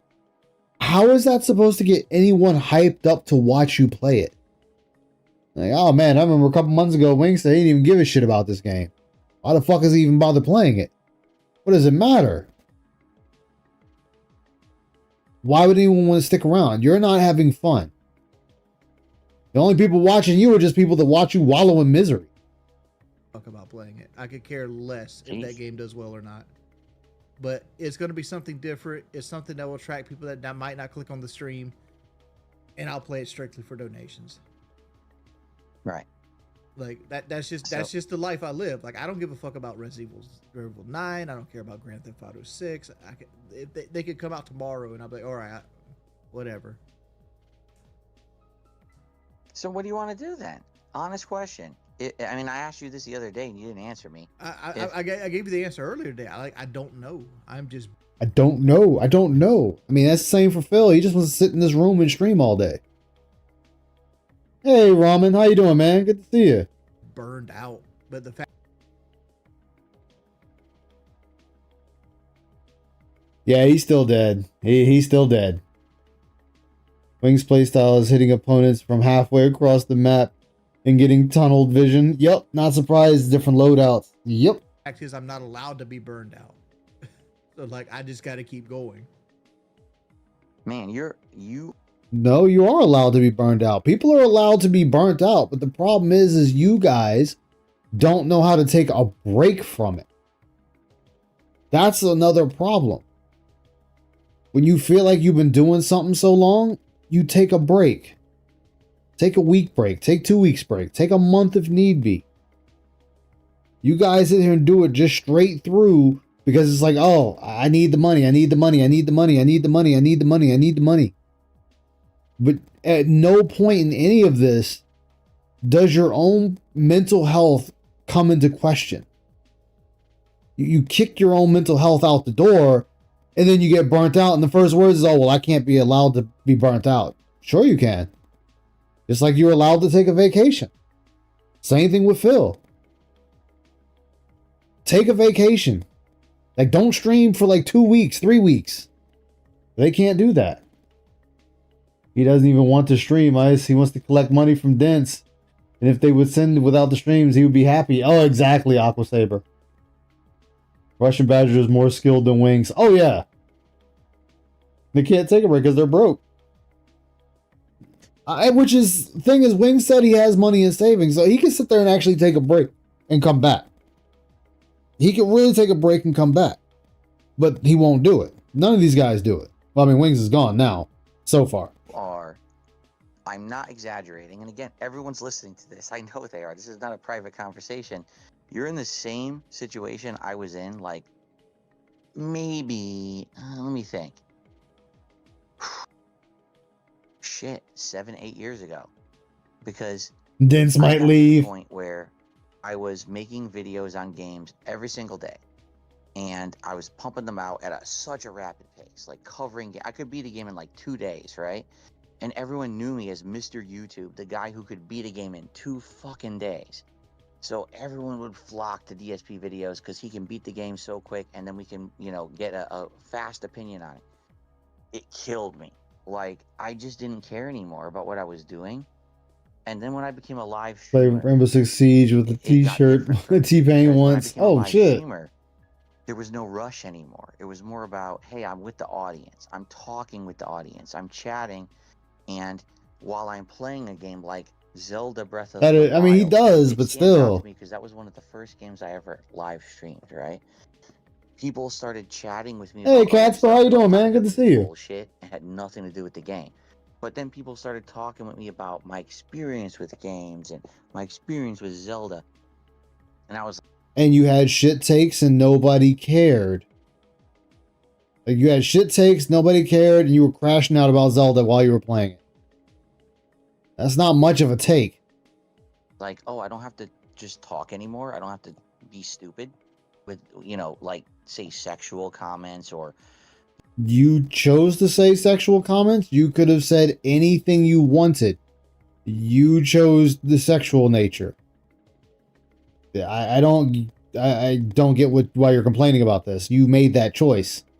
dumb swears all the time. I can just, like, talk with people about games and Crashing out over lightning hitting a metal object like it should. Exactly. It's superior. Yeah, it's definitely a superiority complex. since then, it was like an epiphany for me. Hanging out with people on the stream while I play games has made it so much fresher and so much better for me that now, even though I'll admit sometimes I feel like I'm burnt out if I'm playing a game too long that I don't like so much, just that social experience makes it better. All right. But at the same time that I say that, I understand that just playing games 24/7 becomes so draining. Especially Hell if you yeah, don't Casper, like that's what's video up. games or you don't And like the now, God of games that are wisdom, how you doing, now man? at Good to see you. 250 pounds to your body weight, where walking hurts. Yeah, his whispers if he's whispering sweet nothings in the cat's ear. Man, cat hasn't heard those sweet nothings since they got married. And all you have is to sit down and look at a screen all day. That's my life. Yeah, I know. And dude, and you're stuck, and I get it because you say things like, "Oh, I did want to ask you one question." I mean, like people say, "Oh, go get a job." I want to go get a job. I do. Like I'd love to be able to get up and be able to stand 8 hours a day and just go work and make money and not have to do this. I'd love to. can't. I can't. I'm stuck. Dude, you This is what can't. You can do it. Wayne, you can go get a job and do it. You just got to struggle, but you can definitely do it. Yeah, there's no way you could do that. At DSP, there's no way you could do that. You're a fat fuck. There's nothing you can do. Your knees is weak. understand And that. that's the reason I'm trying to totally lose weight understand right now. It's like I want the weight to come off so I can go get a fucking job. So do things to lose the weight, or at least start the process. Not saying you're gonna lose it all immediately, but at least do something to start the process, my guy. Things not be burnt out yet when he plays any games off. Yeah, on his off time. He plays no games on his off time. Like I'm always playing games on my off time. If I have nothing to do around the house, no cleaning or nothing, I'm playing games. For me, right now, everyone says go get a job. I'm like, well, you're retarded because if I get a job, I'm gonna make way less than I'm making right now. You're an idiot. But I could walk out of my door right now and go apply for a ton of jobs and I get them No, you wouldn't, DSP. because I'm 175 pounds. Wing already do beat that. surgery. I Yeah, get that. All right, I he totally could get beat that. working a real And job. that's, Exactly. that's something that's a huge. Difference between Wings and Phil is Wings definitely wants to get a job. Phil doesn't want to. Phil doesn't want. He wants the dents to just keep giving him money. Like that's why I always bring it up. With 1 Minute Man, he said he was the perfect viewer. Never said anything, gave a donation, and left. Well, added there's also weight. the other weight of like, and you have this too. No matter what job you get, if somebody notices you, you've lost that job the day that somebody notices you. That's right. 175 means And nothing. these I'm people will 250 never and let work us get a normal in the job. If Bezos they mine, just no find out problem. where we Yup. work, they're going to Oh, you try finished to Ace mess Combat with us 7? Fuck because yeah. that's another win for them. That's another video for them. That's another, another adrenaline or endorphin, another endorphin rush for them that they hurt someone Endorphin on here rush. that everyone hates, right? Yeah, I hear you, dude. I totally hear that. He hears you, chat. But, so here's the thing. You cannot get an in-person job. And I've heard you say stuff like, "Oh, I'll get a IRL job." And you say you do gig work. Phil's bet the you help cardinal your sin wife of doing sloth. gig work. You don't do gig work yourself. You help your wife doing gig work. I get that, No, right? Is that no, This is true? DSP's whole problem, trying to keep a W from trolls. I do Yep. gig work, and But he sometimes doesn't we listen do or it care together. about- Like I do it myself. Like I'm physically capable of driving a car and like getting in and out of a car. like because you're sitting down most of the job. Like you literally like Well, you go to Walmart and they put the groceries in the back seat and you just drive and put the groceries on the porch. That's good to hear. I'm actually happy. I need to finish Expedition 33. I need to get back into it. I'm playing it on hard. I streamed it once, and I need to play it again. I was getting my ass kicked, but I'm having a lot of fun with it. Greed, sloth, lust, and wrath. It feels like all of them, except for rage. Only time Phil shows rage is... Well, no, you can throw rage in there for Street Fighter. Happy to hear that. You can at least do something. And I do that. I do that more as just to be active because I hate this. I doubt, dude, to be honest, I doubt that you could do it enough to make a ton of money, right? It makes money, but it's not something you'd live off of. I would hate to live off of it. Hate to live off of it. The way I He's all 7 deadly sins and one moron. And that's why they never work for him. Keep $5,000 floating. And if I need to borrow money, like for example, like land taxes came up just recently, right? I had car insurance and land taxes come up. That was like $3,600, right? I pulled it from my DoorDash fund, and now I'm going to pay myself back. So I start paying myself $300 a month back to that, and I also start dashing or whatever. Again, still I get that $5,000 back. So instead of like borrowing it from a credit card. Gluttony DSP tries it. Right. That's smart. I'm actually happy to hear that you can do this stuff, because you have to understand, you say that on stream and you never elaborate, and your haters are crazy about, you know, oh, he made it up, or oh, that's just Kelly doing it, or whatever. So that's good to get that out there. I'm glad to hear that you're actually getting out and doing other stuff than just streaming, and that you're capable of doing it. But yeah, nobody's taking advice from DSP. My wife also has a master's degree. She has her own job as well. Right. You can have an additional income. Thank goodness. Yeah. That's awesome. And I mean, then there was that incident where Kelly almost got dicked down by Wings' ops. Like one of his trolls almost dicked down his wife. Thankfully, again, what all our detractors say, right, is always the worst possible nonsense. They have no idea what our real lives are like. Seriously, they have no fucking clue what our real lives are like, because if it was as bad as they said, we wouldn't be here, right? Lust for debt money. Planet, we wouldn't be able to keep sustaining if it was as bad as they think. They're just nuts. We have significant others who love us, who help us, who support us, who love us. These people are the worst dregs of society, who would never even understand what love means. Seriously, that's why they're able to hate someone on the internet as much as they do, because if they had love in their lives, they would not get it. They would not even understand that. So I'm happy to hear that she's there for you, you know, and it's not just you doing everything. That's awesome. And since we're doing like that, like, I don't feel like, another thing with the weight loss is like, I don't feel like I treat the only Chaos God who would hate DSP is Corn. Because I don't. Zeech would love to manipulate the piggies. Lanesh would indulge his need to consume. Nurgle loves laziness. Life could be so much more. DSP's space speed. Cord would bitch slap his head off for being such a pussy. That is very true, Aqua. You shouldn't be talking about it publicly. That's for sure. Oh wait, here we go. I just wish that. Hold on, this woke up Phil right here. Libido. Right? Oh, there. Oh, I'm too far. I mean, not far enough. This woke Phil up. I don't feel like. Another thing with the weight loss is like, I don't feel like I treat Kelly good enough as a husband, because I mean, well, you're usually always on stream, so you're absent from your wife, but go ahead. I don't have no libido.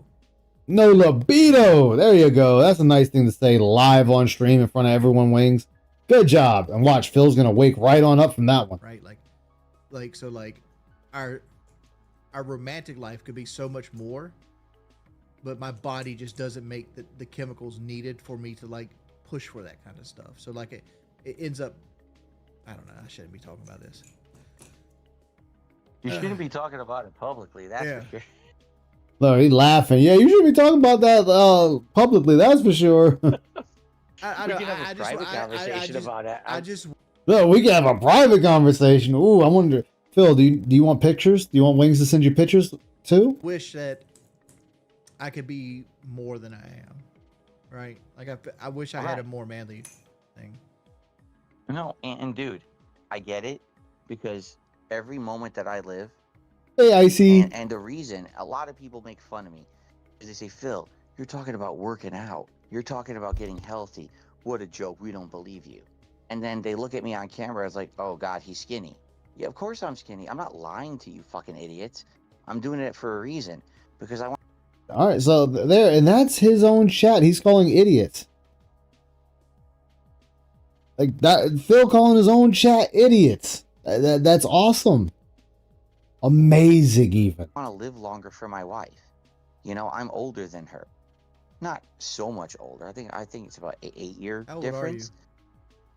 I'm 43. I'm about to be 44 in April. Because like I'm about to turn 40. Okay. These losers don't appreciate what they have. No, they don't. Like look at movie actors that didn't live much. Like Dawson from Dawson's Creek died at 48 just recently. Right. And he wasn't a 400-pound land monster. And I'm like, dog, do I have 8 years left? I mean, oh, it was right here. Meerkat saying he had cancer. I mean, dude died from something else. Is that what it is? You know, it's like you start thinking about that shit. Yeah. And you get to the point where I was feeling bad. I really was. I was feeling bad. I was terrified. I'm over 40. I got to start working out. And I did it not for me. I don't care about how I look. What do I give a shit? I want to be here longer for my wife. I do. I want to be My wife. happy, healthy, taking care of her, and doing things that, I realized, why am I being so lazy when I can do this minor thing and be better for her? And I started doing it, and it became, a routine. And now I'm so happy because now welcome back. No one. And everyone makes fun of her for her weight. She's not fat anymore, but she does not want to come on camera because she doesn't want to give anyone any kind of entertainment. Well, they won't give her factor. credit anyway. Like Kelly gained some weight recently, but like Kelly lost a lot of weight, and like they still called her fat when she was like 140 pounds. I'm like, Kelly's an average weight woman now. Like she's the exact weight she's supposed to be. I mean, trolls are gonna troll. I don't know what you expect from trolls. Trolls are gonna do what trolls do. Troll you. They don't care. You could be skinny and they'll still call you fat. And you're still calling her fat. It's like, okay. Right.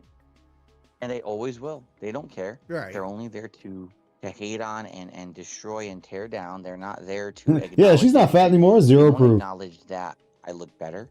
They're just, oh, he's on Ozempic. No, I'm not. He could bang cat if he could find the vagina. Working out. But, to them, I mean, that's the anything. Remember, Panda bitched him out and said he couldn't please no woman. Content, right, to make money. So, so anyway, honest question for you. While I got you here, because this is what honestly, when I had I'm hard to talk to. Dude, you are very hard to talk to. You're hard to talk to. I'm very anti-people. Antisocial, you mean? Why I jumped on the chance when you said, "Oh, I'll call Phil." I'm like, oh my god, my wife is asleep. Yeah, because you gave him $50. Yeah, I'm not on a Ozempic, you morons. Don't say the Zepbound or the actual GLP-1. I'm taking ack. Next to me in the bed. Okay, seriously, but she sleeps with noise canceling stuff on. Noise canceling stuff. You mean noise canceling headphones? Because our neighbors are so fucking loud. Okay, that's another story for another day. Okay, but I can. This is just DSP desperately searching for a friend, a friend, but also someone he's above, and that's Wings. He wants to be above Wings. Not my loud snoring. It's the neighbors. Just do random stuff at night, not loud, but calm stuff. And he said, oh my God. He said, we can have a conversation. I'm going to have this conversation right now. Let me jump. Because I tried so hard to get you on my show. It's not about getting you on the show. It's about having a conversation with you. Okay? It really is. It's about having a conversation, Jordy. I'm going to be honest with you, Jordy. I care about you. I do. Look, right there. That's the love confession. I care about you, Jordy. I want to have your babies, Jordy. I see what you're going through. it's very similar to things that I've been through or am going through, and I know how painful it is. I know how stressful it is. And to me, to see you go through this same shit is like, man, I wish I could help him because I've been through that. And here we go. I've been through people trying to join my lobbies and be fucked up to me and say stuff on mic, and I've been Fucked through up to me. these things. All right, so anyway, I got you on a conversation here, all right? Honest question. What do you want to do? What would be... What do you want to do? You already said you hate streaming, you want to give it up, but what is it you want to do? Tell Uncle Phil what you want to do. Maybe we can brainstorm and make this happen, Wings. Tell me your woes. Give me your sick and your ill. Online, because you cannot do an offline job. You can't, and we know. Yeah, you can't do an offline job. You're some fat fuck who can't stand up. You can't do an offline job. So we got to figure this out together. Maybe you can come to my house and be my fluffer. This, right? You could do gig work, but that's not a full-time job. Yeah, no, it's just side money. You're like, realistically, where I want to go in the future with this is like, I was kind of hoping to transfer this over to like being segment wise. Like the root call is like, I want to do like a podcast on like Friday, and then like Thursday do like a Dark Souls stream with Kelly, and like segment it so like it's different things, but it's more planned out. So stuff you could do now. Stuff you could technically do now, right now. But like, I don't know, like depression and uncertainty messes with a lot of it. Do you think you could ever do something consistent? Yeah, because 100%. I did Locale Live for 2 years. No, you did, right? You did, but first of all, Locale Live. Hold on a second. Locale. Oh, let me go shit on the other thing that made you money. Live is so. You know why I didn't do it, right? You understand why I could not do that stuff, right? Like. Yeah, I understand why I couldn't do that. Positive content. It's not positive content, but at the same time, like you know why I did it, because like the money was there, and it's like I needed to play catch up because I went broke in 2015. I need to play catch up. Phil can't take that. Jordy did this. Hypothetical. Exactly. Yeah. And you bit your teeth. Wings does. He did play games with his wife. That's true. And you did what you needed to do for or streamed with her for like 2 years. And she wasn't afraid to get on stream either. And again, I'm gonna say Phil's wife is afraid to get on stream for that. I can't do that. I would say this, but I still consider Boogie and Key my friend. Like if they asked me to be a part of something, I probably will. I mean, like I didn't like where Locale was heading. Right, I didn't like that it was like a 24-hour telethon, where it's like it felt like we were running a church more than a podcast. Right, like give the Jesus. Like everything was like how much mustard can we dump on our head to make money? I mean, you're a Locale show. What do you expect from a Locale show? What would you talk about that you can't talk about on your own stream? Same thing I say with Phil. When Phil says he wants to reach out to other people, okay, and talk about things like, well, why can't you talk about these things on your own stream? It's okay if you're going to repeat yourself 4 or 5 times. God knows I've done it plenty of times doing this shit. It's going to happen. But you should be able to do these things by yourself. And if the chance permits, do it with someone else too later. Do something consistent. Okay, Locale Live. Not that, Wings. Because of your ego, Phil. You have a bloated and fragile ego, and your superiority complex always showing. Yep. You're Locale. How do you not do Locale Live? It's money. Yeah, put the fries in the bag. Right. And that's not content. In my opinion, that's not content. That doesn't matter what you think, Phil. It is content. YouTube considers it content, and the people that watch it consider it content. So your thought is irrelevant in this. A clown acting, smashing a pie in his own face, and yes, a clown is a full-time job. It really is. Yeah. There's clowns out there who make full-time money. Boogie is a full-time clown right now, and I want to say he's my friend. And like I've called him a couple times, like and told him he had to slow down on certain jokes because it's gonna hurt him in the long run. But like it bothers me to my core that Boogie is like ripping his house up for like Lolcow Live right now. It's like have you seen the state of Boogie's like streaming room right now? It's like, he's destroyed his house. I don't follow that stuff, man. I swear to you, and you might not believe me, I have never watched Lolcow Live once. I've only seen clips of it on social media. Once. So you've watched it. Casino reacting to it. So you've watched it. Show. I have zero desire. Yeah, you're talking to a clown. Exactly. Nor do I want to be a part of it.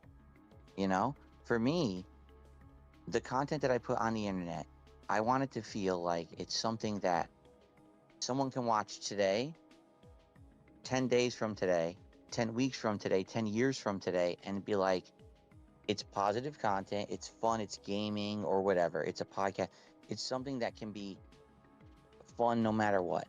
I don't want to put something on the internet that feels like it's harmful or it's dated or, you know what I'm saying? Well, like I feel like I know what you're saying, but I feel like we're going in circles. It feels like you're conditioned to do it this way because this is the way that the trolls won't fuck with you. Trolls won't fuck with you. I was talk about my trolls because I was bullshit, Phil. You give a lot of fucks about your trolls. If you didn't, you wouldn't be doing what you're doing. I was conditioned to do things forever just to try to avoid getting ire. Oh, I don't give a two shits about what my trolls say about me anymore. I don't, dude. I want to make a legacy that in 10 years, 20 years, 30 years from now, someone stumbles upon Dark Side Phil because I know no one's going to care about me eventually. It's going to happen, right? But someone will find the channel and be like, I'm not going to say me delusional. Like anybody's going to show up to like one of my Red Sex streams 20 years from now. If that my shit might get one view a year. No, DSP will have like the most dedicated of 2 dents watching him in 20 years. Right? It's like to me, it's like bubblegum content. Like you consume it right then and there, and once it goes out into the trash can, it's never to be seen again. That's because you're playing Red Sec. I mean, like seriously. Right, but like, what's the difference between that and like Breath of the Wild? Yeah, don't care about the trolls, but falls for troll bait. Exactly. All right, I'll give you an example. All right, the other day, I'm streaming, and someone joins my stream, and do you believe them or not? I don't know. Someone says, "Wow, I just found your Heavy Rain playthrough." And that was bait. Oh my god, you really took the bait, Phil? I watched your Heavy Rain playthrough is a fucking meme because everyone said they enjoyed your Heavy Rain playthrough.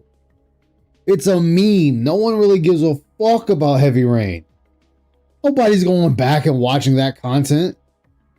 Mm-hmm. Heavy Rain, that game came out in 2010. Yeah, I found your Heavy Rain playthrough, and I loved it. And I just decided to check out your live content. And to be honest, your content is nothing like it used to be. But that's cool to know that someone who did a playthrough of Heavy Rain when it came out in 2010 is still live streaming in 2026, And if you truly make something that is representative of an honest reaction at the time that something is happening, then that content can be immortal. That's super niche, though. It's like, let's take Burnt Peanut back into this conversation, right? How many people in the world right now do you think is watching Burnt Peanut's Arc Raider live stream from last week? Might be like a couple of thousand, maybe a couple, actually, maybe tens of 20,000 people watching it. Or not, I don't know, because he doesn't hide the stream, so if he got 100,000 views on that stream, that's what it's going to be sitting at. Probably 200,000. It might be a couple thousand because he's so big, but like by the time that you get a year out, that stream is going to get the same views as like the Heavy Rain. You might convert one person over to a Phil, winner at that point, right? That happens, right? You find somebody that's into a really niche market, and they find you and they just adapt to your personality. By the way, I'm sorry, Sweetie Man, thank you for the 15 gifted subs. Thank you so much. But that's a Bigfoot. That's what I call a Bigfoot. That's the exception, Bigfoot. not the rule. right? It's a The rule Bigfoot. is 99.9995% of the people that interact with this content are going to do it when it comes, the day it comes out, and the time, and that's when they're going to consume it. And very, very, very few people are ever going to consume it after the fact. That's correct. And you're always going to get the insane exponential, attention as soon as something comes out. You're right. But at the same time, what you're talking about burnt peanut, and you're talking about online games. That's very different from a game that is. But Heavy Rain's how can I say?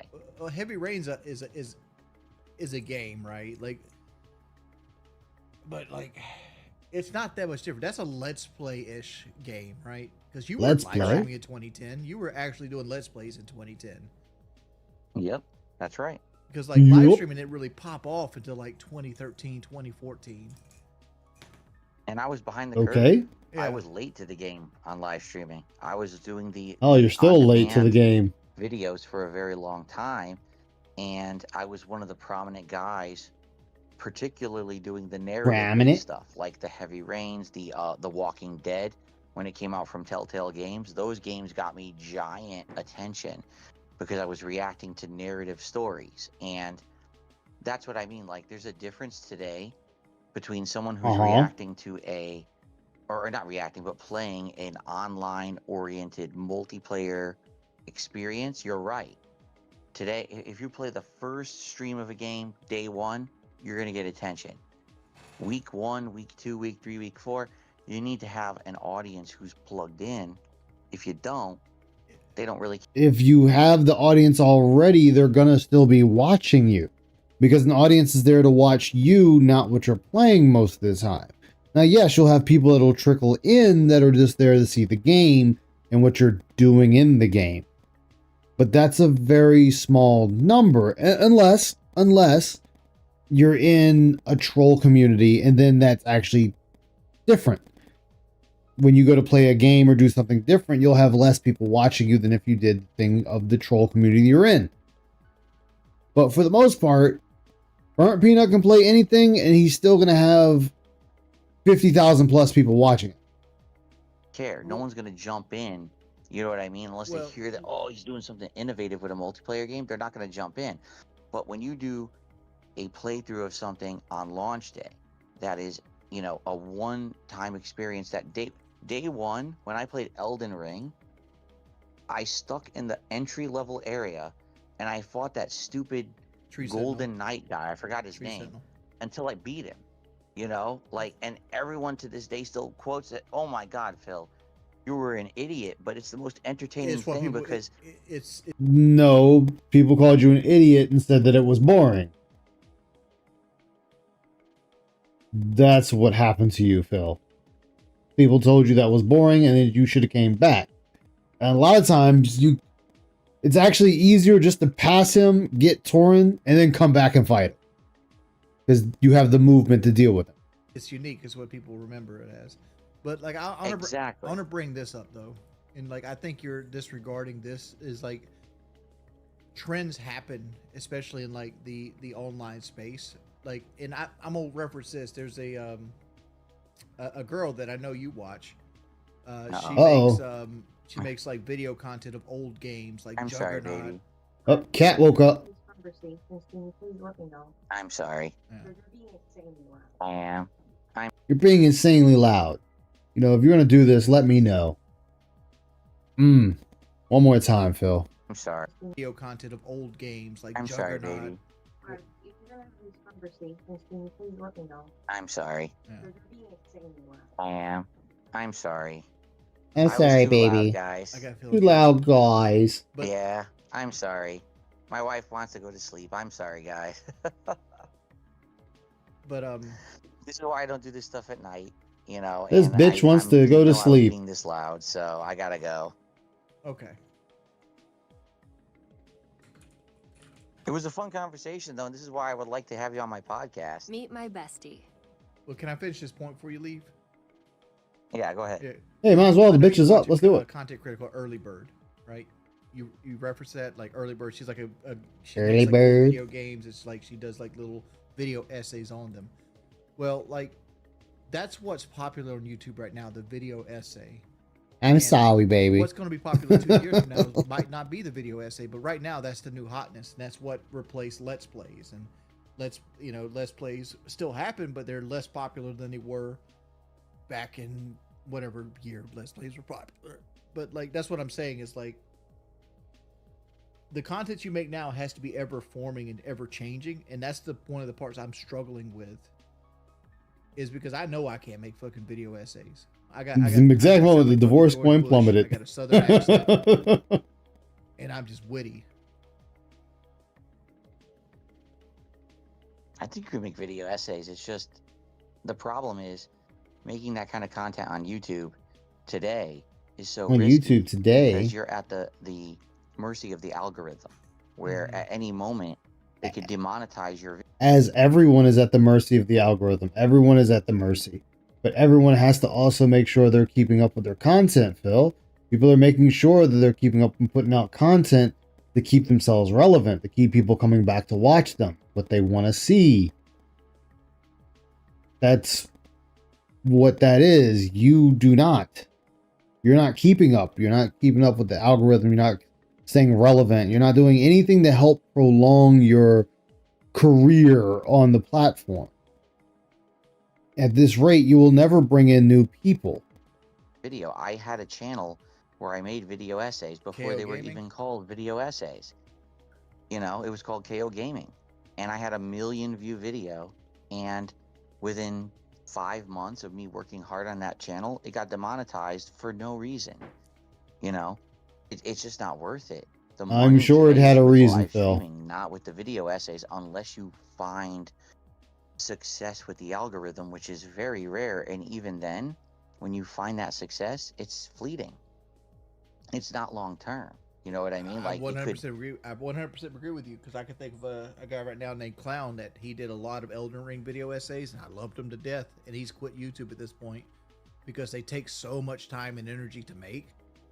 And at the end of the day, it's like you got to hit a home run every time you make one. If you have one that underachieves, you put 40 hours of your life into something that didn't make you no money.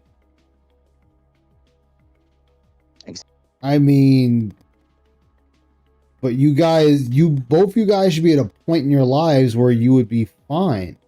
If you did a stream that didn't make money, you would be fine. Most of the time, most people don't make money. Like 80%, I'll be generous. 80% of people that do this don't make money. That is just the world we live in. So people are very grateful when they do make money. Or people gift them things. That is the world we live in. Exactly. And imagine that's your business. And then all of a sudden, you know, it one day it's good, 1 month it's good, 6 months it's good, and then all of a sudden it's taken away from you for no reason. You didn't even do anything wrong. It's just gone. And that's why I stopped. That's what happens when you're at the mercy of the internet. You're at the mercy of the internet. That's it. Doing that on-demand shit. Like, I used to only do on-demand videos, and when I saw stuff getting demonetized, I was like, nah, I'd much rather have a live audience contribute to what I'm doing, and that way they can't just steal that from me. So anyway, good conversation, but yeah, I gotta go, man. It was a good one, though. I wish I could get you on my show. I wish that we could work together in the future, but you're so hard to reach, dude. I don't even know what else to say. I'm very... All right, there you go. That was that sorry display. Now, that's going to be it for me for tonight, because I need to get off here and get some food. I am hungry. Thank you for everyone that was here. You know, had up to like 40 people. Thank you all. I appreciate every one of you. And I will definitely see you guys next time. I might be taking some time off from streaming. Not sure yet, because I think I've been streaming for like 2 weeks straight now. I'll figure it out as I go. This is Aishomoto of the Dark Descent, signing off, everyone. Take care, and see you next time.